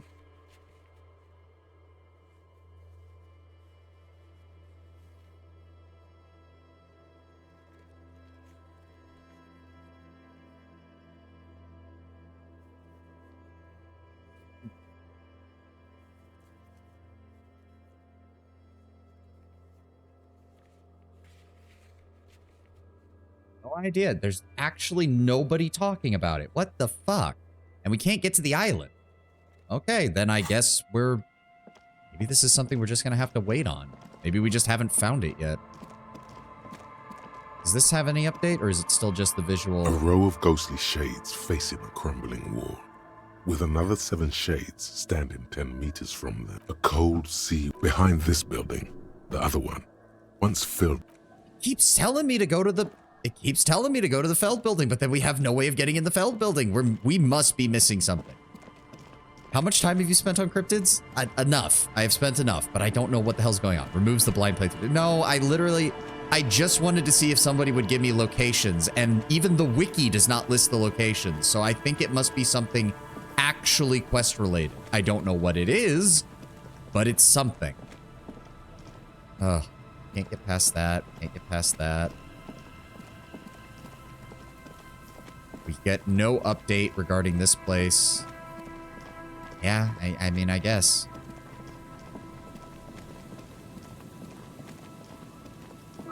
I guess we should check out the church then. I got nothing else I can do here, really. Oh, ask Ruby. Oh, we should. Oh, God, we haven't asked about the Ruby in the village, have we? Okay, that's better. Let's actually get back onto the main quest. Back onto the main quest. That is the better move. That is the better move. And I am willing to look stuff up if I'm absolutely unsure what the hell's going on. Like, I didn't know if it was a bug or not. Do you know? Let's talk to her first. Our tenant, the policeman. I hope the waves don't keep you up at night. What can I help you with? Have you seen a red-haired woman named Ruby along the coast? Nay, I haven't seen anyone lately. Because she's blind, which you seem to have forgotten. Oh, right. Sorry. But you do know who I'm talking about. This is my little cinder block town. I know what goes on around here. She's being evasive. She knows something. There was a murder in Martinez. She might be a suspect. We would appreciate your help. Would you now? I know how this world works, and it doesn't work when people tell on each other. Ma'am, please, you know something, and we're here to help. Aye, that you are, Dark Omen. Help yourselves and your organization. Help the storm clouds gather on the horizon. Okay, you know something, but you've decided not to tell us. There's not much to tell. People come and go. Now, was there something else? I see, ma'am. I hope you don't mind if we look around anyway. You should look around your shack. Maybe she's rented it out to others too. That's a good idea. Didn't our Shivers or something said look under the floorboards? Using a thermocyclic expander condenser cycle. Nice. I'm assuming it's yeah, this wasn't here before.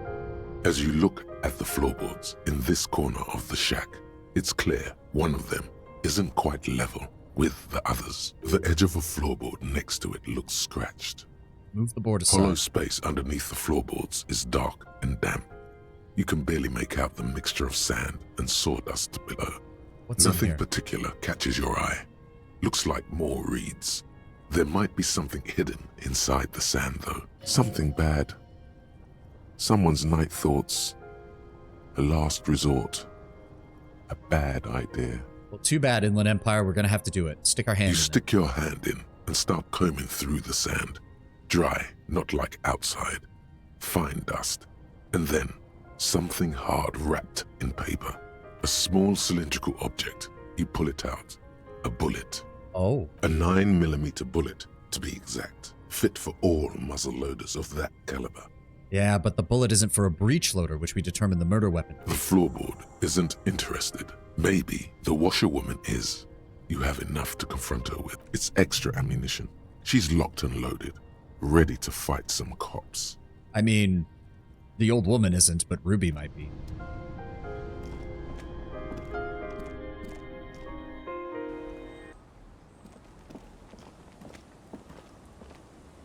Our tenant, the policeman. Why was there a bullet under the floorboards of your shack? That girl.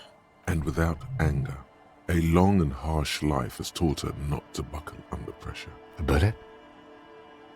The lieutenant turns to you and gives you a little nod, then turns to the washer. You didn't put it there, did you? She did. Gone and hid things in there?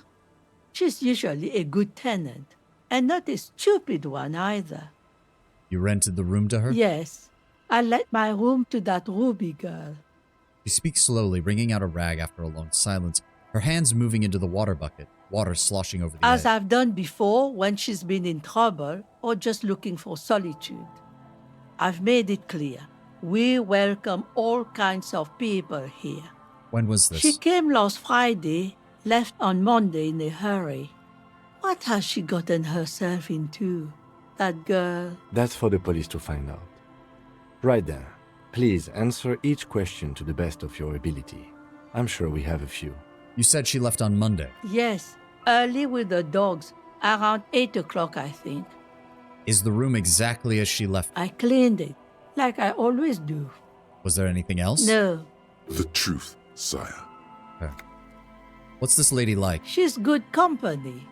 Knows how to talk to an old woman. At my age, you don't get a lot of quality conversation. So I really appreciate that about her. Did she talk to you much during her last stay? No, she was mostly silent this time. Kept to herself. What do you mean? She tried not to let it show, but I could tell she hadn't come to fish. Usually she likes to cast a few lines, but this time she mostly stayed in her room. Why do you think she left the bullet here? How would I know? She's a gruff one, but not violent. She doesn't go around toting a gun. She looks back towards the shack. You could ask her about your hunch, that it was a desperate measure. See if she thinks Ruby fits the bill. There might be a possible explanation. Aye.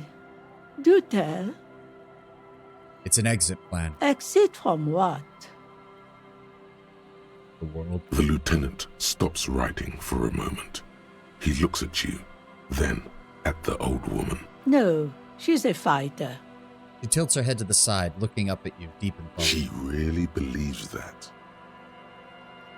Heard she might have been a heavy drinker with anger issues. You ever witnessed that kind of behavior? Nothing of the sort.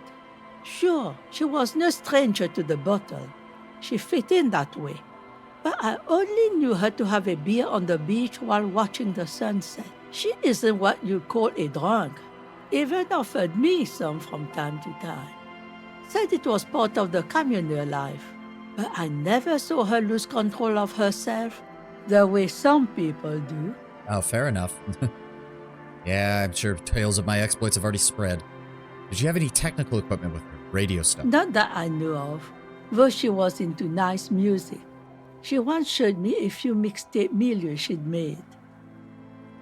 And there is our fourth ad break. I need to refill my water. Go ahead and get a snack, do some stretching. Oh, we're getting good on the story stuff. We're seeing we're honestly in portions that I have no idea about now, because we're already seeing a couple of things that I don't have any recollection about seeing at all. All right, we'll be back in a moment once the ad's done playing.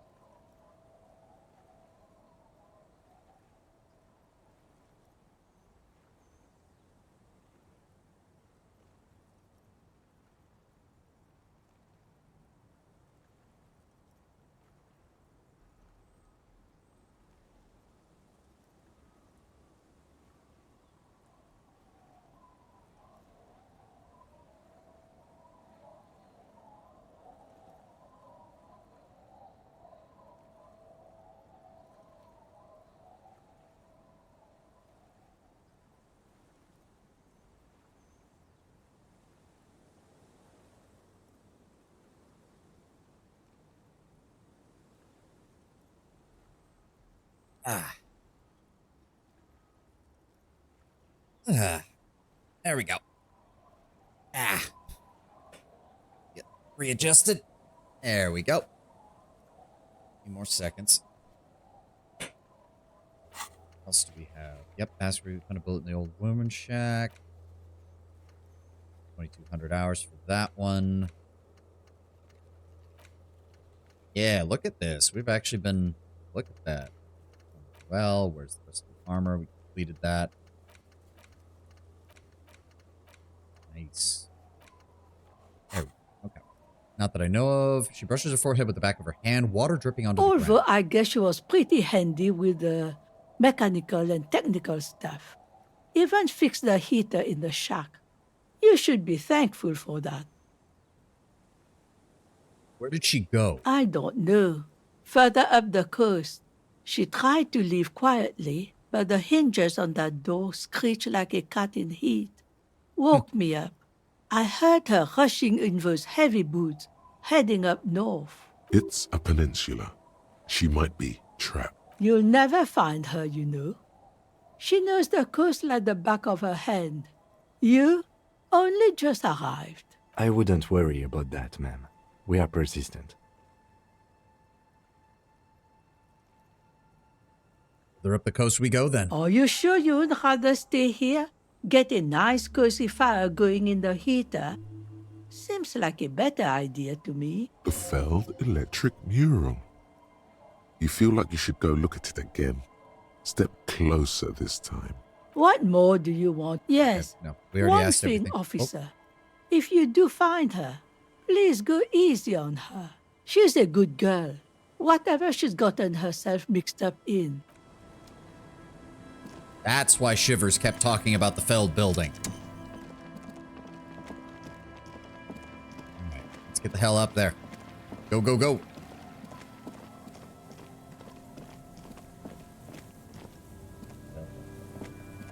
Okay, this place is set up sometimes. We've got some skill points banked up. Yeah, we got 2 skill points banked up in case we need them.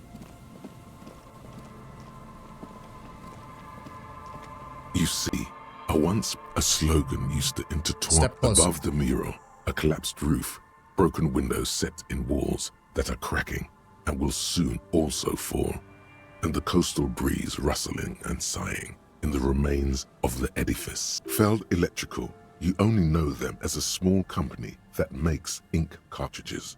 Looks like they used to be big. There's something in the wind. Sometimes the only way to go forward is to fail first. Why do I feel like I know this place? Indeed. Somehow you knew it was here. An urban ruin, gutted by looters that once used to consume money and dispense warmth and light. You felt it before, when it rained in Martinez, and you felt the cold of the rain. The feeling persists. It has been in you ever since. Could Ruby be in there? In there? She could. Or she could be in the identical room over there, or in that boat shack, in that church tower, maybe. Why single out this one building? Fuck yes. Listen to the wind. Found the empty trap, heard Lena's true story, reconstructed execution, death notification. This is a white check. It's a Shivers check. We can improve it further. Hold on. Hold on. Hold the phone. Ooh, Inland Empire and Volition? Oh, fuck yeah. Firstly, equip that. Oh, wait. No, we need this one for Shivers. And then the other RCM coat has Shivers as well. Game? The once bright mural Fuck towers yes. above you, saying, Feld Electrical, R&D. Tomorrow is just a whisper away. All right, we're going for that high roll. 97% chance. Don't you dare fuck me now. Even though you're sure you succeeded, all is quiet. There is no cold hand brushing against your forehead. No rustle in the reeds. The wind has died down. The ruin in front of you is silent as a tomb. What was I trying to do here? Trying to talk to the wind. The city, whatever you thought would happen, did not. And now you're just standing there with your hands fallen to your side. Is trying to talk to the city something you've done before? Is it in your secret repertoire? A trick for when you're out of ideas? She could be anywhere. So how do we find her? How do we? I was really hoping she'd be in the village. Okay. She's probably north of the village, and this place is a peninsula. We already scanned most of the outdoor areas on our wild cryptid hunt, so we have an understanding of the geography, at least. And then there's the church. If I were a murder suspect, I would not hide in the most prominent building here, but who knows? Maybe she's reckless. Anyway, we do it the old-fashioned way, sector by sector. Go over the whole peninsula, ask the locals, enter the places where we can enter first, like we did in the village. What if we don't find them? Then, if we're desperate, we can look where we can't enter. Bunkers, storm drainage, this place. I'm sure it won't come to that. Kim, why are you so sure about that? Because nothing in this case has made me believe that.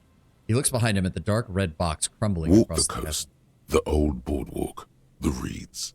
You can always come back here and talk to the wind again. Look where it already got you. Buckle up and raise your collar. This search is going to be wet and cold. Okay, so this gives us a further bonus, even though we already... Come on. We still got high points. Let's do this. Suddenly, there's a sigh, carried on the molecules around you, moving, flowing from high pressure to low pressure, like that of a woman emptying her lungs. She wraps the collapsing stone box in front of you in her breath, flowing through it. Where does it go? In through the collapsed roof, flowing down a concrete staircase to the basement, sweeping away footprints in the dust on the stairs, and then the beach below the boardwalk, its winding tunnels, a whisper away. She's down there. He's down there, below the building. Okay. Why? We've looked everywhere else. Right. How do we get in there? The doors were on the collapsed side of this building. They're gone, basically. Finally, my time to shine. Savoir-faire, we don't have any points in you. This is not going to go well. There's a ladder next to the sign. Maybe we could get in through the roof. Perhaps you can climb them. We are not climbing anything. I'm 43 years old, and I plan to live to see 70. Wait, what is that? Hold on. There's a pipe.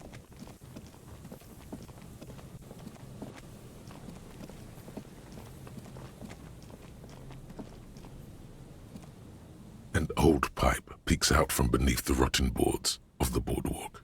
Could this be an alternative path into the felled building? A building like this must have multiple doors serving various functions. Perhaps a basement access. Your eyes slowly begin to adjust to the darkness inside the drainage pipe. The lieutenant looks over your shoulder. What's a in thin there? layer of snow gleams inside the pipe. As What your else? eyes adjust, you see some trash. Crumpled up newspapers, cigarette butts. Someone has half-heartedly spray-painted skulls on the right side. It is honestly rare to see an RPG where you play someone in their 40s. Yeah. And nothing. Broken glass from bottles thrown against the walls of the pipe. A syringe. We get into the felled building through the pipe. Given that this isn't a martial arts thriller, it's highly unlikely, and not without risk to our health either. However, the pipe suggests there may be an entrance to the basement around.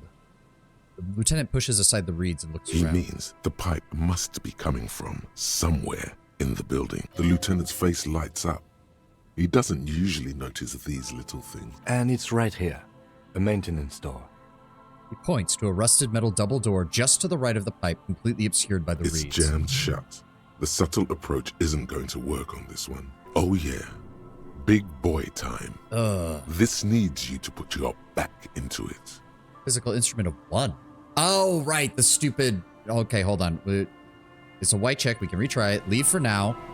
We need a better shirt on so that we're not doing that. We could put that on for the physical instrument bonus. I do also want that for the Inland Empire bonus and Volition. A slender bolo tie held together by an antique clasp in the shape of a bird's skull. The skull features 8 cavities for eyes, disturbing, and you can't look away. Okay, hold on. Why did it say we had another item? We don't have another item. Didn't it also say... Let me see here. Where's my tools?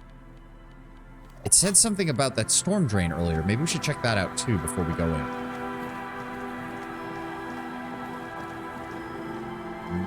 Nope, nothing. Okay. Alright, so we've got 2 choices. We've got the pipe with the door, which requires a physical instrument check, or we've got the entry up here. It did say that if we go in through there, it's not going to be subtle. So let me see what the check is for the ladder. A rusty ladder leads to the rooftop. Some of the rungs are missing. Yeah, that doesn't look good at all. Assess the situation. The distances between the remaining rungs are rather wide. You'd have to use the mounting brackets. However, they seem corroded and the peeling rust is razor sharp. Are you expecting someone to be right there? The shivers did say she's down there. It didn't say where she is down there, but I have a feeling that busting open an old door and making a hell of a lot of noise would pretty much announce that we were here. In addition, the first rung is going to be tough to reach. It's what, 3 meters above the ground, and you're 180? Yeah, 180 seems about right. Not to right. mention that the roof is collapsing and the wind gets pretty brutal up there. Dismounting from the ladder is going to be hard. Perhaps if you were to not climb the ladder. Instead, astral projection. Be open-minded about this. Okay, Inland Empire, I'll bite. What the fuck are you talking about? What if I just teleport? Teleportation is not a thing. Come on. Teleportation is a thing. I just need a bit of concentration. Okay, let's say teleportation is a thing. Wouldn't you need some kind of scientific apparatus to create a teleportation field? You can't just do it without apparatus. What are they talking about? The kid behind you whispers, asking his father. Teleportation, Mikhail. It's generally thought impossible. It won't hurt to try. Yes, it could hurt a lot. Teleport to the... Okay, hold on. Do we have anything that can make savoir-faire work better? Hold on. That reduces it. No. That does not help. That also reduces it. No. That does not help. Anything. Do we have anything? Okay, 1 to savoir-faire. Interfacing, rhetoric. Okay, that's it. That's all we've got. That's all we fucking got. Oh boy. That's all we've got. The rusty ladder leads to the rooftop. Got 2 points. Hold on. It is a white check, so we can do it twice. Hold on. F5. The rusty ladder leads to the rooftop. On second thought, maybe teleportation isn't a thing. Why? Because you're just standing there squeezing your buttocks and nothing is happening. No, don't say the stupid thing. Don't say the stupid thing. Looks at you with that. I know you're thinking the stupid thing. Look, as you grow tired of clenching your buttocks and give up. The distance, in addition, we did that. What is astral projection? Yes, teleportation is completely not a thing. Oh no. Perhaps if you were to instead climb the ladder with your eyes closed, this way it's less scary. Logic? Volition? Somebody? Is anybody gonna stop savoir-faire? Nope, they're not. Oh god. It doesn't crumble in your hand, as one might expect. In fact, it doesn't even bend. We're having a completely different event because we failed it twice. Your fingers slip from the rung. Officer, be careful. The ladder gleams arrogantly with what remains of its metallic luster as you hit the barrel and tumble onto the ground. Enough of that now, officer. There has got to be a better, more age-appropriate way. Hear that? You're old. That's why you can't do it. Old and feeble. A letdown. Hey, fucking, what's his name? Sealang. Sealang has like sports equipment and stuff, right? Maybe he has a piece of equipment that could improve the score better. Why are we not? Can I please? Why does the game do that? Sometimes it's like, yeah, you can fast travel, no problem. And then other times it's like, nope, you can't fast travel. No fast travel for you. What the fuck? I don't get it. Apparently savoir-faire is instant transmission. Something. I don't know what's going to happen. I want to see what it does.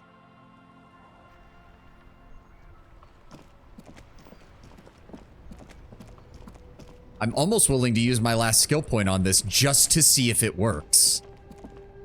Those were shades. Those didn't help. The speakers below are banged up and Oh, worthless. reaction speed and hand-eye coordination? Oh, I was hoping for savoir-faire. What about the clothes, maybe? You keep coming back. Save the economy. That sounds off. Wait. Save the economy? What are you talking about? Officer? We've got to be economically conscious. Recycle your cash, keep it in circulation. Don't buy new things. Buy eco. Why does the economy need saving, Sealang? Look around, officer. You see all these premium goods just sitting there, not getting bought? We've got to keep the flow of goods moving. Is this really the economy we want to leave to our children? Powerful economies expand, weak economies go extinct. This economy is really just a distraction for the cultural issues, immigrants. Look, man, I just want to buy some clothes. That's good, officer. That's it. You find your hands. The box smells. Economical, Is that the only but one? also trade. Damn. So he doesn't have anything. The shine on these sunglasses lasts a lifetime, officer. Nope, that's Wanna- just perception. Doesn't help. Damn. Didn't Kuno say he had some foam gear? Maybe that'll have a savoir-faire bonus. We can try talking to him first.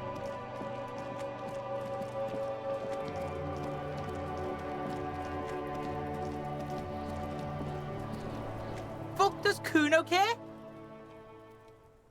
The fuck do Something you want that- with it? Oh, found a plate covered with powdered residue. That's You know where anything? Kuno gets his daily hit of electric. Kuno Shazam. Bet you'd like to ride the lightning too, wouldn't Good No, call, that doesn't help. Pigmeister. Kuno So I guess he does- doesn't. I guess he doesn't want to talk about it now. Fuck. So we have nothing that boosts. We have nothing that can boost it. Damn. We've got +1, and that's just from the glasses. We've got nothing else. Fuck. Okay, we might need to do some side tasks and get some more skill points so that I'm not completely fucked on this. I guess let's go check out the church. I don't think we have anything else we can check out real now. We don't know where that is. We're still waiting for 2200. We haven't contacted anyone there. Climb the ladder to the roof or find another way to the Feld building. Maybe we should just go in through the basement, but that requires a physical instrument check that I'm not even sure we can make either. It's actually interesting. The physical instrument check, I think, was higher than the savoir-faire check, so you'd think... Let me see here. Hand-eye coordination, map wall... That's not it. Wait, what? There it is. Challenging... Yeah, heroic. The drainage pipe is actually higher.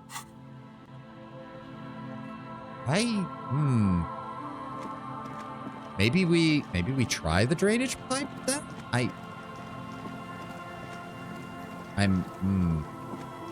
I'm very concerned about which one of these we should do. Okay, what do we have? We have physical instrument +1 from the shirt. Pretty sure there was at least one other item we had with it. Not the tie. The tie is bad. That boosts electrochemistry. Half-life. There. No, that's the same. Right, that's the same fucking bonus because they're both on shirts. Damn it. I was really hoping we'd find something with that. Because I don't know if we even have the... Behind the pipe, the maintenance door, rusted shut and half sunken in sand. See, I've got to it's bad enough getting the door open might cause someone to know that we're here. Failing to get the door open will absolutely make sure that somebody's here. I'm almost guaranteed. No, we're going to go into the church. We're going to try and get some more skill points. We'll try and see if we can find something that boosts our savoir-faire. Oh, fucking hell. We'll pray to God that we can do something about this. All right, let's put on a different shirt. Actually, yeah, give me the additional volition and pain threshold. I'm fine with that. Anything else we want to put on? Better glasses? Yes, visual calculus. No, encyclopedia. Give me encyclopedia. Perception, encyclopedia. Yeah, that way we get +3 to encyclopedia. Alright. Heavy wooden doors, more than twice your height, stand shut in front of you. The rectangular sea-worn ornamentation appears in stark contrast to the padlock, carelessly drilled into the wood. Inspect the carving on the door is block-like and angular, like the church itself. 2 large beams shoot downwards, sinking into the wood before they reach the threshold. On your hand the over the surface beam. is smooth from the wind, but moist to the touch. Feels exceptional. 300 tons of pine would fit together seamlessly. It's old too, cut and carved many centuries ago. So, Very sturdy building, very well constructed, despite 3 centuries of wear and tear. Take a This closer look at the cheap-looking padlock is sturdily built. It shackles together a hasp and a staple screwed into the wooden door.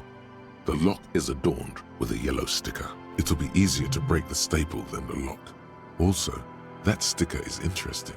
So you see a yellow circle with 2 X's and a big curve below them that looks like a mouth. You're pretty sure you haven't seen it before, but what the symbol depicts is clear enough. A smiling dead guy. The curve makes it smile, and the X's make it dead. Have you seen this symbol, Kim? He takes off his glasses and uses a blue handkerchief to thoroughly wipe them clean before inspecting the sticker. Then he looks up, pauses, and replies, No. What does it look like to Looks like a dead man smiling. Suggests junior delinquency. And what's suggestive of that? I haven't seen that sticker before, and I'm not a youth. Thus, it must be made by youths. Try to peel off the sticker without ripping it. There's nothing like the sound of a sticker unpeeling. Now it's stuck to your thumb. Put the sticker on the ledger, right on the cover. Voila. Looks very modern. Hey, style your paperwork, plus 10 experience. Nice. Open the The padlock. lock turns easily.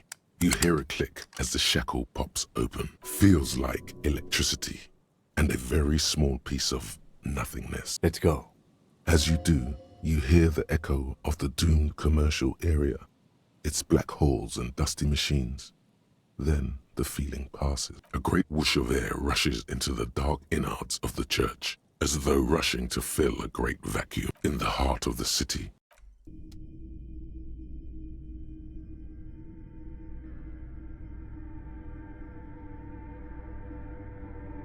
Stained glass window.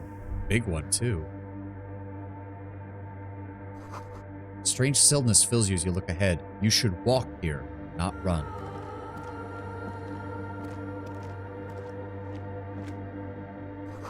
More of the forked lightning pattern that you saw on the walls outside.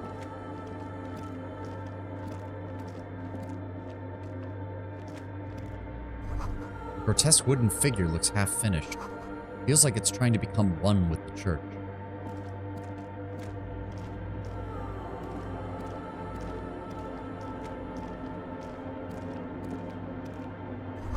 Blackboard is filled with complex equations. They look recent. Something to do with radio frequencies. Cold wind blows in from the broken gallery. Makes your skin crawl. 2 decks of reel-to-reel tape spinning on empty. Portable Harman Waushi tape recorder. Is it possible it's recording something? Someone's siphoning electrical current from outside into this antenna. In white, silver, and apricot faience, the young mother of humanism stands above you. A crack runs across her body. She is impossibly tall, oval-faced and sad. A dark and radiant majesty. This is her innocence, Dolores Day. Cradled in her arms are a pair of glowing lungs, clearly visible from underneath her flowing dress. You should kneel. Your knees touch the floor. The floorboards are hard and cold. There you kneel among the snowdrifts, diffuse light falling on your hands from beyond the glass. Close your eyes. The world is silent, but for the creaks and cracks of the massive wooden structure behind you. It covers you from the wind outside. The ocean feels distant, its ebb and flow blocked off by the centuries-old pinewood sarcophagus around you. Cold air seeps in through the crack in the glass, cooling the sweat on your forehead. Makes you shudder. In the darkness, you sense her eyes on you, inspecting you with their multicolored glass, as if you're a bug under a microscope. Open your eye. The woman looks down at you kneeling. She towers among her followers, architects, laymen, courtiers. There is a sad smile on her lips and a glint in her green-blue eye of what? Compassion? Remorse? As that terrible word passes through your mind, the lieutenant draws an X-shaped cross from shoulder to shoulder. Your fingertips touch your chest 4 times. Then you rise from your knees into the apricot-colored light of the window. Above you, the woman still smiles her distant smile, sundered by the crack in the glass. This is Dolores Day. The old woman in the village was right. This must be the Dolorian Church of Humanity in Martinez, or the small Pinewood Church in some records. You knew about this? It's a minor landmark, not easy to find. Most maps misplace it. It was built not long after Revachol's founding, 300 or so years ago, by first-generation settlers. On the coast of an uninhabited archipelago where only animals had roamed before, in the wild reeds. What else? There used to be 7 stave churches on the coast. Les Sept Sœurs, they call them, the 7 sisters. Only one remains. The rest were burnt in the revolution or used for building materials. We should be respectful here, although the building appears to be deserted. I do not believe we'll find the instigator here. Something else, perhaps? How did I know about this? The mother of humanism. Despite the damage you've done to yourself, the title appears lodged in your hippocampus. This is Her Innocence, Dolores Day. The innocence of humanism, internationalism, and the welfare state. Perhaps the most famous human being ever to have lived. No amount of Commodore Red can wipe her sad smile from your brain thing. It has survived the deluge and haunts you still, and will haunt you forever, as it haunts all men. Was Harry a particularly religious man in his youth or something? What exactly is an innocence? The highest category of historic individual, an embodiment of the world spirit. A ruler? More, an innocence is elected to office by the founding party, a precedent that has taken place a mere 6 times in the entirety of history. The legal system of the Real Belt is built to accommodate an authentic rule should it coincide with our time. An innocence is infallible. The decisions made by one are not decisions. They are inevitabilities. What would have happened anyway? Only accelerated, packed into decades instead of centuries. An innocence is a continuous, compressed event, a sacred human being. It is an honor and a glory to live when one is in office. And is there one now? No, we are alone. When did she rule? 300 years ago, in the wake of the discovery of this Isola, the Insulindian, by explorers from the continent of Muindi. She is, among other things, the innocence of inter-isolary travel and the connected world. What else do I know? Many things. You know she was a woman of the court, the wife of an influential Marchese, and eventually the principal advisor to Irene la Navigateur, Queen of Suresnes, modern-day Sir La Clé. Also that she was gorgeous beyond beauty, draped in ancient sadness. Are you sure you want to remember this bit of historic trivia? Standing under a long, slender form like this, dwarfed? Where is this coming from? The past. It's a silo of sadness, fermenting. You should keep away. What else? Terribly, women of the court were expected to play both contract bridge and chess sufficiently well to prove an interesting challenge to a man. A simple grasp in matters of philosophy, theology, and science was encouraged. She was, by all means, a kept woman. She made the most of her position in the antediluvian court, a court visited by the most prominent thinkers and artists of the day. In secret, she was becoming the era's preeminent philosopher of the state. A scalpel, a piercing gaze. Some kind of combination of monarch and saint? That's kind of the vibe, but it also sounds like they don't have to be someone born into the position. Instead, it's something that happens and then they are recognized as an innocence. She was an almost preternaturally magnetic and intelligent individual. To her contemporaries, she appeared out of time, a messenger from the future of the species. We all fell in love with her, head over heels. Even before she was declared an innocence, her influence was tremendous. It was on her advice that Irene la Navigateur sponsored a number of voyages into the Pale. A costly, often tragic endeavor, ultimately vindicated by the discovery of the new world. the piece of reality you're standing on. She was crowned 2 years after the first expedition returned, setting in motion what is widely considered the greatest era in history, the DeLorean era. Wow, indeed. When her innocence was declared, and the queen she had advised for years fell on her knees before her, she was so overcome with emotion that her lungs started glowing in her chest. Bystanders reported golden filaments lighting the already sunlit chamber around her, clearly visible beneath her dress. What else can you tell me? As did we all.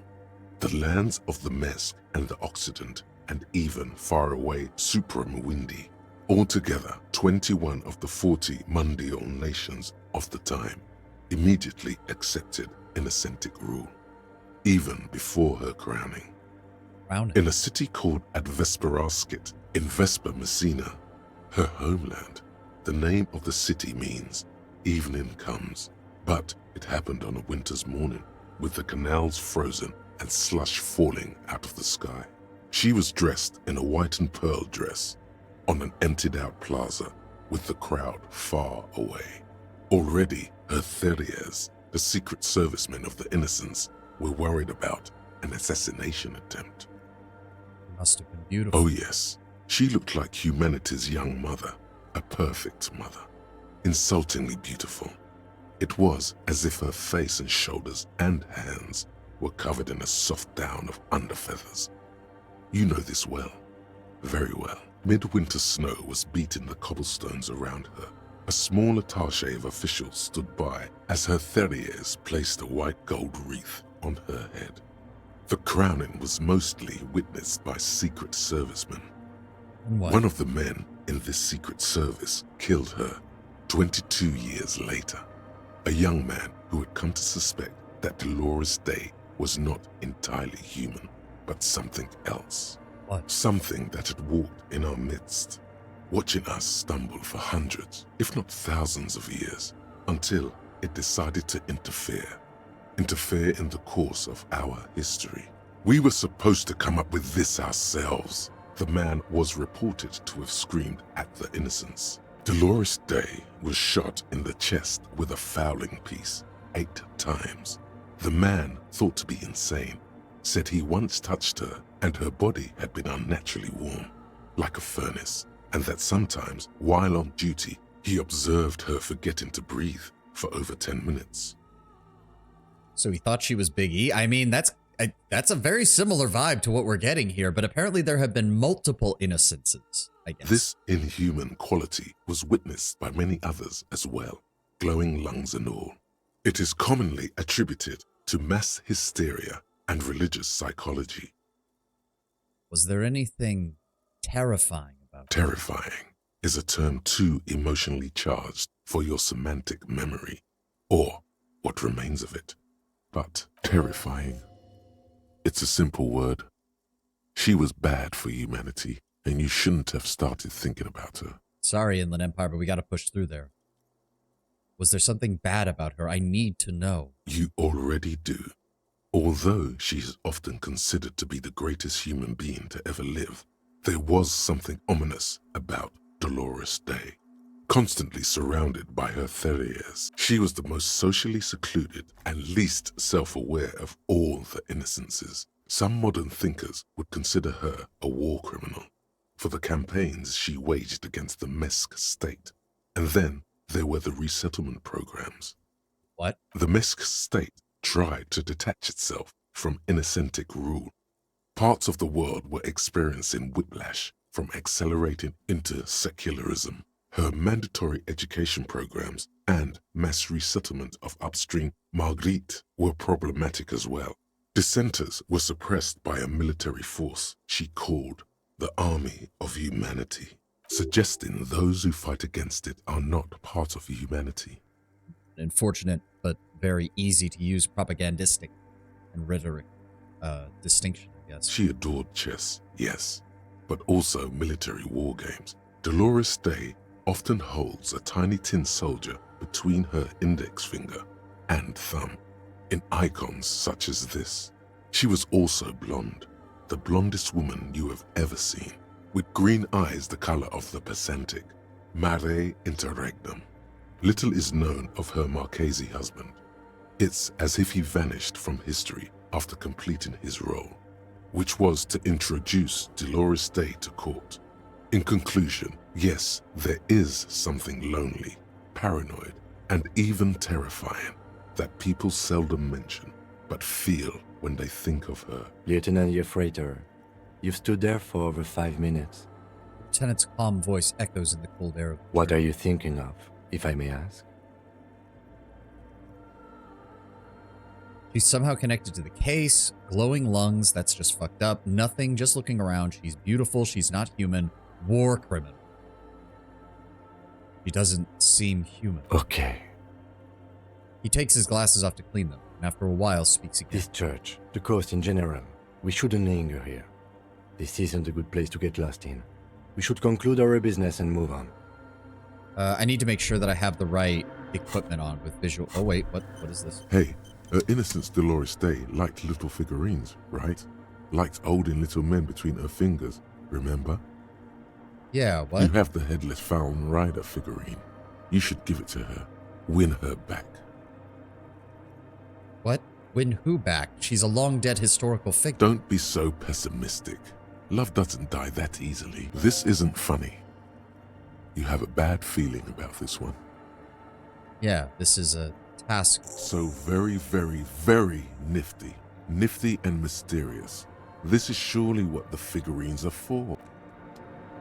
Okay, well, we need the visual calculus stuff for the test we're doing next. That was the other one. So we already have that on here? No, we do not. In the RCM Commander's Jacket. I don't think we need anything else. I don't think we have anything else. Eye coordination, composure, fair. No, the only other thing we have reduces it.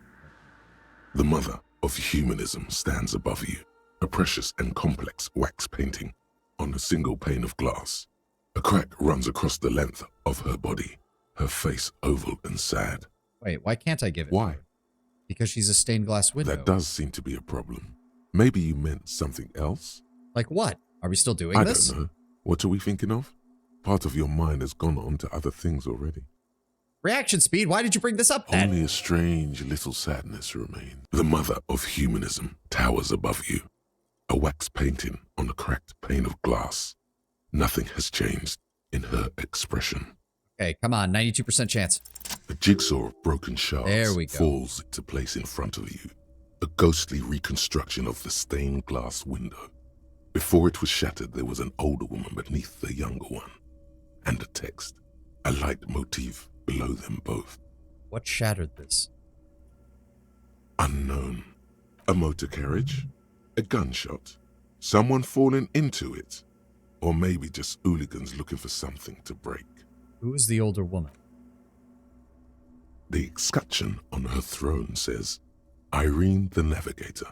She is depicted as an older woman wearing thick-rimmed eyeglasses, holding a golden Reichsapfel in one hand and a scepter in the other. This is the queen her Innocence Day advised. Above, she herself is whole. Small figures of wise men, common men. Worshippers walk up the stairs to stand at her feet. Secret servicemen, farriers, stand in a row guarding her. It must have taken years to produce this work in all its dizzying detail. Motto, what does it say? Below both women, in luminous black letters, Après la vie, mort. Après la mort, la vie de nouveau. And then, along the left side, Après le monde, la gré. Après le gré, le monde de nouveau. After life, death. After death, life again. After the world, the pale. After the pale, the world again. This is the great leitmotif of humanism, a summary of the effect of the discovery of this isola, the Insulindian, on human thinking. A tremendous sea change akin to finding life after death. Tenet, this used to say after life, death, and then Death. after... Life again. After the world, the pale. After the pale, the world again. This exaltation is common in Dolorian sacralism. In the early years, it was even incorporated as the RCM slogan. No more, however. Why? It was deemed subservient to use a strongly moral intern-related motto. We already suspected of bootlicking. The sentence was also seen as too feminine. It was a macho thing. It's our motto now. Justice, union, prudence, and force. Cool, I guess. Eyes cool. Lieutenant nods. Step back. The mother of humanism towers above you. Turn away.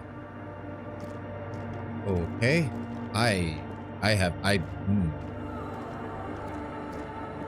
We were supposed to discover this for ourselves.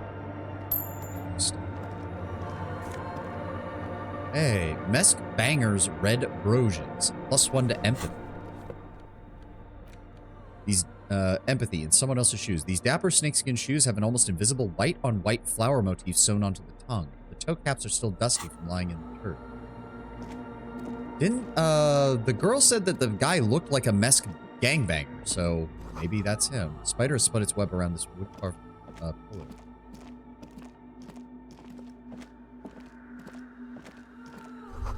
Cracked pane of glass. It's from the stained glass window. Still has the letters on it, too. Frost has drawn flowers on the glass of screen. Figure drawn in the frost in the window depicting a deer. Mesk Banger's silk scarf, pain threshold. This huge red scarf is still dusty from lying in the church. A subtle red-on-red embroidery embellishes it with a cocky roosters and a Mesk floral motif. Oh, run. Something in the middle. Did say they had wires. The silence in this part of the church, it's almost palpable. All the shifting matter and shuffling of living things is gone. Nothing seems to exist beyond the church anymore. Maybe if you were to stand in just the right spot, even your footsteps would be completely silent. I still hear something. And then it's gone. Almost all of it, but for the faintest of hums. You can hardly hear your own breathing. Yell. Your voice is barely audible. Not a howl, but the softest of whimpers. It's unnerving. Stomp your feet. You Clap produce your hands. a few muffled thumps, after which the silence feels even more total, somehow. Kim, what's happening? The lieutenant points to his ears and shakes his head. Then he leans closer. Can you hear anything? Almost nothing, and it's starting to worry me. The church just has strange acoustics, some engineering trick. What if it's something paranatural? Please, detective, not this again. He's trying to act dismissive, but at this particular moment, he's more open than usual to the idea of paranatural phenomena. Look up into the The bell orderly tower. rows of ceiling panels become barely visible, then disappear completely in the darkness of the tower overhead. Red check, but we've got good perception. Let's do it. What's above us?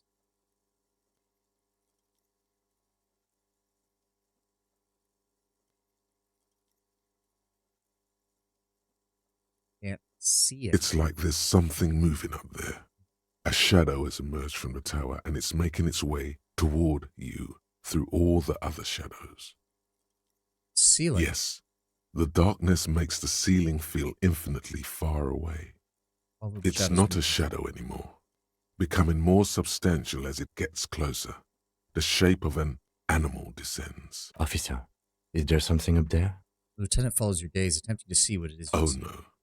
You've lost sight of it. Where did it go? Blink. Oh, fuck. You see something hanging from the rafters, looking straight at you with dark eyes. Maybe it's possible to talk to it. Okay, give us 1 second. Bowl is filled with water. A live wire runs directly into it. Could these wires work as contact microphones? Prayer book is broken. Bye. The shadow is a man. A man made of the same stuff as the carpentry of the building. He is studying you intently. The crab man. Right. The man leaned forward a little, fixing you with a steady, unreadable gaze, then speaks. Habitual alcohol use has made you into a scared little pussy, Holmes. But don't worry, everything's gonna be alright. You come to the right place. That accent is Villalobos, a peninsula in Mesk and a district in Jamrock. There's a sizable contingent of Villalobos-speaking Mesks in Revachol. Right place for what? Here you can receive the mother's love. And when you're ready, she will take your hand and lift you out of the despair at the bottom of that bottle. This man is obviously a habitual narcotics user. Do we really need to question him? I'm put off by this religious stuff, he thinks. And maybe the ceiling climbing, too. It's all very hard to square with the lieutenant's own view of reality. Is that, I mean, it's a guy. At least we've established that. It's a person of some kind. Hey, and what was that about the bottle again? You haven't even drank that much lately. Lay off it already. I mean, Sheesh. I guess it has been a bit of a problem, and it has been getting out of hand. Está crudo, way. I see deep inside you.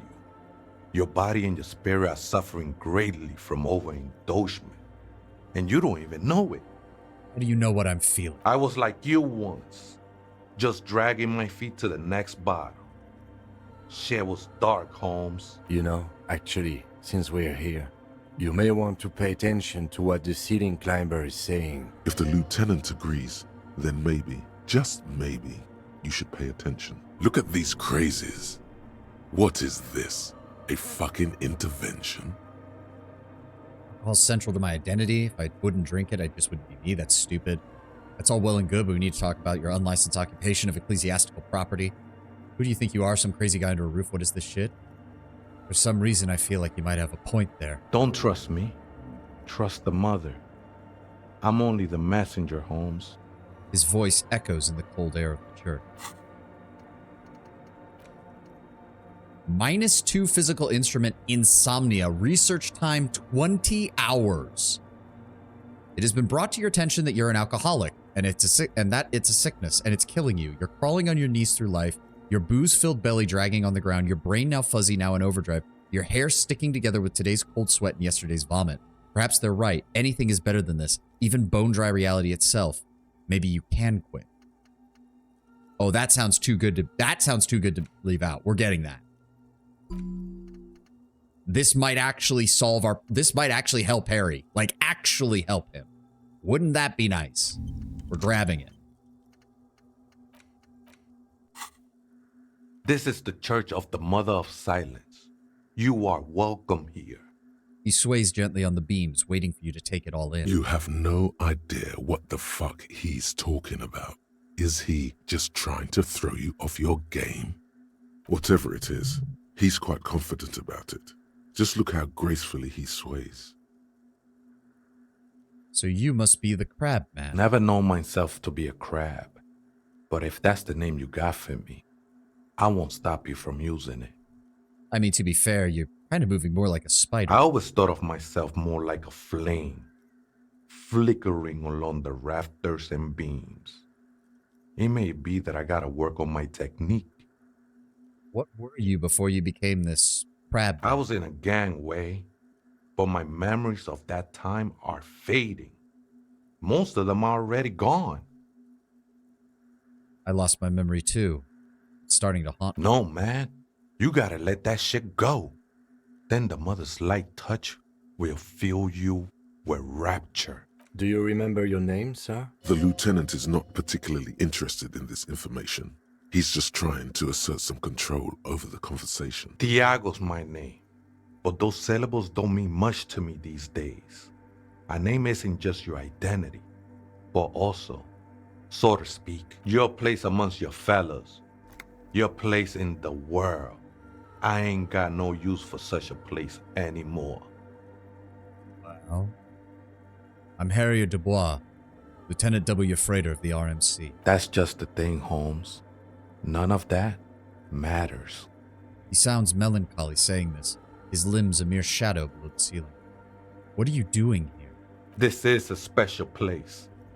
There's a perforation in the world up there, a way out into nothingness. This church was built around it for purposes of veneration. I circled it, nurtured by the silence bestowed by the mother. One of these days, I'll be pure enough to go drink from it directly. You mean her? Point to the window. No. There's a new god in town, and she can't be painted or sculpted because she has no limb or even a face. She is the end. She is a cavity in the dark beyond sense. She saved me, but I couldn't describe her to you. No one can, Holmes, and no one ever will. What will happen when you drink from this perforation? It's called a bullet. I think he's being a little more philosophical than that. I will be incinerated, but not destroyed. Finally, I won with the state of the world before reality began. That sounds a bit like substitution behavior, no? You know a thing or two about that. You sure you didn't just switch one drug for another there, Tiago? It's not like that at all, man. It's just faith and joyful service. Faith can almost be a drug to some people. I heard that before, Way. And I know I can't convince you on the spot. But think, when's the last time you woke up from silent communion with a hangover, regretting what you did last night? I think love might have been my drug, and I'm still hungover from She it. took you for a good spin, huh? Don't worry, bro. That love is but a drop compared to the ocean of the mother's love. The mother will eat all of you and never spit you out. I guess I was being insensitive. Let's move on. No worries, man. I know this shit takes time. I still don't understand what you're actually doing in the I'm church. a seraph, Holmes. I sing the mother's glory. It doesn't really make sense for you to sing if it's the mother of silence. I don't mean literal singing, Holmes. This is the mother of silence we're talking about. It's the singing of a burning heart. You may be thinking, but fire crackles. No, Holmes. That's the material that's burning. The flames themselves are without sound. How did you even find this place, this church? Hard to say. I think I did some construction work here, back when I still had material worries. Up there, I realized what the true purpose of the church was. Been spending a lot of time here ever since. The past is nothing to me now, eh? It didn't belong to me. Are these yours? The scarf and the shoes? I think they were. A long time ago. I had to shed them like skins to get closer to the center of the silence. You could have them. I don't need them anymore. They look pretty dapper, actually. The sinewy figure lingers on the wooden beams, blending into the shadows. You've been here a long time. You know why the church was abandoned? Police raid a while back. His voice suddenly Did you witness it? Not really. Or at least I don't remember much of it anymore. The mother's love has done its job. That's what's so great about the mother. It lets you forget about everything. You know there's a couple of ravers who want to turn this place into a nightclub. The ones in the tent outside? Right? I see them. Guessing they're the ones who call me a crab. Probably scared of me. Do they have reason to be scared? Nah, man. They look pretty funny. And I don't harm no one anymore. Anyway. Though he used to, a long time ago. So what do you think about it then? Why not? They wouldn't bother me none. I'm usually way up there, imbibing. Ain't no music on earth that can reach where I go. Might even be nice to have some company. Okay. You know where the other spook is? The one who brought in those machines? Other spooker? Oh, esa viejita es muy estudiosa. Don't know, Holmes. Viejita is grandma? So there is another person living in the church, a vieta. No. I just call her viejita because of her clothes. She's actually quite young. Or maybe not that young. Age is just one of the many masks we wear. Wait, What if it's Ruby? Did it ever seem to you like she was hiding here from something? The lieutenant seems to be thinking the same and takes out his You notebook. mean like a fugitive? Glances at the abandoned radio computer on the other side of the nave, pulsing with light before shaking his No, head. man. Quite the opposite. I don't think she cared much about authority or anything else for that matter. Maybe only about her machines. I see. And where is she now? I told you, Holmes. I don't know. How can you not know when you both live Don't here? really follow her comings and goings. Just see her typing on her computer now and then. We got different interests. Okay, you got nothing else? How she looks, what she does, who is she? I'm afraid not, Essay. You just have to wait until she comes back, or search through her radio computer. Okay then, thanks.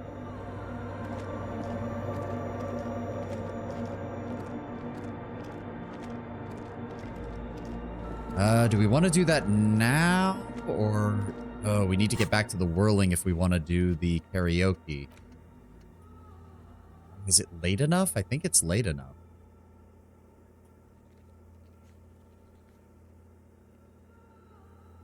Not sure. Is there anything else we can do? Offer figurines. You should offer her any and all you have one day. You meet her in person. What an odd task to give yourself, but here we are. Yeah, we need to find a way inside the building. Cell won't talk.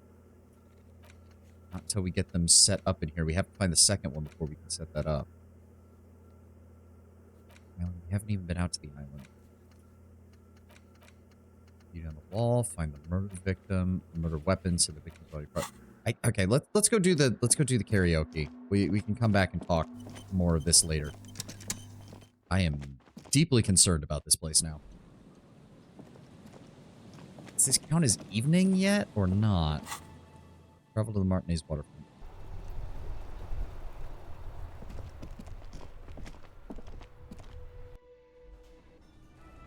Oh, there's more people. Okay, okay.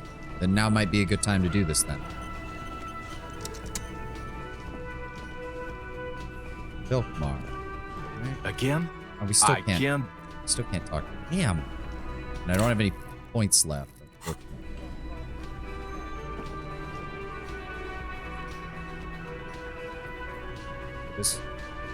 It's not gonna let me run the ad. I just run the ad, Twitch. We'll do the rest of this once we can run the ad, please. Any day now would be nice. Please? Twitch? Please tell me there's not a problem. No, there's no problem. It's just not running the ad. Fuck.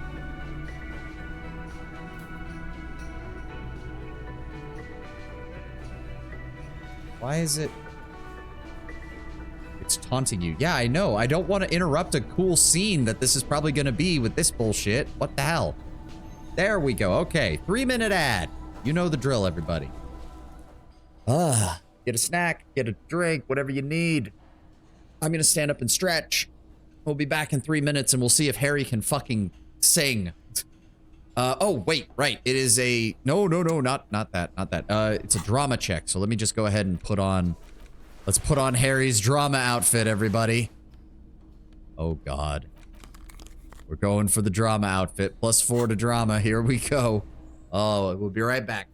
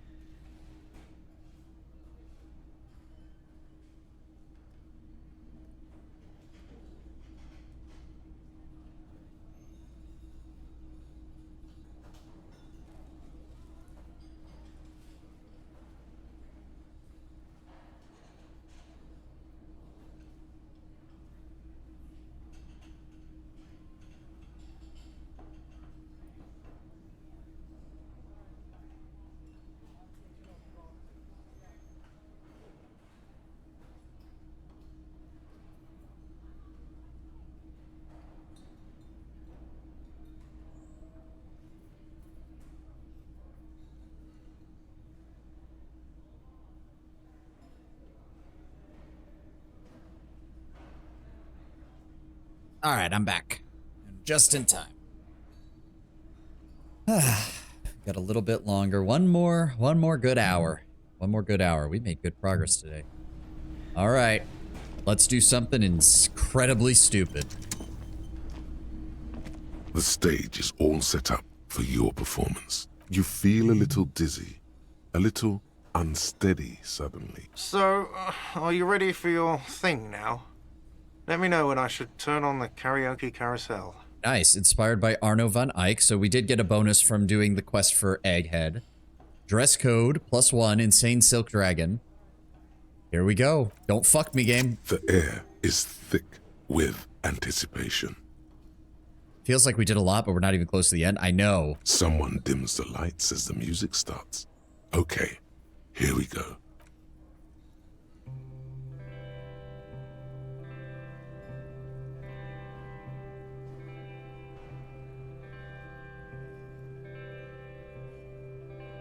I don't want to speak there. I would often go there, to the tiny church there, the smallest church in Saint-Saëns, though it once was larger. How the real may rest there. Down through the mist there, toward the Seven Sisters, toward those pale cliffs there. I would often stay there, in that tiny yard there. I have been so glad here, looking forward to the past here. But now, you are all alone. None of this matters. No, none of this matters. Waits vibes. I don't know who that is, unfortunately. Also, welcome, Ulukator. Thank you very much for checking us out. Okay, so that pretty much absolutely confirms that Reptilian Brain is Harry's voice. Yeah, it even said Ancient Reptilian Brain. Yeah, that is Harry's voice. I would often go there to the tiny church there, the smallest church in Saint-Saëns, though it once was larger. How the rill may rest there, down through the mist there, towards the Seven Sisters, towards the pale cliffs there. I would often stay there, in the tiny yard there. I'd been so glad here, looking forward to the past here. But now you're alone, and none of this matters at all. A lazy applause fills the room. You feel your hands shake as awareness of your body returns to you.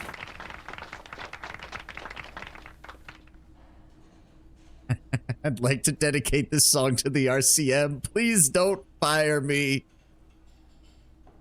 Thanks for putting up with my shit, Kim. The lieutenant doesn't say anything, but gives you a quick smile before turning away. He's incapable of blushing, but if he weren't, he'd blush. Good, good. Are we ready? I want to unplug the microphone now. Last words? Thanks, Mark Mace. Okay, that went well. I don't know what I was expecting, but that wasn't it. I don't know if I expected more or less. All right, let's get this shit back on. Armor on. Where's the fancy necktie she gave us? There it is.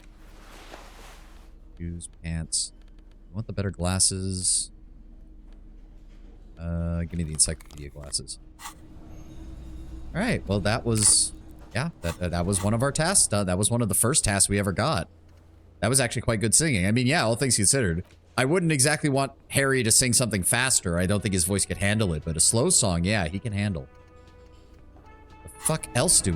We can't even go get our gun for another 3 hours. I guess we go back to the church. It just seems close to the end. Maybe just the vibe. I think the vibe is just more that Harry is near the end. Like, I think Harry is the one who can't really take it anymore. And that's partly what the song is going on about. All right, let's just go to the church. We've got time, after all. I don't know why I thought that was going to take longer. He was just singing one song, but... randomly, Harry just falls over dead. I mean, we could if we just drop our health a bit further, but in all seriousness, what the fuck are we doing? A machine stands in the corner, watched over by the figures on the stained glass window. It's turned on and quivering with soft electricity. Another radio computer. And this time it's already turned on. He seems cautious around These machines sometimes harbor traps, he thinks. Alarm systems and the like. Let's be careful. We should probably let it be. It's becoming clear that there's no trace of the suspect anywhere inside the church. This machine looks just like the one we found in the doomed commercial area. It's also quite similar to the one we have down at the station. Must be the same model. He inspects the machine's framework, careful not to The one you saw earlier was the Ream Civic. This is the Ream Prefect, a model number RC7024, equipped with a Fell mainframe and a Ream-compatible interim printer. The Ream Prefect is the governmental version of the commonly used Ream Civic model. Although mostly based on the same technology, the Ream Prefect is equipped with better noise attenuation circuits. Wait, let me take a look here. You see fluorescent play and print buttons on the keyboard. A hatch connected to the central compartment is wide open. The lieutenant says nothing. You see the machine's glowing frame reflected back from his diamond-shaped glasses. You're free to proceed. Look inside the Behind the hatch sits a cube-like crisscross of filaments, smoldering in the dark like fireflies. Silver tape on the side says, in black marker, log, February to March. Another filament memory. Press play to talk with the repeater. Display. A bar of fabric right above the keyboard starts producing a soft hum. The sound of static seeps through the machine's planar magnetic driver. Oh no, it was already glowing and now it's also making a sound? It's probably some alien SEO-like technology. Calm down, Half-Light, we got this. The static gets louder, slowly filling up the abandoned hall until a voice speaks out, crackling and old, cutting into the air. Good evening. Votre accident on Saint-Brun. This is the East Insulindian Repeater Station 1. Please repeat. Is this the personal log? This is a human interface. A retired person sitting behind a switchboard somewhere. What's the personal log? Fortress accident like the one in the doomed commercial area. What are you, a machine or are you alive? I don't think we should talk to this person. I don't think they need to know that we access their machinery. Thanks, I'm finished with the call. Sleep well, votre accident. The machine's keyboard is still illuminated, revealing fluorescent play. Nothing happens. Wait, is that it? What else do we have?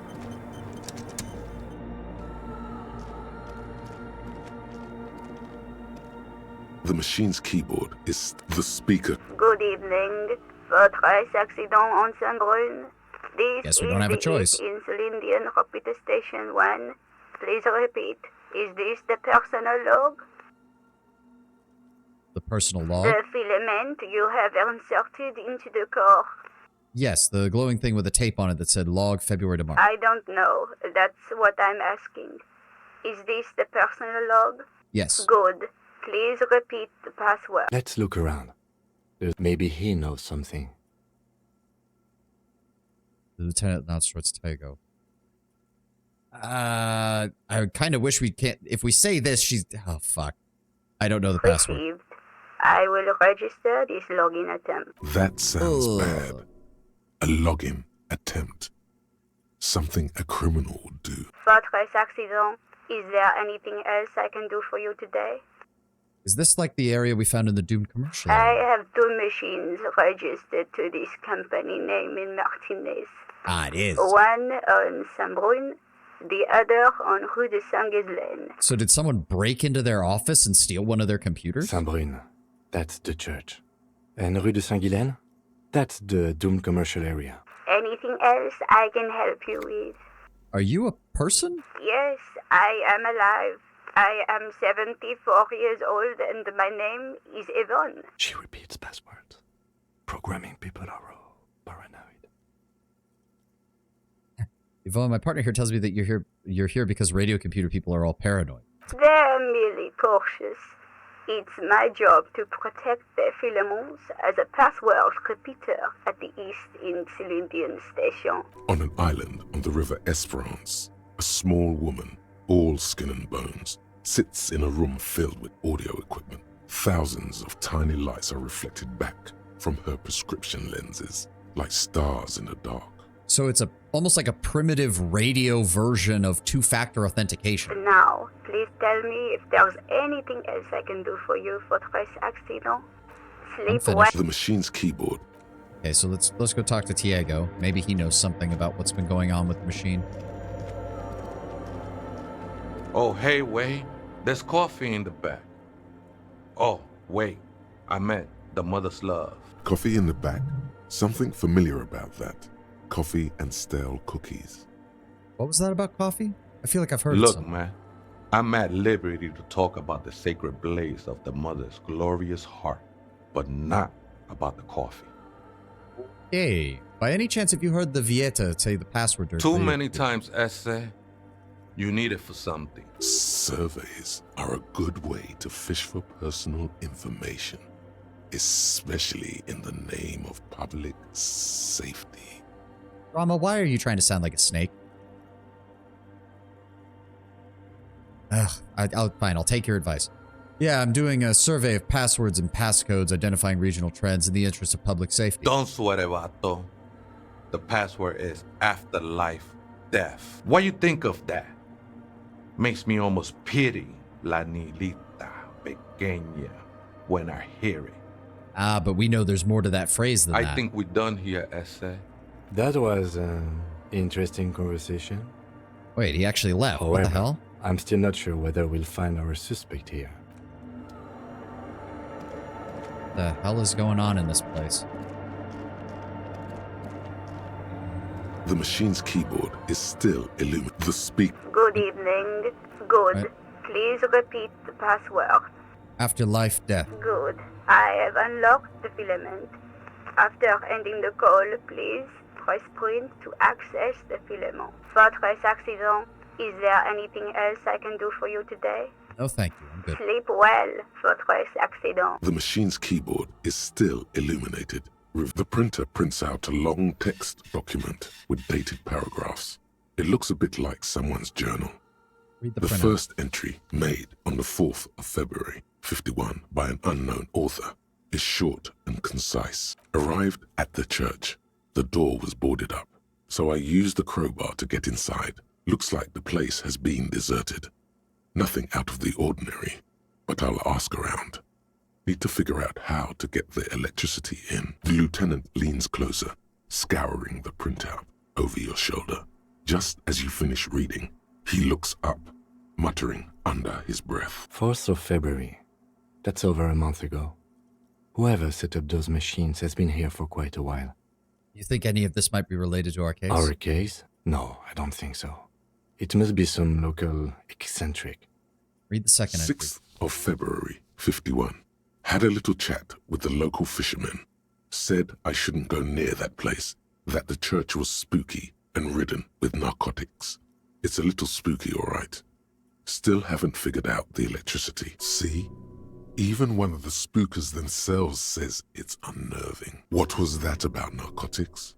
This could prove to be interesting. I doubt that we can find any. It's just idle fishermen's gossip to scare away the kids.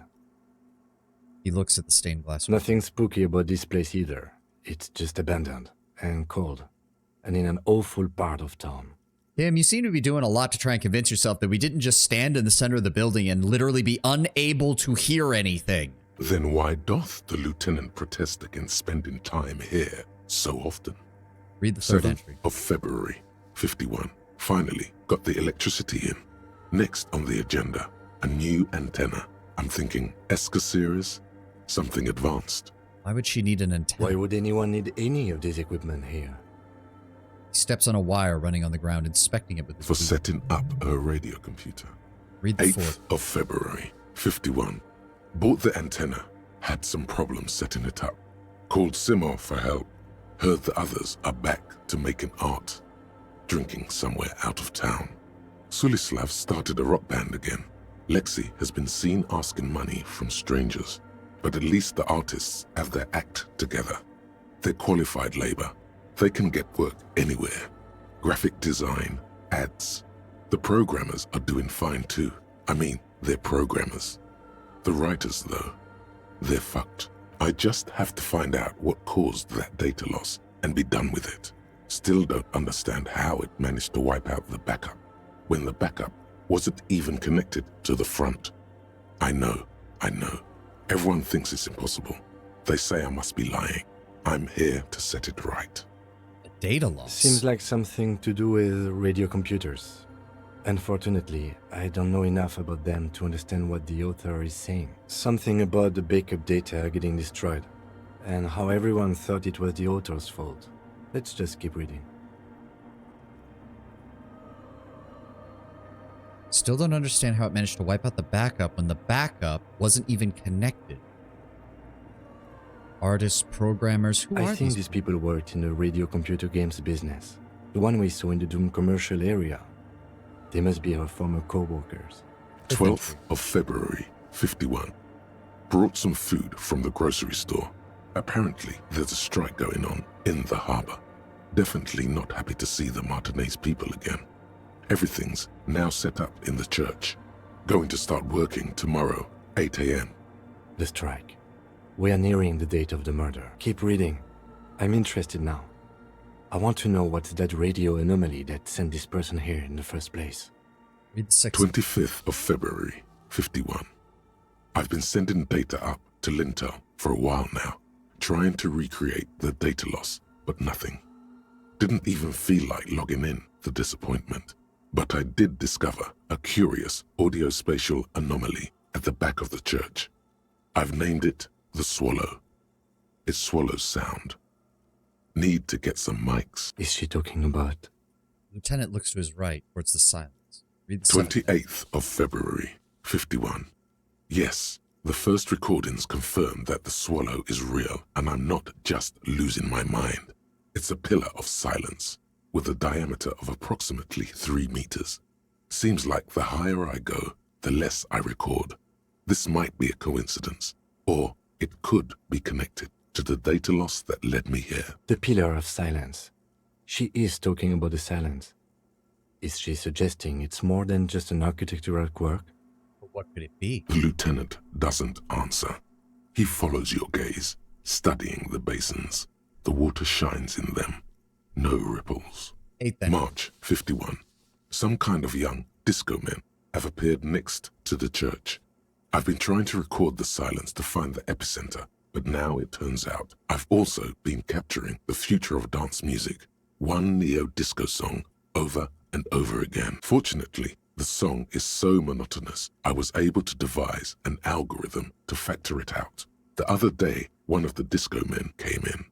Before I could even say hello, she got scared and left. Good. I don't want anyone distracting me from my work. That disco man must be a cell.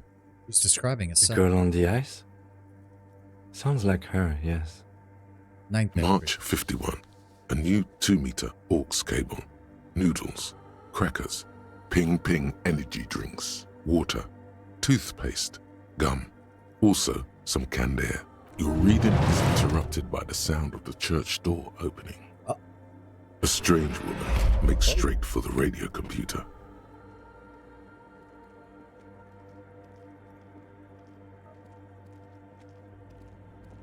Not going to say anything, just walking straight to the computer.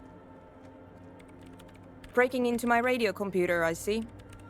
She glares at you as she holds the off button for several seconds and the machine reboots. Yes, you are breaking in, but not into her radio computer. You're a master circuit bender. I do apologize for the intrusion, madame. We are with the RCM, you see. I don't think that's a good idea to say in her fate. I assure you, I am an expert circumventer and was not breaking into a computer. I'm using it to access Coalition military data. There are no Coalition military data links. And even if there was, you couldn't access them over a civilian network. All right, I admit, I was trying to locate a suspect in a murder investigation. I thought they might be hiding here with the RCM. Oh, wait. Wait, does this have to do with... I'm actually using your REM prefect to try and reach Coalition warship Archer. I'm on a mission of great That's responsibility. nonsense. You're just a police officer. She barely looks up from the keyboard and you hear the machine Now roar please back give to me life. some room. I need 2 seconds to see that you haven't destroyed anything. We should talk to her after she has rebooted the machine. Does that mean we can do it now or do we have to wait? What is it? The woman is still hunched over her keyboard, gently illuminated by the purring machine. Were you the programmer for that Wirral Untethered by any chance? Yes. Or no. Not anymore. That project is dead. She doesn't seem surprised to be recognized. Rather sad. Something passes over her face before she straightens her back. Are you? Exactly. What are you doing? I am Soona Luukkanen-Kilde, the former lead programmer of Fortress Accident and RSA radios. I have over 16 years of programming experience, and I'm proficient in both Vox and Orbis languages. If you're not here to hire me, I don't really know how I can help you.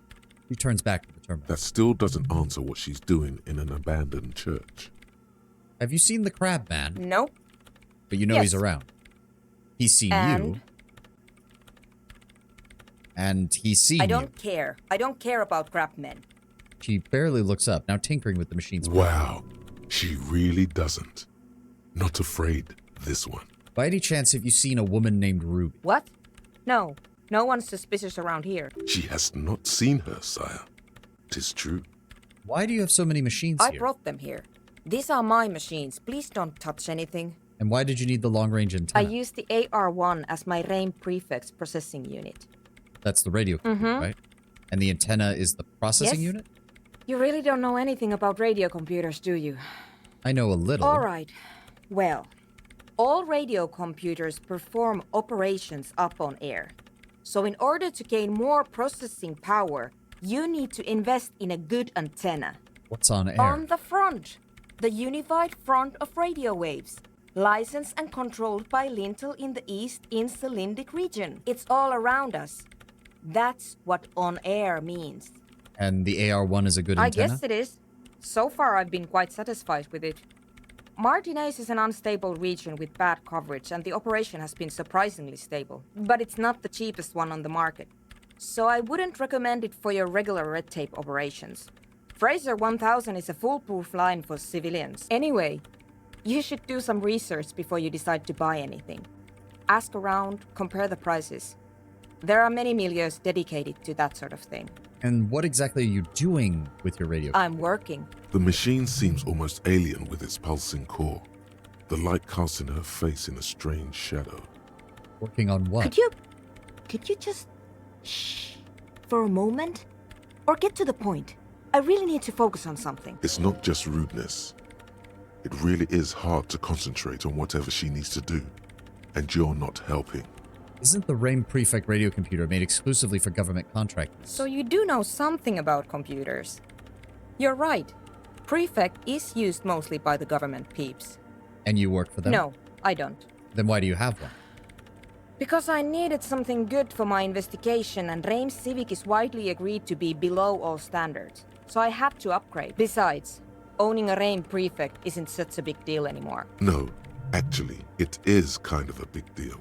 You don't see REAM prefects in every police department, for example. How'd you get your hands on? I know a friend of a friend who used to freelance for the Coalition.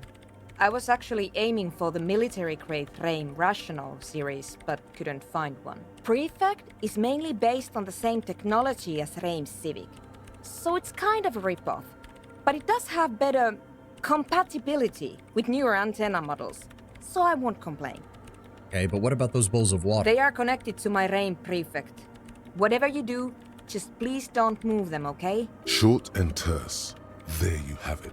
Whatever she's using them for, they're hers. Okay, I'll try not to touch anything. Next Great. question.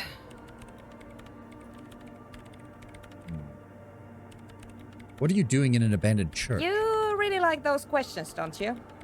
I'm a police officer. It's my job. I'm conducting scientific research here.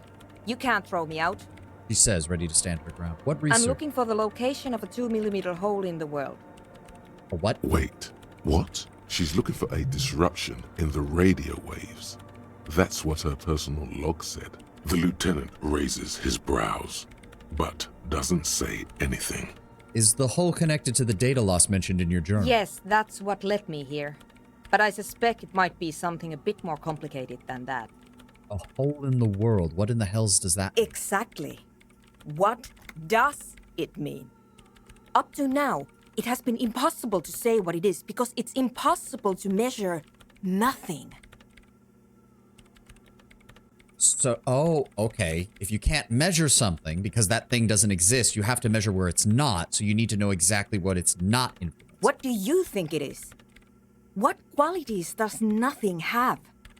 How do you measure something that does not exist? He's suddenly absorbed in the conversation, waiting That's for a your answer. little above your pay grade at the moment.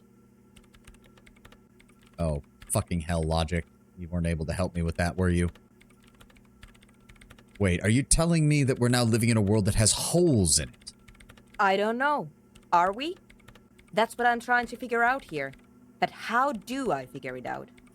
Did I miss something, or does that machine not have a screen? It doesn't appear to. I think she's just typing stuff into it. Either the screen is meant to be here and it's meant to be closed, or there's something inside the box here that she's looking at. I don't know. Their computer technology does not seem to be built on the same computer technology that we have, Tenwin. I can't even begin to understand how we're talking about something that doesn't exist, let alone You measure. measure it by its surroundings, by that which does exist, which is what I've been trying to do. I've tried using hydro transducers to record the silence, to find out where it begins. Hydro transducers. So that's what those water basins are. Devices for recording sound through water. But honestly, it's not progressing very well. She grows silent, staring at her circle of basins. It looks like an ancient ritual. You have any idea where the hole is located? Somewhere underneath those roof beams, I assume. She looks up, eyes trying to pierce the pitch-black heights above, but without much Only a success. faint crisscross of rafters can be made out from the dark. Most of the tower disappearing into the shade. Strange things may flourish in the dark. There's this place at the back of the church, a place where all audible vibrations seem to decease. I've named it the Swallow, and the higher you go, the less you record. The Pillar of Silence?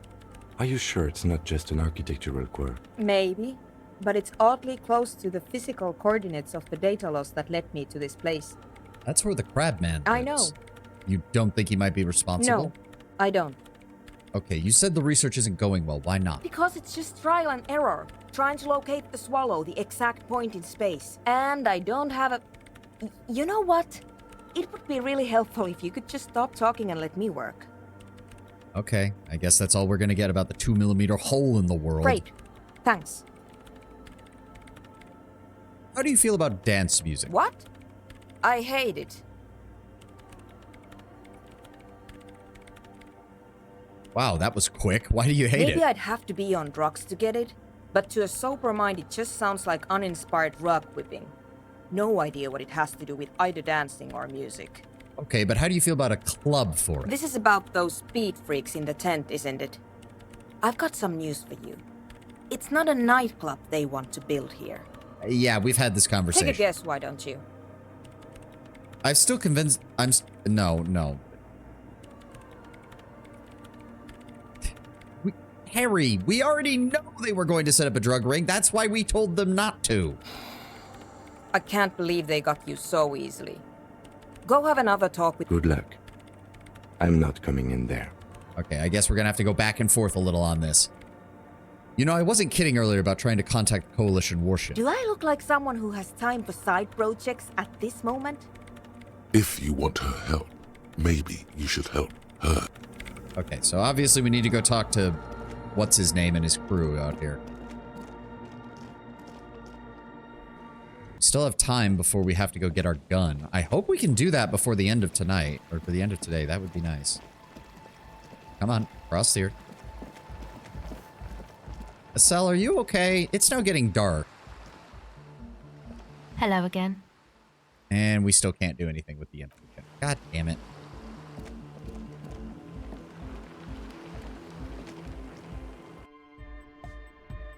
The large-headed youth. Good morning! Yeah!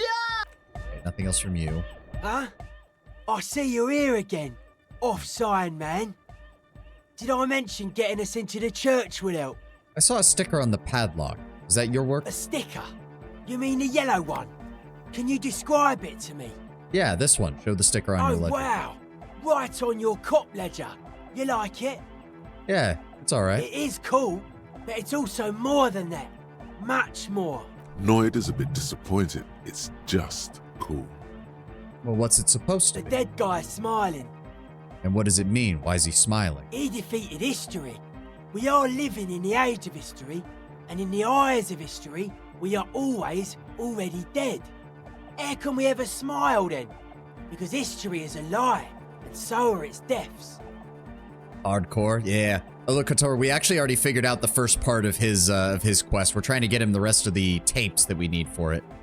We had to go through that dialogue conversation a couple of times before we were able to figure out what the hell he was talking about. The present moment and life are the hardcore. The hardcore expels death.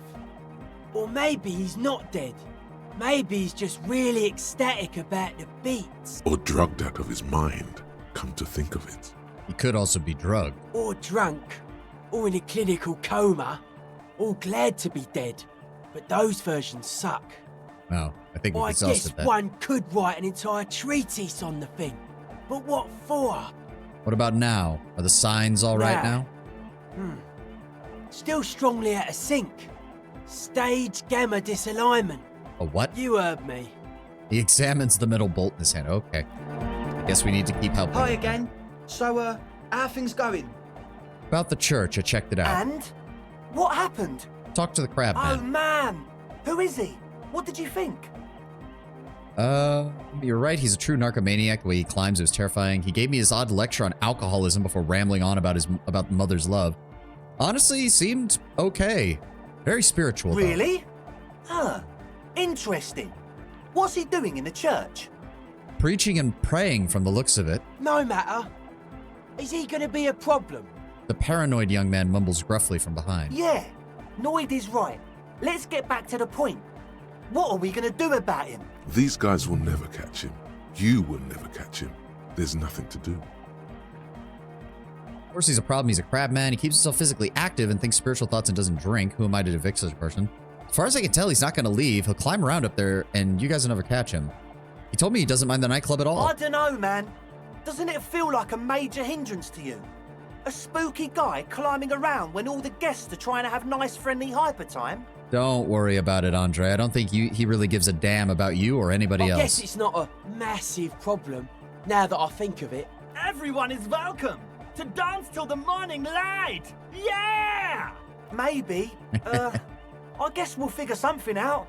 Okay, but what about the other spooker? The one in Grandma's clothes? Did you see her? I was using the mainframe when Suna, that's the former lead programmer of Fortress Accident, A appeared. programmer? That's odd. What was she like? Did you ask her about the nightclub? She's not sold on the idea of a dance club. What a pity. That's my favourite thing in the world. And she doesn't like it at all. A shame. What can we do now? Do you see a way out of this jam? And into a laser-lit future of dance and unity? Unity! Dance! She made it very clear that she's not going to leave until her own project is And finished. you can't just evict her? No. We're not going to evict her. Let's try to come up with a different solution. Look at you, Honor Man. No, Noid. He's right. Maybe we've approached it the wrong way after all. I'm sure there's a workaround. We can make a deal not to bother her. If that's okay with her, we only want to get in the church and spread the joy and ecstasy of music. The lines in the dark exist. Coexist. At least Crabman seems like an advanced being. He's hard. He'll understand. Yeah, he can do his climbing thing in the tower. And the programmer, does she like Nordic dance music? He doesn't. She really, really doesn't. Egghead cannot believe what you just said. It makes him pump the jam a little slower for a moment, but then he returns to the full swing of it. Oh no, we broke Egghead's groove for a moment there. Don't throw us out, Egghead, please. No worries. We'll figure it out. If coexisting fails, you can always muscle her out, right? If it's all okay with you, what do you think? I don't want to throw her out, but we can try to convince her. Excellent. Good luck, my friend. Goodbye, officer. Goodbye, guys. Bye bye. Hardcore to the mega. I do love Egghead's voice actor, though. He fucking delivers those lines so sincerely. I'm sorry, but I'm afraid you lost Egghead's groove. I'm sorry. That's exactly what I was referencing. I'm glad somebody caught it.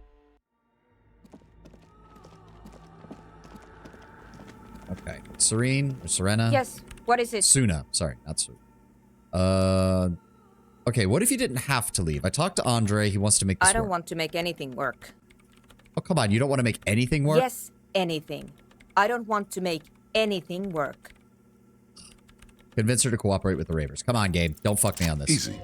When her research is done, she can move out.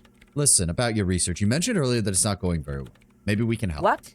No, I don't really need any help with the project. But if I can help you finish the project, then you wouldn't have to live in a church next to the Boom Boom anymore. Think about it. She thinks about it. A glassy look in her eyes. A gust of wind brings more snow in from the broken gallery. It touches her hair. Hands down the funniest Disney movie. Definitely up there. Definitely up there. Bronk alone is fucking great. All right. Bring me the game's offsite copy from my old workspace, if you really want to help. It's stored on a filament memory, and I'm unable to go and fetch it myself. Wait, this thing? No. That's the production schedule. I don't need it. The right filament memory has offsite copy written on silver tape. She doesn't care how you got your hands on that thing. Okay, so what's the offsite copy and why do you It's a need backup of my former employer's project, the radio game we were working on. It's stored on a filament memory, just like the one inside this radio computer. He points to the glowing cube inside the She's making it extra simple for you. The backup itself is destroyed now, but I'm hoping to use what's left of it to pinpoint the exact location of the anomaly. You just have to go to my old workspace and get the filament. Hold on. If it's called an off-site copy, then why is it still on-site? If it's called an off-site copy, then why is it still on-site? Oh god, not this again. It is not on-site. It is in the basement. Perfectly safe and not connected to the front at all. Basement? Sounds like it's technically still on-site. And no, taking it outside the building wouldn't have protected it from the data loss. There's nothing wrong with keeping the backup in the basement. What happened was a freak accident that has nothing to do with how the backup was stored. We clear? On Rue de Saint-Just Lane, in the East Delta Commerce Center. You might be more familiar with the name Doomed Commercial Area. You could get in through the bookshop on the plaza. You just have to do some explaining to the bookstore lady. I've already been inside. Good. Then you might know the giant ice bear fridge in the building's cellar. The filament is inside the fridge. Just go and get it. Where exactly is the offsite In copy? the giant ice bear fridge. I just told you. But It we've has been in red there. It glowing definitely eyes. wasn't. It's impossible to miss. You just need to get the offsite copy from the ice bear. But you've been to the fridge and it wasn't there. There was a note saying... I found a note on that fridge that said the offsite copy had been moved to a Wait. safer place. A note from whom? Did it specify where they took the filament memory? It said the offsite copy had been taken to a nearby ice cream maker. The note was signed by someone named Sulislav. Jawiza. Of course. Our project lead, Sulislav Jawiza. God, he was always so hell-bent on keeping the copy somewhere safe. And feature creep, and the Valley of the Heads. Like it would have made a difference. The offsite copy was perfectly safe when the data loss happened. That data loss was anomalous. And the heads... I won't even get into the heads. Millions of them. Go find that copy from that ice cream maker, will you? Thanks. Well, I found the ice cream maker, but I couldn't get it open earlier. It's completely This is frozen. getting ridiculous. Can't you just defrost it? Or, I don't know. I don't know about the ice cream maker. Just figure something out. Thanks. Oh, all right. And here's my Kvalsund multi-tool. You might need it to hack loose some ice. It opens everything. If you get me the offsite copy, then you can keep the Kvalsund. The legendary Kvalsund multi-tool. This is Prybar version 2.0 for professionals like you. Hopefully we can go ahead and get that handled then. Let me see here. Tools. Ah. Advanced pry bar. A pry bar +2, if you will. Built by Kvalsund and Vasa. The number of gadgets hidden within the frame of yellow and gray multi-tool will stagger any technician. Equip this to open lock containers in the world. Alright. Let's get going. Martinez. That is a big fucking... It's like a mobile toolbox. I guess we need to turn it off. 2 cables are plugged into the breaker box. Unplug the Something black close cable. to... Very smart. Opening the lid should be much easier. Oh no, but we probably should have done that earlier. This orange machine is dead still. It has a hand-cranked ice cream churner and an electric freezer. The ice around it slowly melting. Physical instrument. Okay, we need... Why is my physical instrument so low? Oh no, the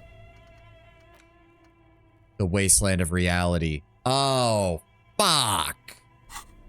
Fuck. We only have one thing that improves that too. Shit.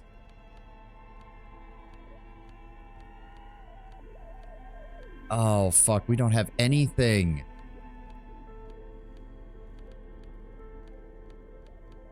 Well, that's not good. That's not good at all. This orange machine is dead still. It has a hand-cranked ice cream churner and ice squeaks beneath the Kvalsund multi-tool. But your fingers Oh my slip god, away we from even the almost tool. got it. The lid shutters tightly as before. And it's already unplugged. There's not much else to do other than wait for it to defrost or bulk up and get stronger. Okay, so maybe it'll be better by tomorrow? I don't know. We still have to kill time until we get to the fucking 2200 hours so that we can access the rest of that. Are you dipshits still here? You've been staring at Kim's car for the better part of like 12 hours now. The palm tree livery should be like pastel green. Fucking tropic shit. I can see it. Bright as day. Oh, if we were skulls right now. What the fuck are you two? I can tell you who we're not. Cop. We're not snitches. Or skulls. Which is not to say that the skulls are bitches and... On the contrary. The part of this presentation you want to take home with you, Cop Man, is we're not part of the skulls.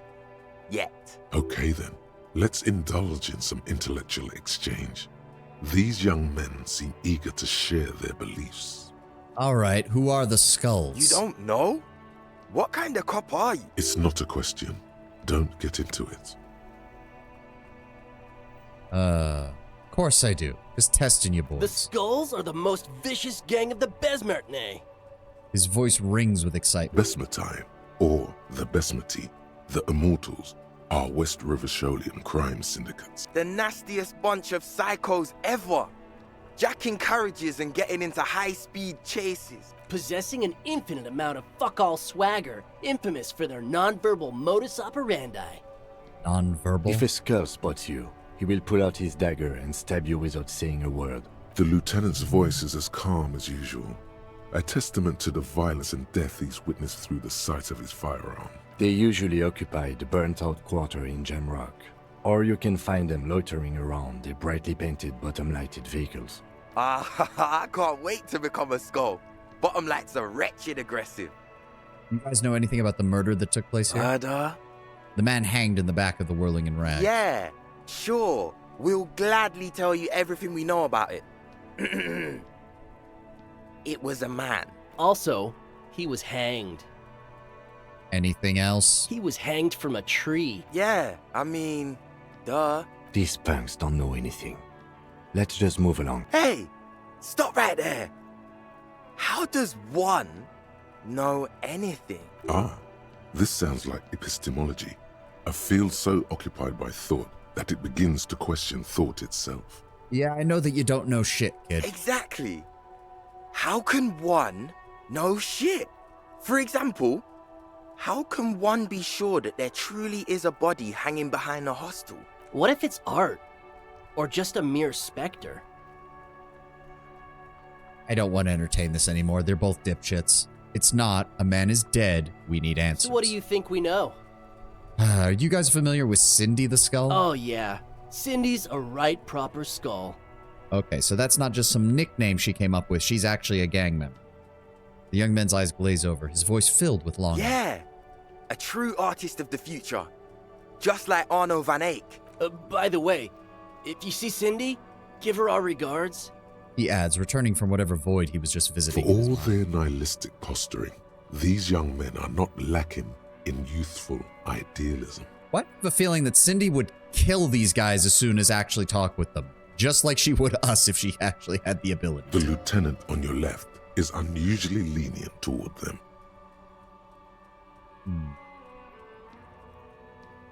I see you kids are into a Nordic dance music. Oh man, yeah.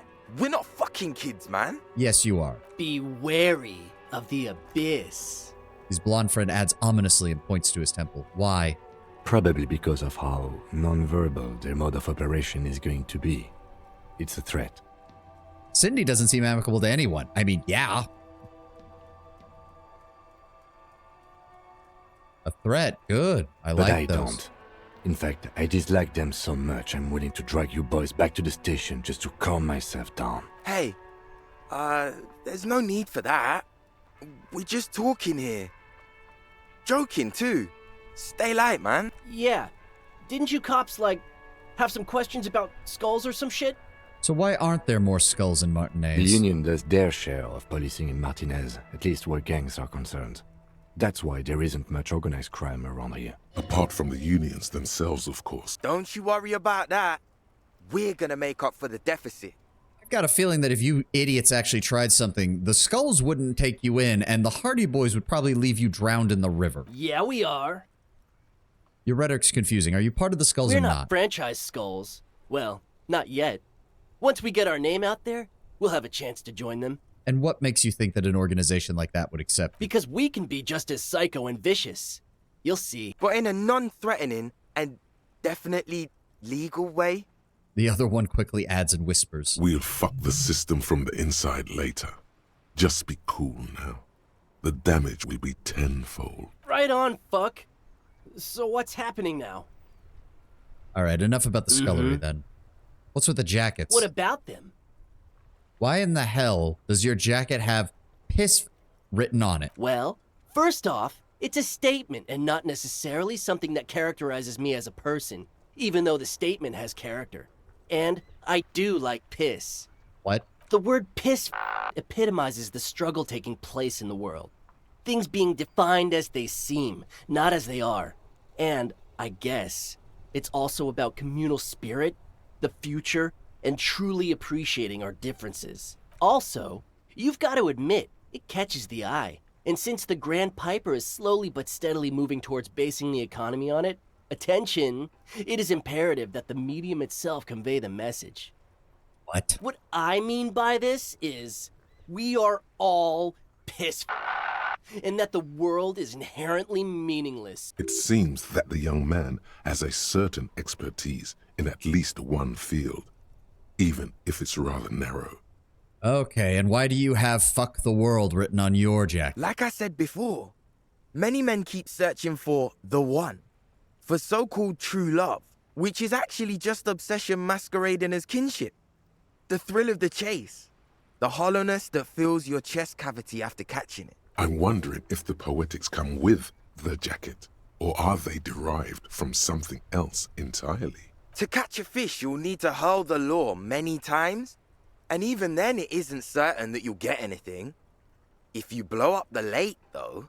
That's a fucking terrible metaphor. You get more fish in a shorter time. And, for time is of the essence and fleeting ever so quickly, one must think of a way to fuck the whole world and not get caught up in fucking someone. Is that subreddit? It's called I'm 13 and I think this is deep or some stupid shit. That is these guys personified. Because when one fucks everything, he fucks nothing.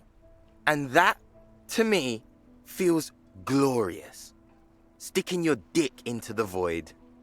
Hate to admit it, but in a weird way, he's got a point. No rhetoric. No, he does not. No, he fucking does not. Is it a coincidence that here we have 2 badass jackets and 2 badass cops? Hey, Kim. Yes? You think it's a coincidence? What is? There are 2 of us, 2 of these What jackets. are you implying? I don't know. Which one would you like? I'm not sure I understand you, detective. You more of a piss or a fuck the world kind of guy? Neither. Oh, come on. Just as an exercise. Fine. If only to end this discussion. Theoretically, if I were a juvenile delinquent, if I were to already be down that path, I think piss is the stronger of the 2 statements. That works. I'm a bit more of a fuck the world kind of guy myself. Seems about right, especially considering your heroic exit attempts. So are we done here? Or you don't need us around for your secret whisper party, do you? Where's maybe we can try that. Hold on. What else do we have for Half-Light? I know we have the gloves. Pain threshold and volition. I could have sworn we had something else for Half-Light, didn't we? Electrochemistry, conceptualization, electrochemistry, drama, Inland Empire, logic, authority, shivers, interfacing, logic, empathy, pain threshold. No, we don't. Fuck. All right, well, let's do something stupid then. That ride is fucking light. Hey, piss. Look who it is. Shrunken cophead material. Ask to take the jackets for yourself and the lieutenant. Red check cannot be retried. Fuck it, let's do this. These guys aren't scary. You're not scary. I have nothing to work with here. It's either begging or bullying. Wow, we rolled a fucking 3. Just God ask them, maybe. Half-Light, you are fucking useless. Gentlemen, I need your jackets. Why? Look at this shit I'm wearing. Yeah, like he said, total shit. What about it? There's a bit of sympathy in the young man's eyes. He didn't say that. It's not shit. It's disco. It's shit. Please. Fine. Fuck it. Here. Take it then. I can't handle this sad shit. It's true. He simply can't. It's called empathy. Wow. I did not see that coming. Did not see that you coming. You better wear that jacket with pride. Fuck that. You're not getting mine. My dad's a lawyer in La Delta. He'll have your badge. No, he won't. No, he the won't. lieutenant is lightly amused by the situation. Wait, you have a rich dad? No. He's like a volunteer lawyer. A total bitch. Cites law and does dishes. Physique does not seem to be your scene in general. No, it doesn't You know tend to what, work. cop? Fuck you. That's not what this is about. You're not getting my jacket. Fuck him. We don't need his rich dad jacket anyway. Fuck it, we don't need it. Here you go, Kim. You said you were more of a piss fat guy than myself, so I got the jacket. I'm not for you. wearing that jacket. Aw, why not? You could really raise hell. Go undercover. Hard. I don't think this case requires us to go undercover or raise hell. In fact, I don't think the jacket will be useful at all. Oh, the boy. Electrochemistry, trivial success, 500 cigarettes. Logic, medium success. A 10-pack of cigarettes is usually 290 real. 500 cigarettes would be 145 real. Horrific necktie. Let's rob a bank, Breton. Unfortunately, we never got the guy never talked to us. So people keep making jokes about that, and none of this dialogue ever showed up. So, well, still good to know that we have it if the need arises. Will not arise. Sorry, Void. I mean, I thought it was a thing too, but it never showed up. How can we become skulls if you go around fraternizing with cops? Let's get the fuck out of here before anyone sees us. Fuck. I'm sorry, man. I just don't like confrontations, that's all. What does this one even do? +1 to draw. We don't need more shit for drama. I've already got like 4 pieces of equipment that increase drama. A leather jacket that quite recently belonged to a young man who possessed some intimate knowledge of the human condition. It was his nom de guerre written on the back, and is quite the statement.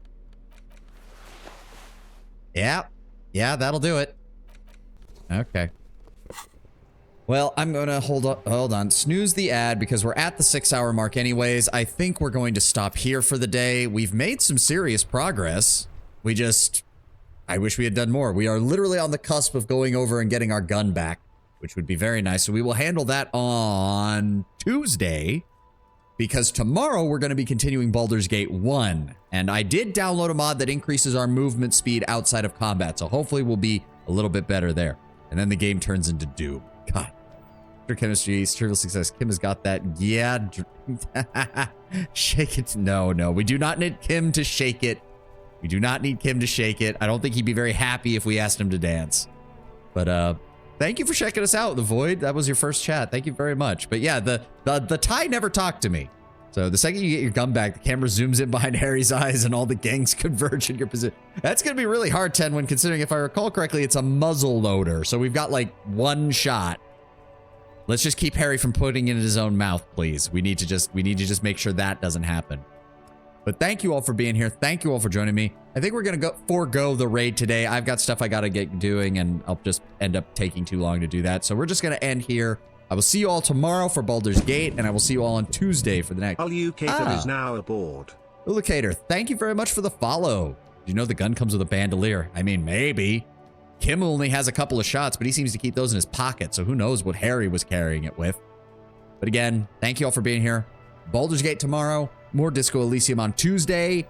If we follow the same track, that means next Sunday for the long stream will be Baldur's Gate as well, so we'll see how that goes. Thank you all for being here. Thank you all for joining me. To everybody who's just showed up and first-time chatters, thank you so much for being here. Hope you all have a glorious rest of your weekend.